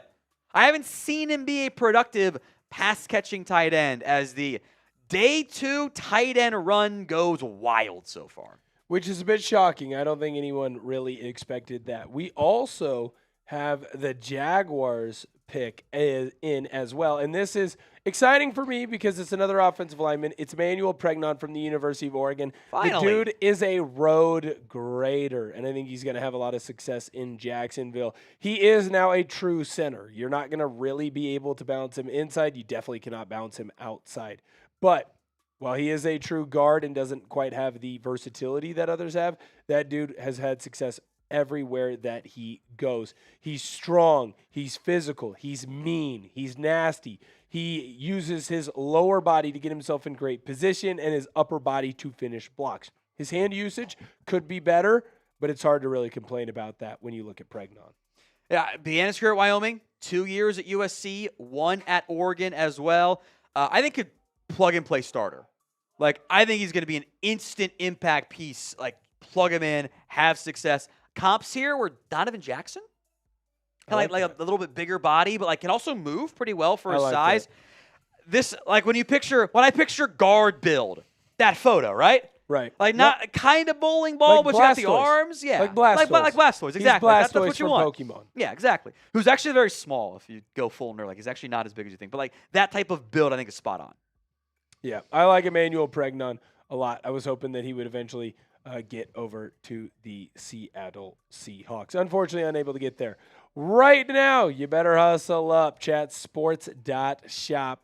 Still got our deal going on. Spend $49. You're going to get $10 off. We're going to put our links in the chat. You can see the hoodie up on the screen right there. The special lady friend, she loves my hoodie so much, I never get to wear it. She's wearing it all the time. You can get the hat, or you can go get any of our T-shirts. I like them. They hug my biceps, look like I'm big and strong, but they don't hug my belly. Now, Tom, this is more of your neck of the woods with the married into this. Yeah, we got some Cowboys Report gear for this as well. This is 25% off just in time for Mother's Day. Go to chatsports.shop. It is all available for you. You can double dip on the married into this gear, 25% off any of those items. And once you get to $49 to avoid a $49.98 nonsense, just round it down $1 to make it easier for you guys, you get $10 off too. So you can double dip on these. The Down to Dallas shirts, also eligible on that. All the Seahawks gear that Will has helped cook up here as well. Spend $49, get $10 off on that front. Also, the Price T-shirts. That's right. And guess what? That's in the comment section right now. My guy Jerry B went and grabbed those. Go and run those up. They're very cool, and we love getting opportunities to sell or at least show cool T-shirts like that. We've also got the Bailey and the Jets T-shirt. I think that's really cool. If I was a Jets fan, I'd be jumping on that as well. I think we have my lowest ranked player taken now. With Really? the Bears doing it again. No, actually, it's not. It's not, because that's still Caleb Dawkins. I'm fake news. But he is also very further down my list here. Not high No up. Big Cam. Sorry, No Big Cam for the guy. Sam wants to speak.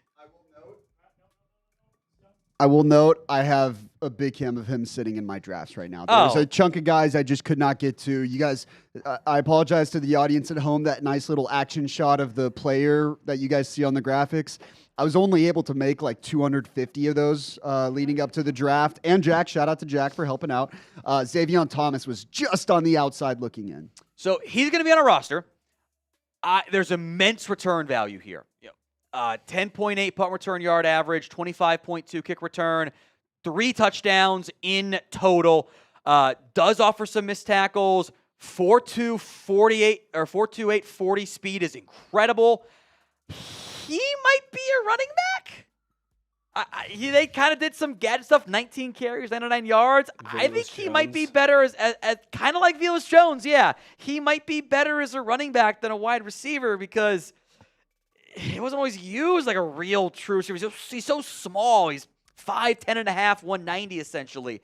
The comps here are Bo Melton and Eddie Royal and Raheem Mostert. So Raheem Mostert running back comp, which like return value, right? There you go. See the vision? Yeah. See the vision? Good thing he plays running back, right, Tom? That's what he's listed as, a running back? Call me crazy. He's a receiver, but I think he might be a running back. Hey, that 40 is absolutely insane.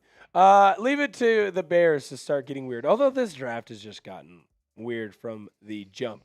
All right, you still have a couple of your guys that you wanted the Dallas Cowboys to go after on the board. You're going to have to survive a couple of picks. Jermon McCoy and Keontae Scott still on the board. Now, Scott, I find a bit interesting on why he is still on the board. And wow, running back. Not the running back that I would have thought was about to come off the board. The San Francisco 49ers have taken Kalon Black, the running back from the Indiana Hoosiers.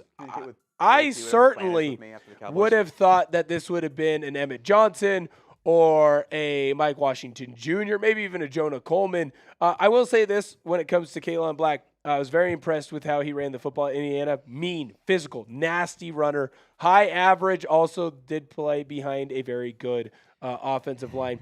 Now, the vision isn't necessarily great, not necessarily elite athletically. Guess what? He runs through a mother effer's face every time he touches the football. Don't have to be a great athlete. Kyle Shanahan is addicted to drafting running backs in the late third, early fourth round pick that are reaches. He does it like every other year. Blows my mind. Jordan James a couple of years ago. It was last year. Joe Williams, I think it was. Tyrion Davis Price. The hit rate is bad. But he's a grinder. He will run through an MFer's face. Testing was pretty solid. 4.45 40-yard dash. But he's never been a workhorse guy either. 184 was his most by a pretty big margin here. So I like Kalon Black. This is kind of early for me. So he was a 6th round grade. I'm trying to organize things with Brett here. So take it away. He was player 194. He was like, yeah, I was going to say, you had him as the 10th running back. We weren't even talking about him as an option for the Seahawks, and we needed a running back. I'm trying to coordinate things, so just don't talk to me, please. Very, very interesting. All right, so Raiders pick is in at 91. Interested to see where they will go there. Ooh. 2 subs away from that Bean Boozled. If you're not subscribed to the channel, then you're not a real one. Be a real one. Be locked in on everything going on with the National Football League, the NBA, and the MLB. Yeah. We'll be live for the MLB draft. We'll be live for the MLB trade deadline. Don't miss out on that. But we're also going to have grades tonight as well. I believe Tom, depending on how it's going to go, I think Tom's going to host that, but we'll see. We're going to have grades. Then we're going to be quick turnaround. We're going to be live again tomorrow. I want someone to do a Bean Boozled. We're one somewhat. I don't ask for much. You just want to punish me. I just want someone to do a Bean Boozled jelly bean. Well, because Run away. Do you know how many I did? So I was live for the World Series here on Chat Sports last year. There we go. Someone do. You know how many Bean Boozled I did over the course of the 7-game series? I'm going to spin it.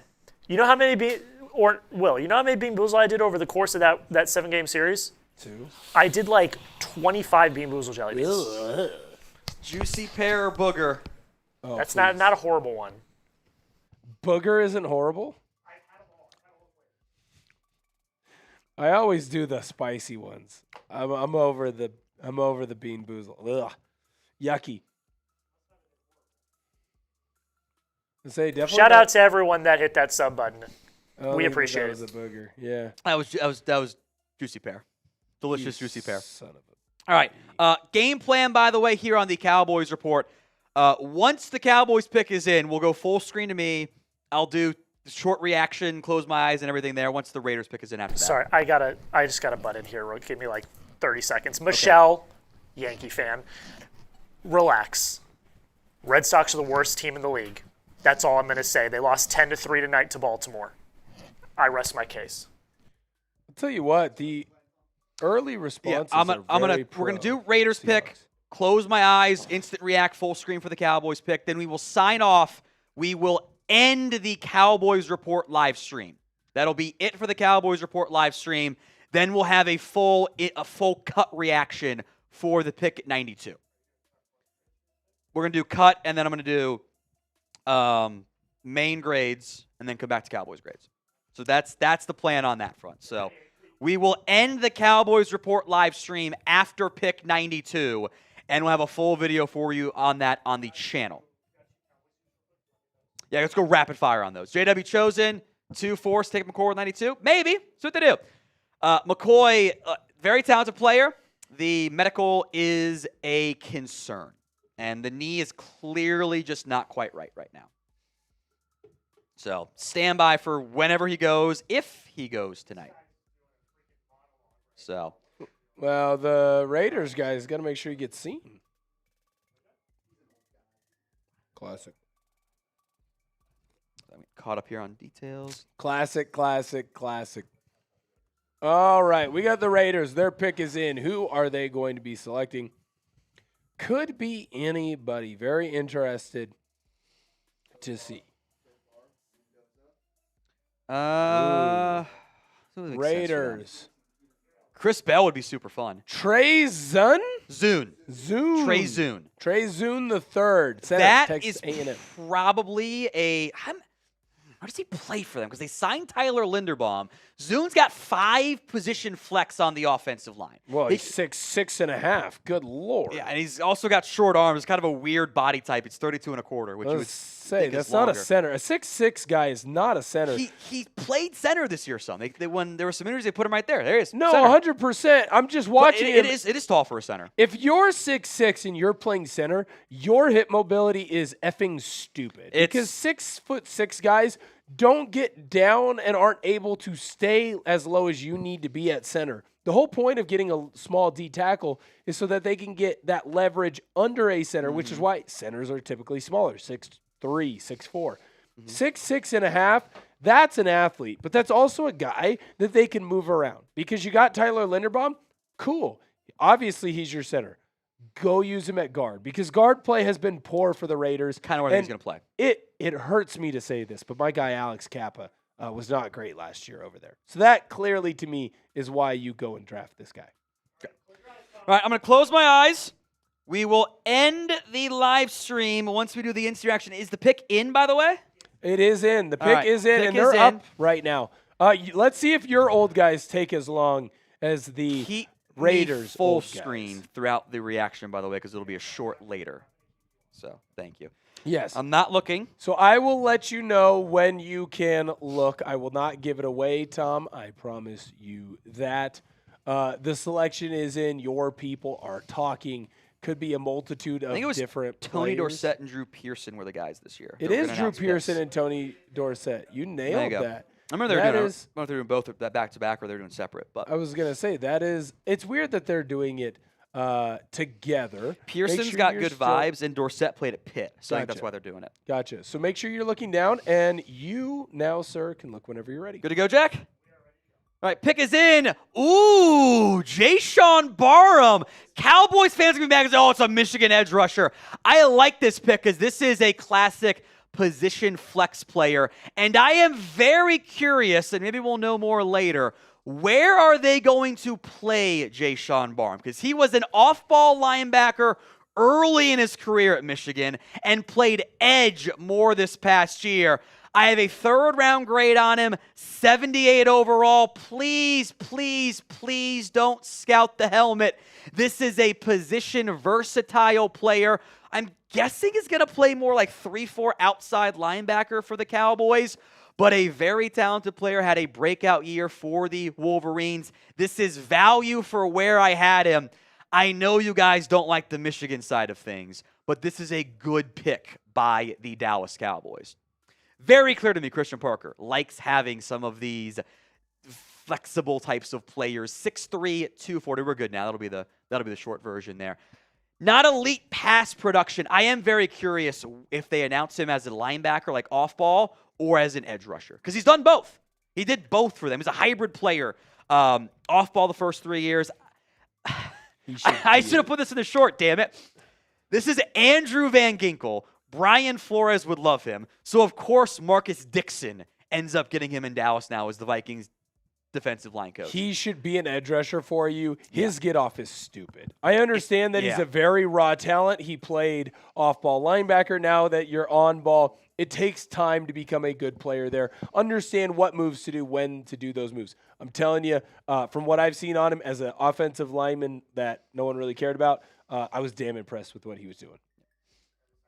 Yep, we're going to sign off here on the Cowboys Report. Coming up here, full breakdown of the Jaysean Barham pick by the Dallas Cowboys. Will take things over solo here, because he also have another late third. Is that right? We are going to be taking pick number 96. Hey, James. Hopefully it's different this time. That's what I said. Andrew Van Ginkel comp. And a hybrid player. So we're going to sign off here on the Cowboys Report. Full cut for you on the Barham pick. Will take things over. Appreciate everyone on that front. I will step away to go handle that Cowboys Report cut. So will take things over. The Rams pick is in, by the way, for Keegan Trost, offensive tackle out of Missouri. Will, thank you very much for having me on, and we'll see you guys tomorrow. Daddy's back, boys and girls. What's up? Let's get weird. And a day to Friday night. I really like the Barham decision there by the Cowboys. I think he's an excellent edge rusher, or at least has the ability to be an excellent edge rusher. Let's talk about Keegan Trost, shall we? Missouri probably should have been better than what they were this year with the amount of guys that they have going in the last couple of days. I really like this kid. Now he's a little bit small to be to have the ability, I should say, to move outside to tackle in the National Football League, only being 6'4". That being said, a guard is a great spot for him. He's a guy who I do believe is strong, physical, nasty. A lot of starts under his belt, so that means that he is not going to be shocked by many things. Now, he might have an average frame and average athleticism, so does every offensive lineman. Is he able to get in front of people? Is he able to use his feet and not have to reach, or just hope that he can grab and hold on to someone? If he's able to do those things, which Trost is able to do, that's always going to be a victory for whatever team he ends up hanging out and staying with. So, tell you right now, I like Trost a lot. That's a good selection there. Miami Dolphins, they are next at 94. I'm assuming the plan is I'm just going to stay all the way through. I'll take care of Seahawks after. Yep. Sounds great. Awesome. Excellent. I want to make a deal real quick. Okay, let's make a deal. Okay. We're currently sitting at $66. Okay? I have not seen. If we get to $100 in Super Chats, I will do a beer bong before we get out of here. Ooh. I love that. I know we just got a bunch of people from the Cowboys Report. Tom redirected the Cowboys Report over to our Main. over to NFL Daily. So if we get, we're at $67 right now. If we can get to $100 in Super Chats, I'll do a beer bong. Also, you'll get a bunch of raffle tickets for our Chat Sports raffle. There you go. So there we go. If you send in that 50, I'll do that beer bong chug over on Seahawks. In fact, you know what? Limited time offer for 20. I'll do it on Seahawks because, well, I don't have much left, and we don't have much time left as well.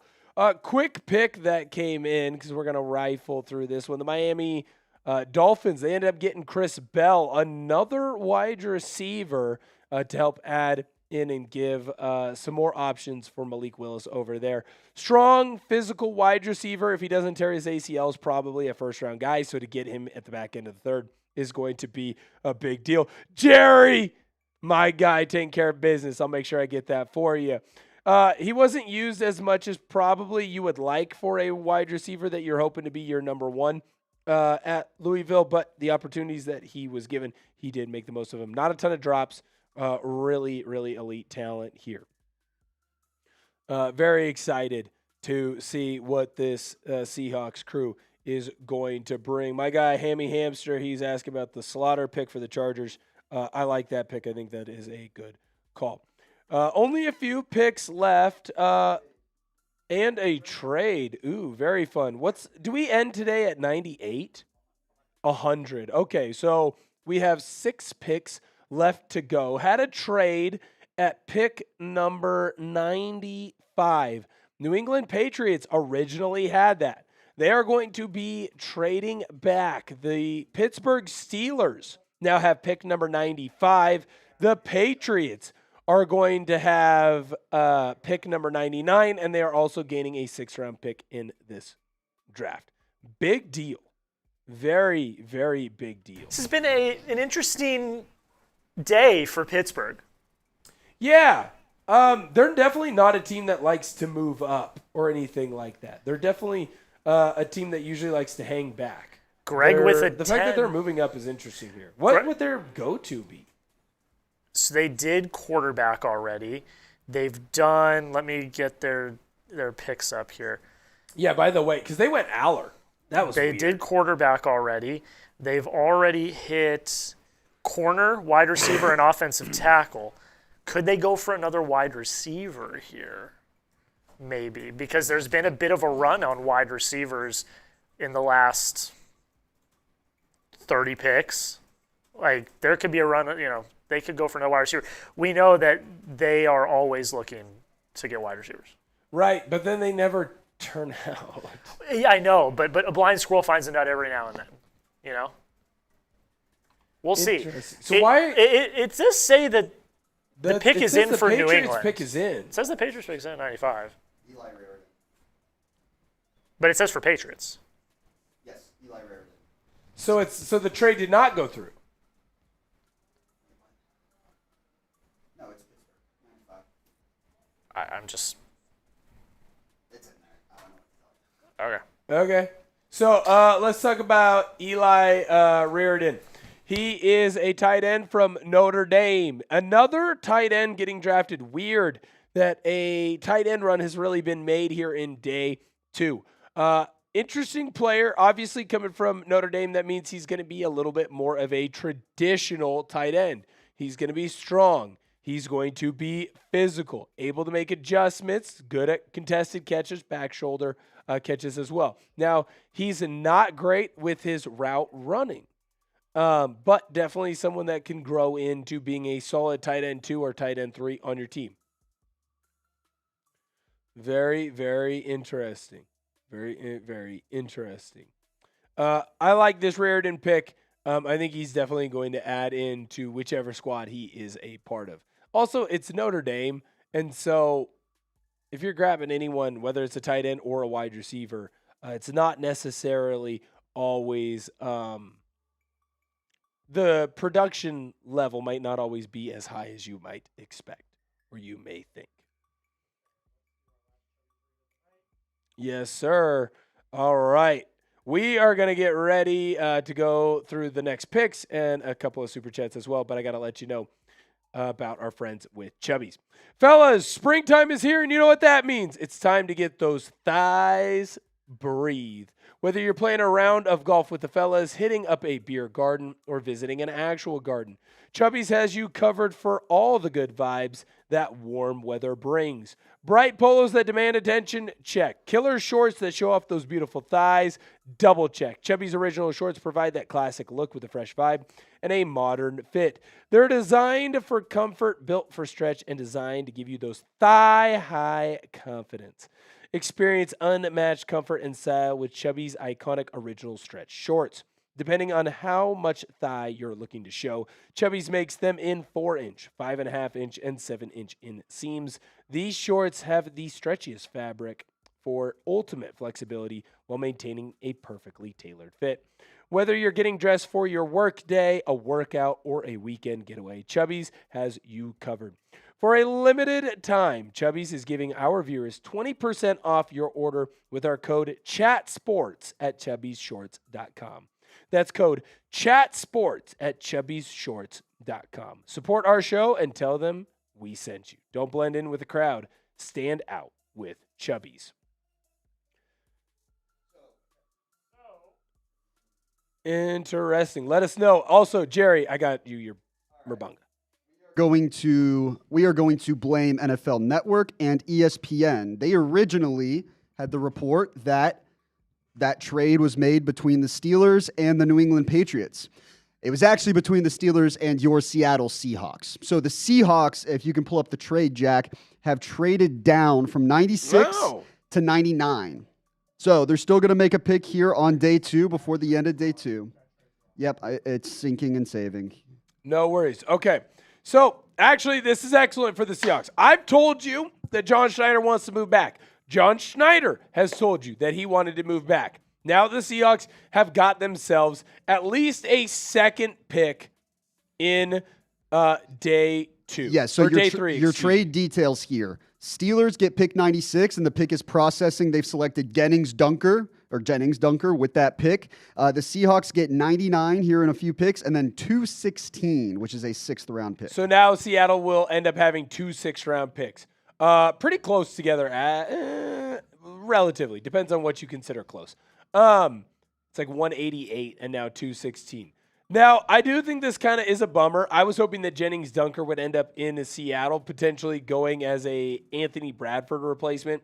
But the guard out of Iowa, this dude is elite. 6'5", 319. He comes out of Iowa, so you know the kid's going to be a good blocker. Now, I understand that he might have some issues when it comes to quick guys, the interior of the offensive line. Dude, if you can't figure out a way to block in there, you really got some problems. Probably shouldn't be in the league. He's got great, strong hands, does a great job of understanding in pass pro that if he stays in front of people, he's probably going to win. When I look at his PFF grades, man, they jump off of the charts. I'm telling you right now, this is a solid player. Seattle ended up moving back. They are going to have the second to last pick in this day 2 for the NFL draft. I don't hate that. Right now, we have only 4 more picks left to go. And your Seahawks, they moved back ever so slightly, but more importantly, they added a day 3 snag. And you know what? I'm starting to think more and more that the Seattle Seahawks, they might have pulled off some highway robbery. We'll be talking about that here in a little bit. The more and more, by the way, that I look at Bud Clark, the more and more that I fall in love with him, by the way. Jerry! Bang! Let's go Seahawks, beer bong. Jerry, we love you, sir. Of course, we got that going for you. Greg Baylor says, enjoy the beer bong. Oh, is this to you, my guy? Oh. So I appreciate you, Greg. That's awesome. We're $25 short.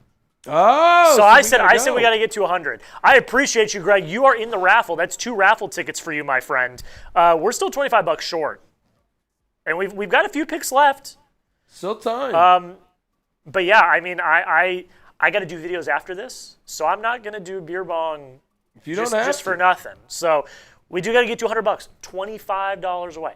And not only am I going to do a beer bong, you're going to get raffle tickets. Hell, I'll do a Bean Boozled as well.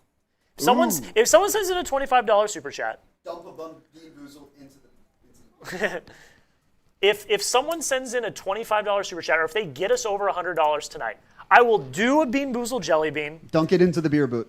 I won't. Don't get into the beer. Don't get bong. into the I'll boot. just. I'll eat. You know what I'll do? Dunk it for Jennings. You know what I'll do? I'll eat it, and then I'll use the beer bong as a chaser. And Wicked. I'm gonna give.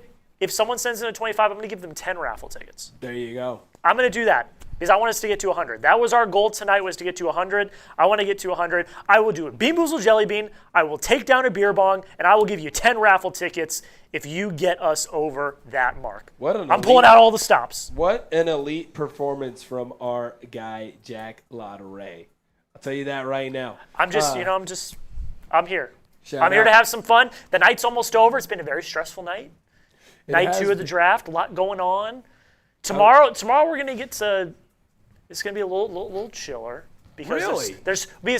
because at that point there's so many picks happening, and it's just like you just go with the flow. You just go with the flow. You'll see. All right. We're all gonna get lethargic. It's crazy. All right. Well, I'm debating right now. I'm picking out what couch I'm going to sleep on. I only live 5 minutes away, and I still might not end up walking home. We do have a pick in. We do have a pick in, and I do have one more Happy Dad. So if you want to get me another 20, Greg wants we'll to do see that it. at Seahawks. Greg wants to see it. He just put in a 20, so we're $5 short. $5 more.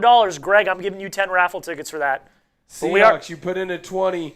Seahawks today. I got that Merbonga as well. Pick in Caleb Tiernan at a Northwestern offensive tackle. Fascinating player here. Got the size. The question is will he be able to kind of grow into that size? What do I mean by that? He's a good player, but he hasn't done a great job of really using that size to his advantage. He's long. He's mobile. He is someone that, Seahawks, by the way, I appreciate y'all. We got there. I'll be doing that for you when that pick is in. I like Caleb Tiernan.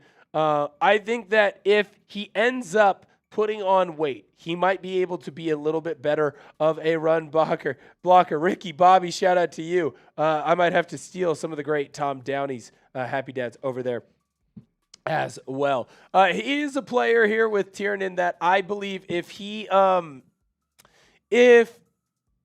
just gets in the weight room a little bit more, you are going to see his success rise. He's got the bones of being a good player, but he's not quite there yet. My guy, Minnesota Vikings. They end up going and taking Jacoby Thomas out of Miami. I like this kid. I think he's an elite safety. Didn't get a chance to scout him necessarily as much as I would have thought because I didn't think the Seahawks were going to take a safety. And then they took Bud Clark. So it shows you maybe I might not have been as clued in, but I don't think I'm the only one that was a little bit surprised there either. Seattle is now on the clock, so don't worry. I will do that Burbong that I owe.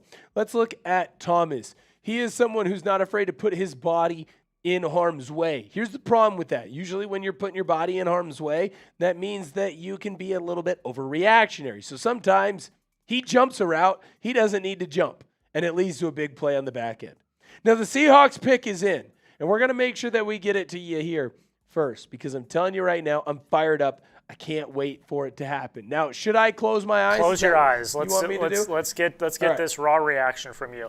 We're going to get a raw reaction. I'm also going to fill up this Merbonga here because I owe some. Because my guy Ricky Bobby, Knucklehead, Ken, and Jim Barron came in and hung out with us. Now I got my head down.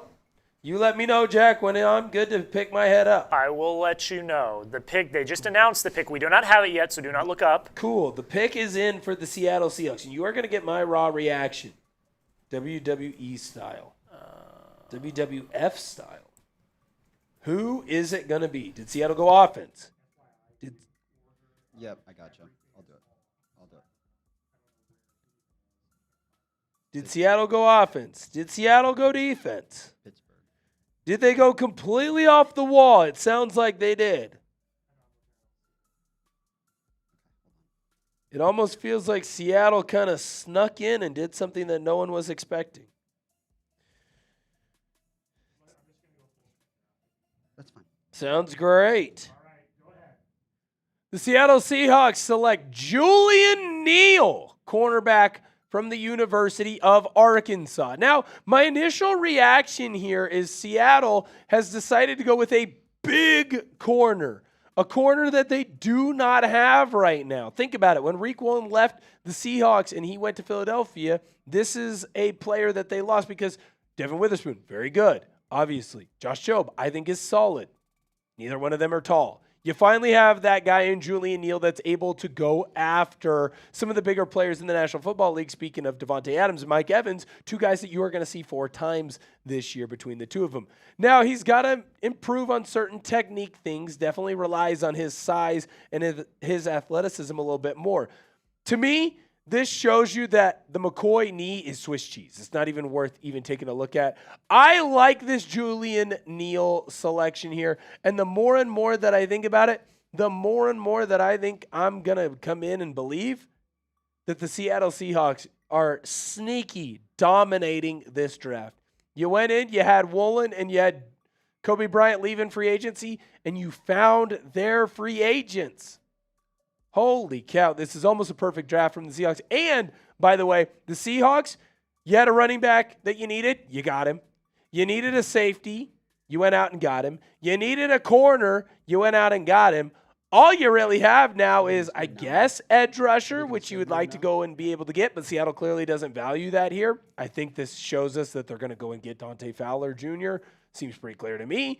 And then you have 2 picks in the 6th round. So I freaking love this for the Seattle Seahawks. I really freaking love this.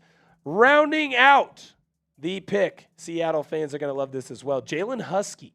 He's going to be a Jacksonville Jaguar safety from Maryland. And I say Seahawks fans are going to like him because, well, his name is Husky, and most of those people like UW. Ricky Bobby, shout out to you. You know what? I might take a shot as well of our red vodka, of course. Yep. Sounds great. Thank you so much, Sam. I appreciate it. We have some super chats that, of course, I'm going to make sure. Thank you so much. We have some super chats that I'm going to make sure that we get to. And we'll do a quick recap of the day as well. And then we do have to sign off quickly because guess what? I have to get a video out to you about this pick here for the Seahawks. And then I have to give you my grades because the Seahawks, I think they had a better day than most people realize. We did it, by the way. We did it! So Greg with the 20, he said he wants to see it. And then Caleb, at the very last second, said, let's go Commanders. Hell yeah. A beer bong, Murbanga. Oh, there's one. Preferably one that has not been used.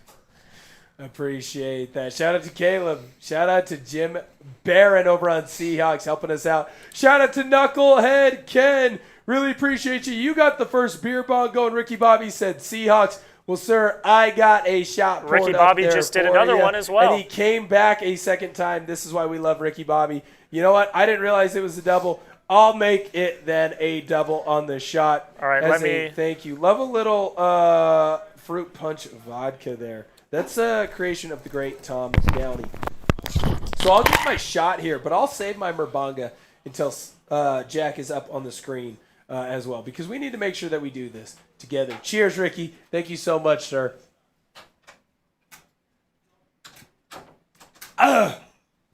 Every time. Fruity or stinky socks? We're out of Every time. beer bongs, so you can either do Tom's or... Oh, yeah, you got to do a bat. You're the baseball guy. So this is either two. They can't hear me. Just that way. That's okay. Tutti Frutti or stinky socks? So Jack says he's got Tutti Frutti or stinky socks. What did that end up being, sir? I'm judging by his face that it's Tutti Frutti. That seems like it's a good. I think so, yeah. It seems to me like that is a good call. I gotta fill up my beer bong. No worries. Jack is going to fill up his beer bong. I'll tell you right now. It's another Happy Dad creation. We've been going a lot of here. Wild cherry today on the channel. Happy Dad's on the come up, and you know why? Because it's not nearly as hefty as chugging a beer out of a bag. No, or a beer out of that, or a beer out of a boot. No, right. Sometimes it's nice to just. Well, sometimes you got to beer it. Sometimes you got to Happy Dad it. Cheers, sir. Chug, chug, chug, chug. We're about to do the giveaways as well, so stick around if you send in a super chat. Chug, chug, chug, chug, chug. Come on, come on. Oh, shout out to Just y'all. seltzer. There we go.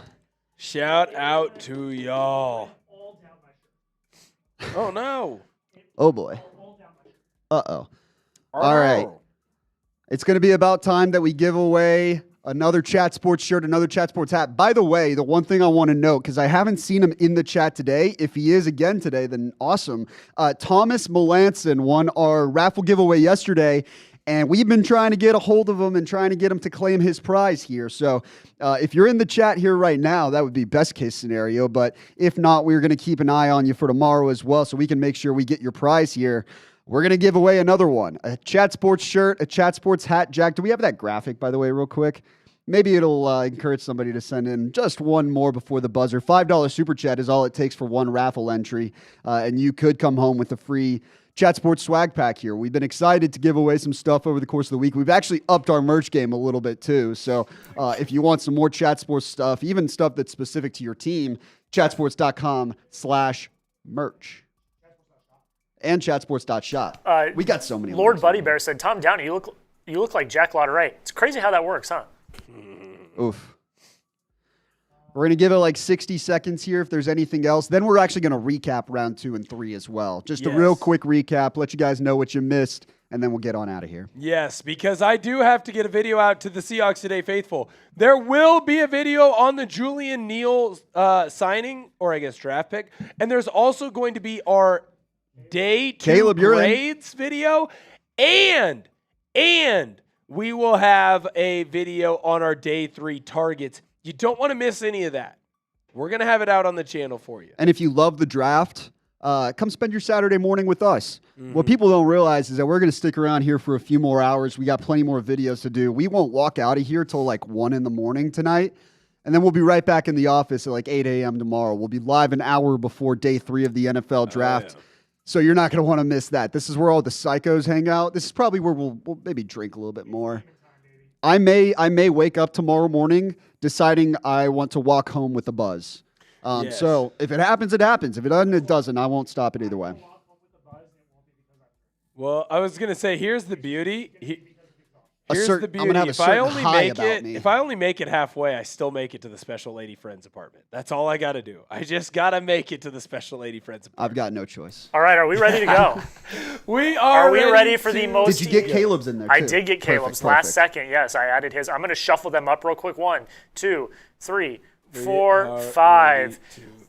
If you think you've seen everything, you have not, I can guarantee it, because you've never seen a Chat Sports duck race before. Are you guys ready? I'm ready. In a 3, in a 2, in a 1, and we're off. This is great. While we're waiting here, 9 tight ends have been drafted through the first 3 rounds. Just like everyone predicted, right, Jack? Everyone expected 9 tight ends to get drafted.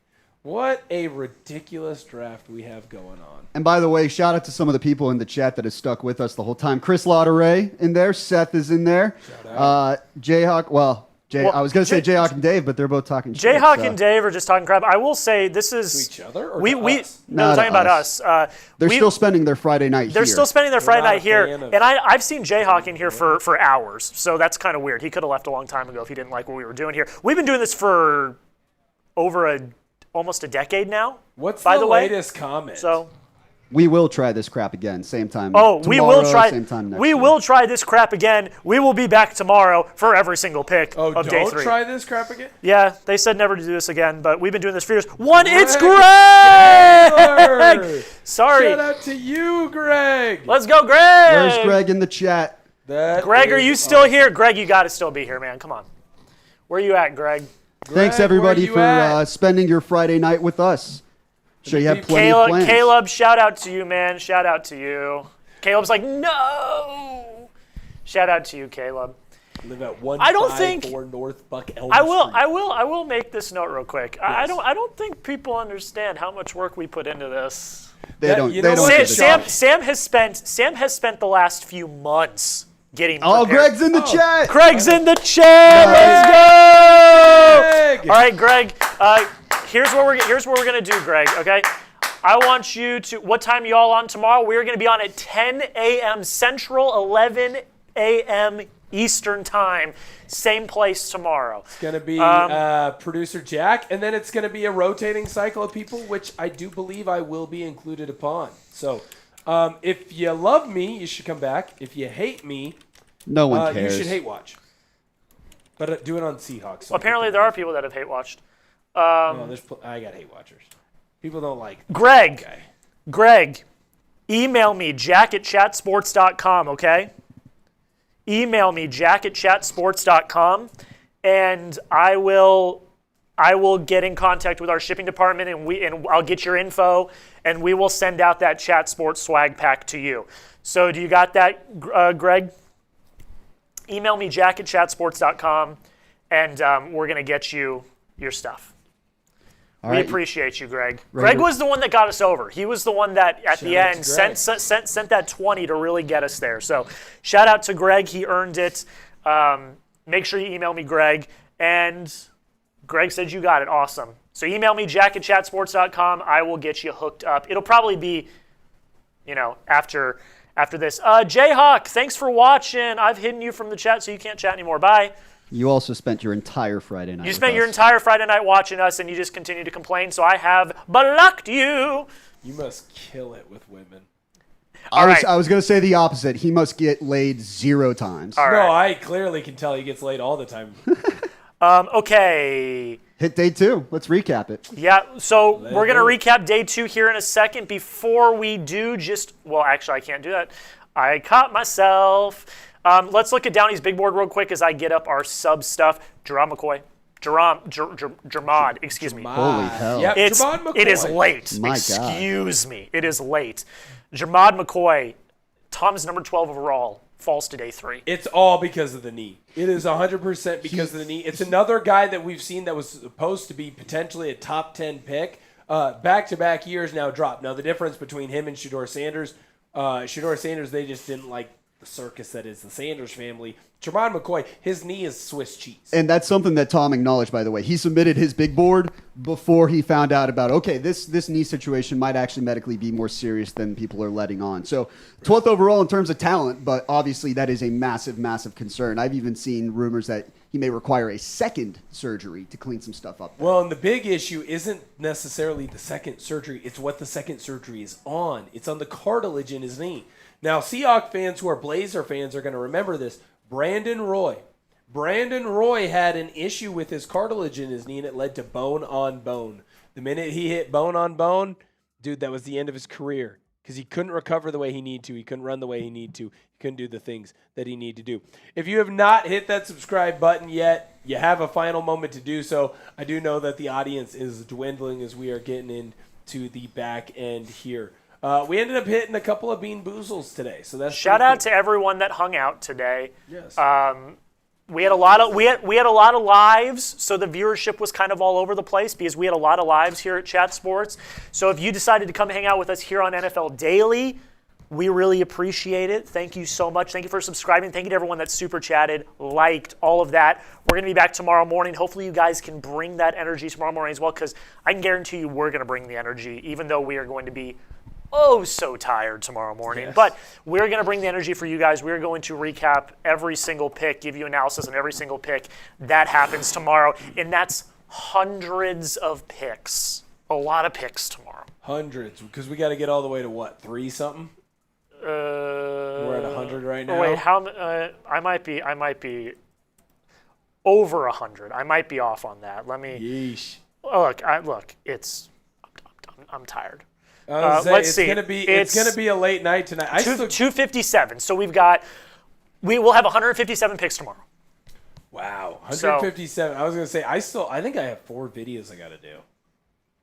It's gonna be a late night. We're gonna get her done. I was gonna say, gotta do 2 Chargers, gotta do 2 Seahawks, potentially maybe only 3. We'll see. We'll see.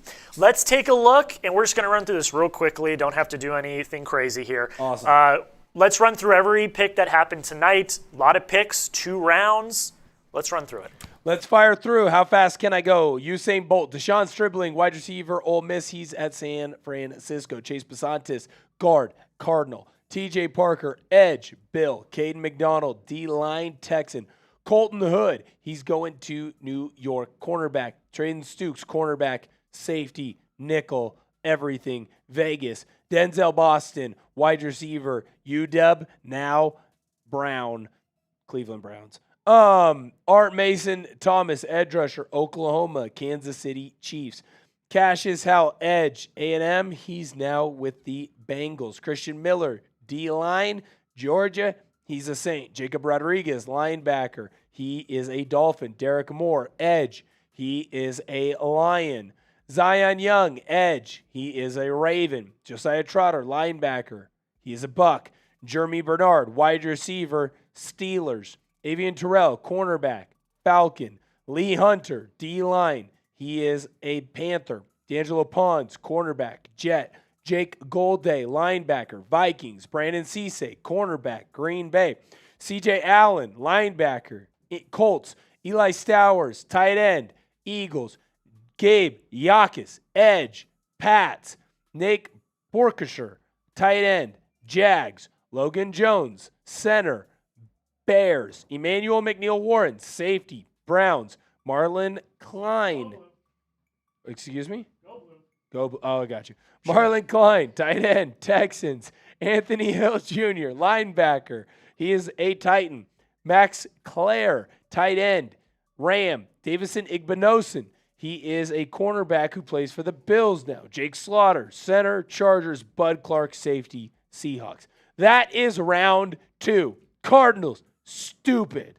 Beck, quarterback. Cardinals, shout out Hannah Cavender. Tyler Onyedinma, sure. D-line, A&M, Broncos. Kieran Crawford, edge, Vegas. Markel Bell, tackle, Miami, he's an Eagle. Sam Roush, tight end, Stanford, Bear. Romello Height, edge, Tech, he is a 40-winer. Antonio Williams, wide receiver, Commanders. Takario Davis, cornerback, he's a Bengal. Oscar Delp, tight end, Georgia, Saint. Malachi Fields, wide receiver, Notre Dame, Giant. Caleb Douglas, wide receiver, Texas Tech, Dolphins. Drew Aller, quarterback, Penn State, Steelers. Poor Will Hard. Chris McClellan, he D-lineman, he is a Packer. AJ Housley, safety, he is a Colt. Zachariah Branch, wide receiver, Georgia, Falcon. Jacoby Lane, wide receiver, USC, Ravens. Like that pick. Albert Regis, D-line, A&M, he is a Jag. Dominique Orange, Big Citrus, Big Sit. He is a D-lineman. He was from Iowa State. He's a Viking. Chris Brazel, wide receiver, Tennessee Panthers. Ted Hurst, wide receiver, Georgia State Bucks. Dalen Everett, cornerback, Georgia Steelers. Austin Barber, offensive lineman, Florida Browns. Will Karzeka, tight end. Kazmarek. Not even close. Giuseppe. Will, whatever, tight end, Ohio State, Dolphins. Emmanuel Pregnon, guard, Oregon. He is a Jag. Xavier Thomas, wide receiver, LSU, Bears. Kalen Black, running back, Indiana, 49ers. Trey Zun, the third, center, A&M, Vegas. Jayshawn Barham, edge, Michigan. Now he is a Cowboy. Keegan Trost, guard, Missouri, Rams. Chris Bell, wide receiver, Louisville, Dolphin. Eli Reardon, tight end, Notre Dame, Pat. Jennings, Dunker, guard, Iowa, Steelers. Caleb Tiernan, offensive tackle, Northwestern, Viking. Jacoby Thomas, safety, Miami, Viking. Julian Neal, cornerback, Arkansas, Seahawk. Jalen Husky, safety, Maryland. Subscribe to the channel. That is why we were here live for all of it. It's been 5 hours and 25 minutes on Seahawks. That means it's 5 hours and 55 minutes on NFL Daily. We never left. We've been here the entire time. Don't miss out on anything. Hit that sub button. I'll see you guys in less than 20 10 a.m. Central, 11 a.m. Eastern. Don't miss out. Subscribe. Live for day 3. Bye-bye. See ya.